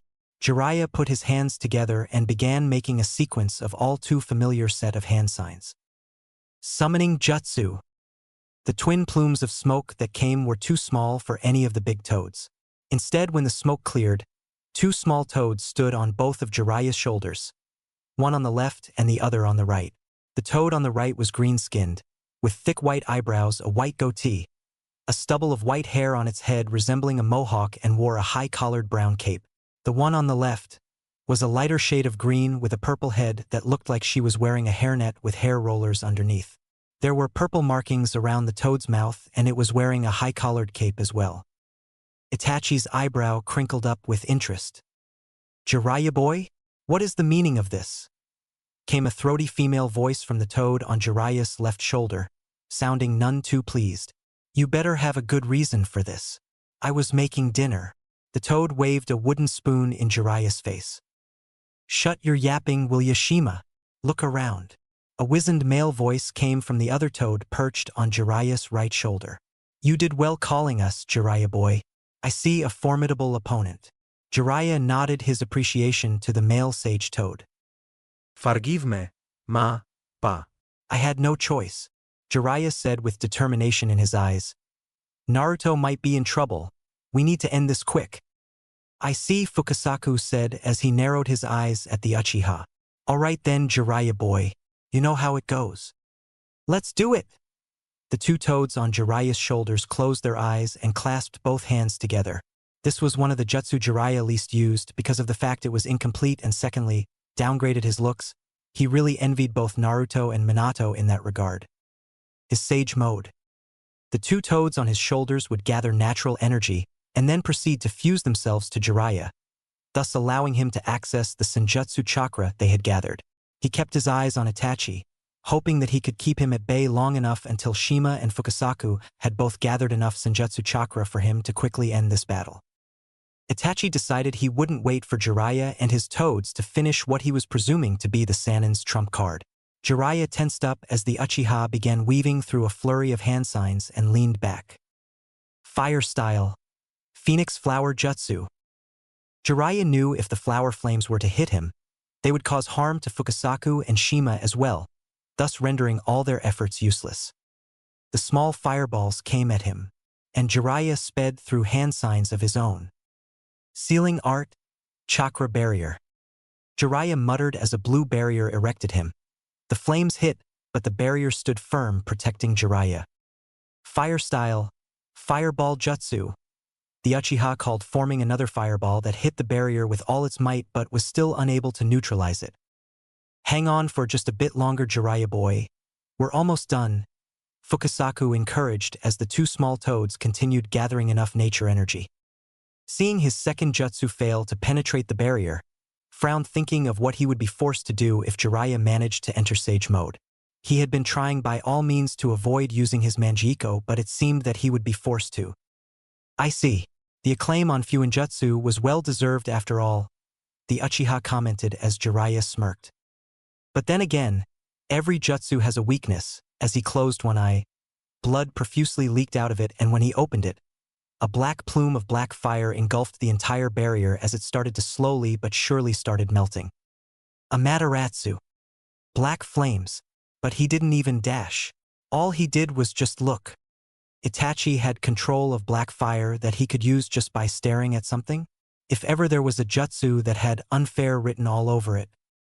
He remembered the black fire from 3 years ago when the Uchiha had used it to escape from him, and he had sealed the fire to study them, as he had never seen a jutsu like that before. The Sannin had gone through all past records, even the sealed Uchiha records, but didn't find anything that said anything about them. All Jiraiya knew was that it could burn anything it touched, and now apparently could be executed with just a look. Itachi let out a grunt, heard clearly by Jiraiya, blinking his right eye painfully as the Uchiha's knee went to the ground. I see, it seems the jutsu has quite some adverse effects to those that use it. Jiraiya could sense that it took a great amount of chakra to use the jutsu, and by the pained look on Itachi's normally stoic face, he gathered that it hurt the body as well.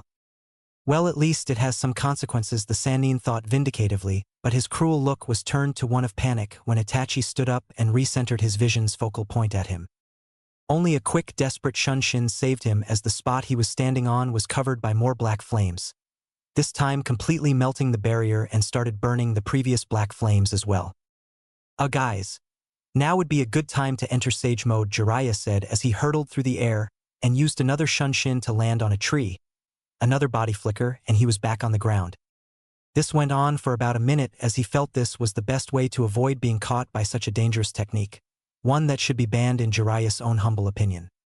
When he once again shunshined to the air, Itachi took out some shuriken, weaved through hand signs, and called a jutsu.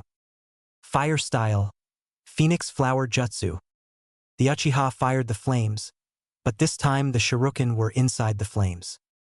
Shuriken shadow clone jutsu, Itachi said as the shuriken doubled along with the flames.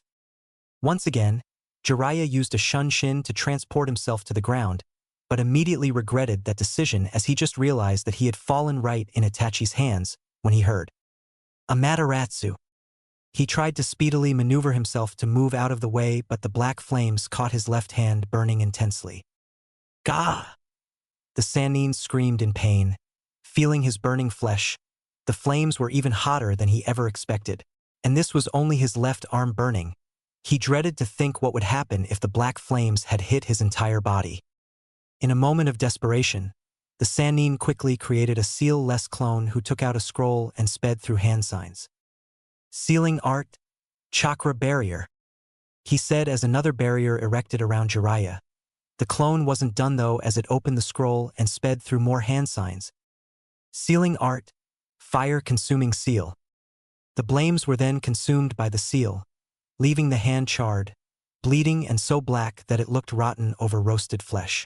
Even though the fire was sealed away, Jiraiya could still feel his skin burning and itching. A closer look at it and one could easily see the humerus bone inside the black flesh. His precious hand was pretty much useless now, even just trying to move it a fraction of an inch hurt. If he didn't get any medic attention, soon he might be forced to cut it off in order to avoid it contaminating the rest of his body. He gritted his teeth as he glared at Itachi, who was once again on his knees, one hand on his bleeding eye as he tried to nurse the excruciating pain he felt. Though a vindictive smirk appeared on the Sannin's face when Shima told him, "All right, Jiraiya boy, we're ready." Suna. Deidara was a frustrating opponent for Gaara. The man was really quick on his bird, but that wasn't the main problem. He had battled against really fast opponents like Rock Lee and Sasuke, so it wasn't the main issue. The thing with Deidara though was that the Mad Bomber was not only quick but versatile as well. When he had fought Lee, all the genin used was taijutsu, and it was the same with Sasuke until he used the Chidori to break through his defense. Those two battles taught him one thing. His sand was too slow for his own good. His offense mostly depended on him grabbing his opponent before effectively ending them, but if he's too slow to catch his opponent, then it reduces his chances of winning tremendously. So over the past 3 years, the Tsunekage had been training hard to improve on his weaknesses, and he's proud of what he has accomplished until now. Using less sand from his gourd made his sand much quicker, but that seemed to play right into Deidara's hands, as he was easily able to evade his attacks with a grin on his face. The XIWA shinobi flew away from his sand in fast speeds, zigzagging and changing directions randomly as he completely avoided entrapment. If this battle was on the ground, it would have been over by now, but as it turned, Deidara could fly, fast as hell. A different strategy then. Gaara had also learned from his battle with Naruto that while giving in to the Shikaku made him stronger, he sacrificed control and much of the things that made him formidable to begin with. Losing to Naruto showed him that the trade-off wasn't worth it and completely abandoned using his tiny Shikaka form, learning to do some of the techniques himself without having to tap into the Bijou chakra.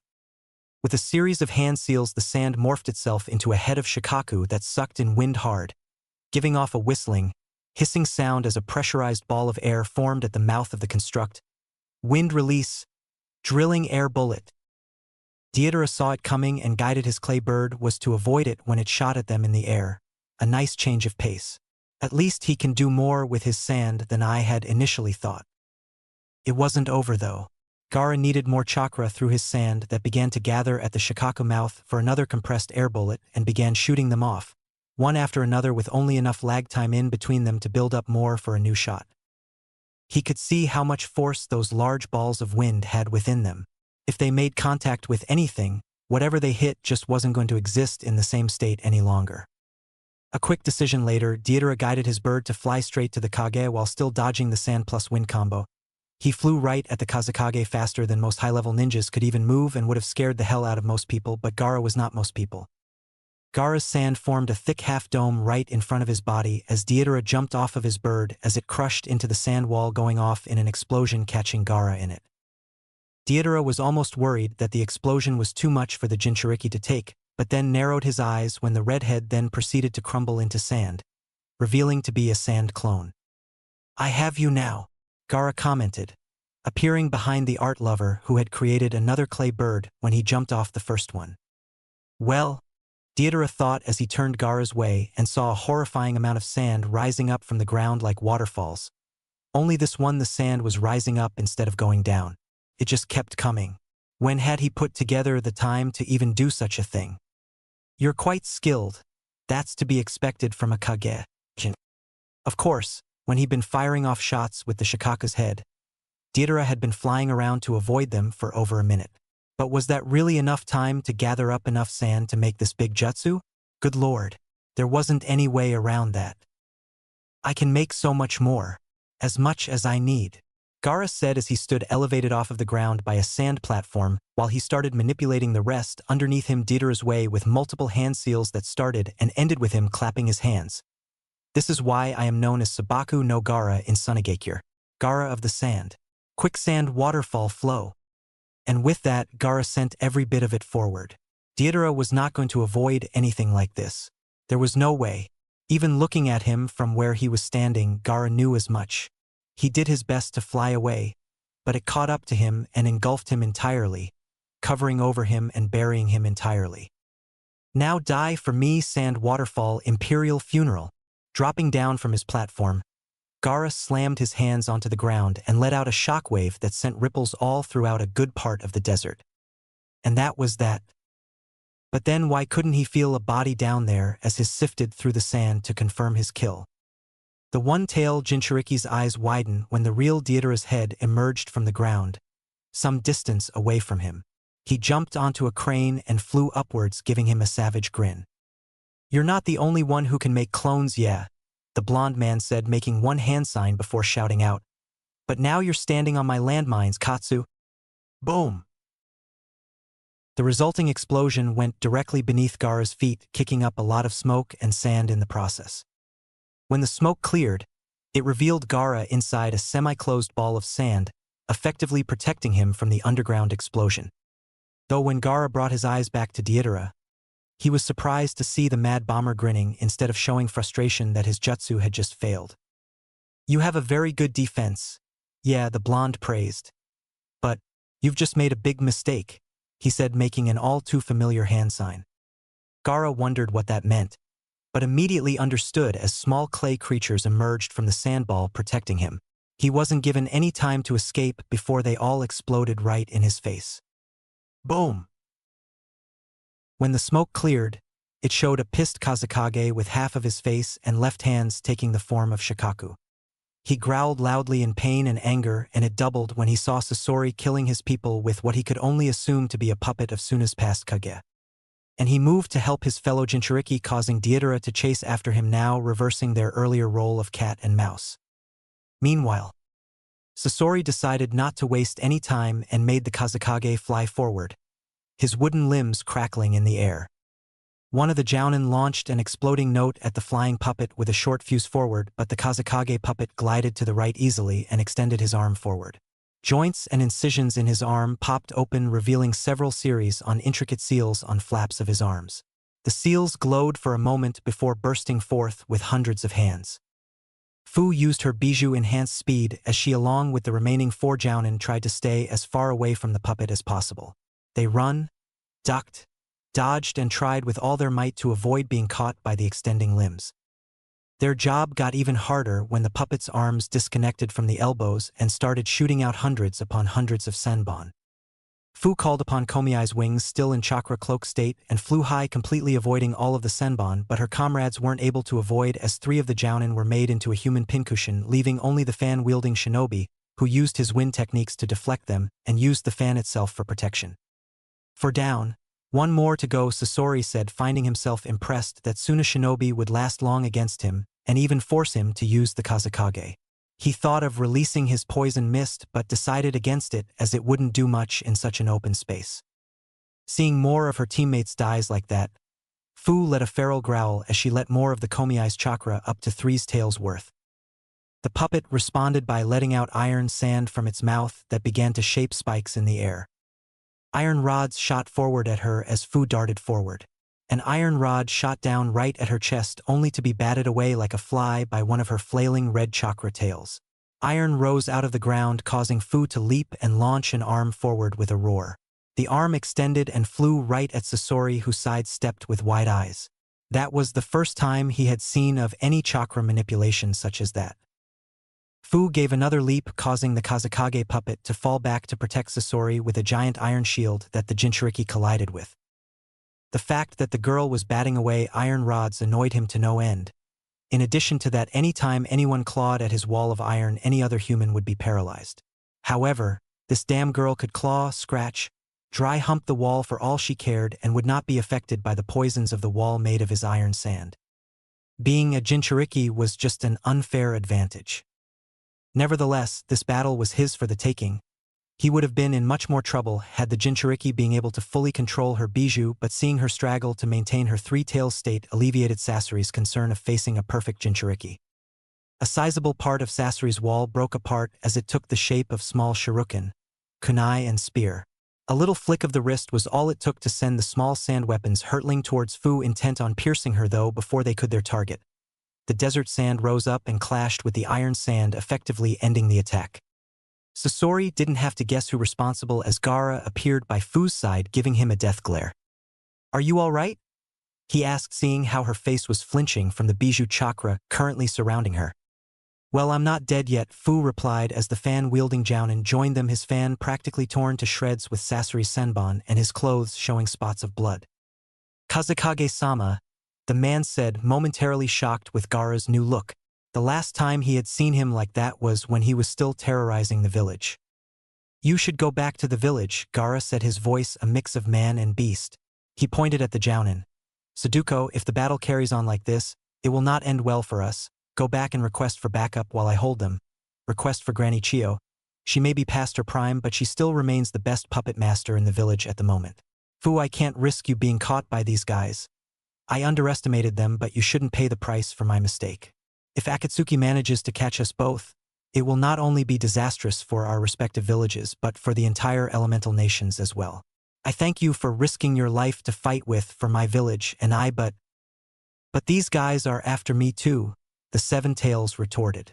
This may not be my village, but you are my friend and a fellow Jinchuriki. I'm not leaving, she finished defiantly. You can't stay here either, don't you get it? Fu you. A few weeks ago Naruto-kun risked his life to save mine, and tonight one of your own Jounin gave up his life for me. They both did it because they saw me as a comrade and friend. That's the first time anyone has ever done that for me. For the first time I have people that care and are willing to die for me. If I can't do the same for those I care about, then Taki was right about me all along. I'm just a monster. Well, isn't this sweet? There's nothing quite like a precious bond between two hurt souls, as Sasoridano Deidara said as he joined Sasori's side. The Mad Bomber quickly created another clay bird that Sasori jumped on, seeing as the Kazekage could easily use the sand below them to crush him. Yes, but unfortunately for them, this will be more like a fatal attraction than anything else. Gaara's sand grabbed hold of Sudoku and flung towards the village, hoping he lands safely enough so that he relays his order. All right, Fu, you want to remain and fight? Fine, but you better not die. The girl merely nodded her head as she took off, charging at Deidara, who once again took off, initiating another game of cat and mouse, leaving Suna's past and future in a standoff. As Kazekage, I won't allow myself to lose again, said Gaara as he faced down the legendary Akatsuki member, who looked more like a pretty boy his own age than an experienced war hero turned criminal. I've heard it all before, he responded in a soft voice. The third said something similar before I killed him, and I imagine that your own father would have done the same had I got to him faster than Orochimaru. Gaara's ringed eyes narrowed at the Akatsuki member's words. What interest do you have in the Kazekage? I am Sasori of the Red Sand, famed puppeteer of the village you now rule over. I am the killer of the third Kazekage, who has joined my collection. Sasori gave the Jinchuriki a disarming smile that would have surely fooled had he no idea of who the puppeteer was. I had plans to add the fourth Kazekage to my collection, but the man decided to foolishly trust in a snake and paid for it dearly. No use crying about it now. You will be my second Kazekage. Gaara's sand moved instinctively to stop the barrage of senbon that emerged from Sasori's mouth. The sand became so saturated with senbon that, by the end of the bombardment, the needles were bouncing off of themselves rather than being caught in the sand. One large pulse of the wall of sand sent the senbon hurtling back at Sasori, albeit with a much lower standard of accuracy. The Akatsuki member simply fired more senbon from the Kazekage's many arms that cancelled each other out with the ones sent his way. For your crimes against the village hidden in the sand, I, the fifth Kazekage, will be your executioner. With that said, Gaara's sand shot forward in a massive wave as the Kazekage rose his arms as if beckoning it forth. Sasori was many things, but puppeteers were not very mobile as a general rule of thumb, and there was no way he could simply avoid the enormous wave of sand even if he had placed more effort into the art of dodging. He had to remember to thank Deidara for providing him with a bird that he used to escape the young Kage. The man might be annoying with his blasphemous views on art, but he would still admit that the Mad Bomber's techniques were really useful. The tsunami of sand formed a large hand around Sasori, trying to grab the puppeteer, but once again, Deidara's creation proved to be the difference between life and death. Seeing as pursuing the Akatsuki member wasn't achieving anything, Gaara called off his sand. A good portion of his agitated sand whirled around him protectively. This might be his domain, but both Sasori and Deidara were proving just why they were tasked with hunting down Jinchuriki. He had to handle this carefully, One simple mistake was all it took for Deidara to almost kill him, and he had a sneaky suspicion that Sasori could much worse if he let his guard down. The puppet of the Kazekage snapped open as a compartment on his chest opened to pulse out waves of magnetism. A wave of Gaara's sand rushed out to meet the attack of the Akatsuki's puppet. Despite the amount of sand towering over all of the combatants, it was met grain for grain by a wave of black sand. The amount was less, though the greater weight of the black allowed it to overwhelm the fifth Kazekage's sand tsunami. Black sand, 10-foot spikes. Gaara's sand reacted instinctively to the attack from above, and while it didn't stop the massive shapes made of iron sand, his ultimate defense did slow the third Kazekage's attack long enough for Gaara to jump out of the way. Gaara realized then that the puppet of his predecessor still had access to his abilities, something that Kankuro had told him was impossible. Sasori brought his hand up in a unique seal to launch his next attack, determined not to give his latest target a moment's peace. Thousand-hand manipulation force. The third Kazekage raised his left arm and the sides opened menacingly to reveal the seal matrices inscribed on the insides. Near-identical copies of the Kazekage's arm burst out of the seals, which in turn opened up to produce even more arms. Soon a wall of wooden hands was hurtling towards Gaara, who raised his sand to catch the attack. The hands wove around the sand, or attempted to anyway, as a blue-veined hand reached out and grabbed a hold of the arms. That didn't stop one of the hands from retracting into the arm to make an opening for a deadly purple mist to rain down on the Kazekage. His sand reacted immediately, but the poison was already around Gaara, who was holding his breath and sensing the world through his sand rather than risk opening his eyes. Not wanting to open his mouth and utter the name of the technique, Gaara simply sent his sand into a frenzied sandstorm to scour the poison from the air. Cables shot out of the massive hands as it flew through the air and wrapped themselves around his shield of sand. The third Kazekage popped off his arm at the elbow, detaching the mass of wooden hands. Sasori's hands snapped together in another unique seal that did nothing but command his puppet. Black sand, treasure drop. Gaara looked up at the massive sphere of black sand that began to fall on top of him. Gaara's sand formed a thick dome over him, as he was currently held in place by his own sand, which refused to move to keep the cables from tightening around him. The black dust weighed down on the sand dome, which held up admirably under the pressure. Gaara used the room around himself and the time his defenses bought to grind the floor beneath him to sand and escape. Still obscured from Sasori, Gaara sensed his sand cave in under the weight and velocity of the golden sphere and crush where he had been. Bursting from the ground in a flurry of sand, Gaara enveloped the Kazekage puppet in a coffin of sand. Crushing them did little to actually kill them, but it did freeze up all the joints of the puppets, turning them into useless hunks of wood, flesh, and metal. Sasori sighed heavily as his puppet failed to respond. "I suppose this is what I get for letting my guard down." "Give up now, Sasori," said Gaara, glaring at his village's pioneering puppeteer. He had no plans of sparing the murdering puppeteer, but if he stood still, Gaara would have a much easier time killing him. "You're all out of puppets, and I've beaten your most powerful. There are actually two puppets I adore more, though they're more sentimental than combat-oriented," said Sasori as he slowly unbuttoned his Akatsuki cloak, not turning to face the Kazekage who was glaring at his back. "And the Kazekage wasn't my best work. I don't make puppets, I make art. Art is eternal, and guess what? So am I." Sasori wheeled around, and concentrated jets of water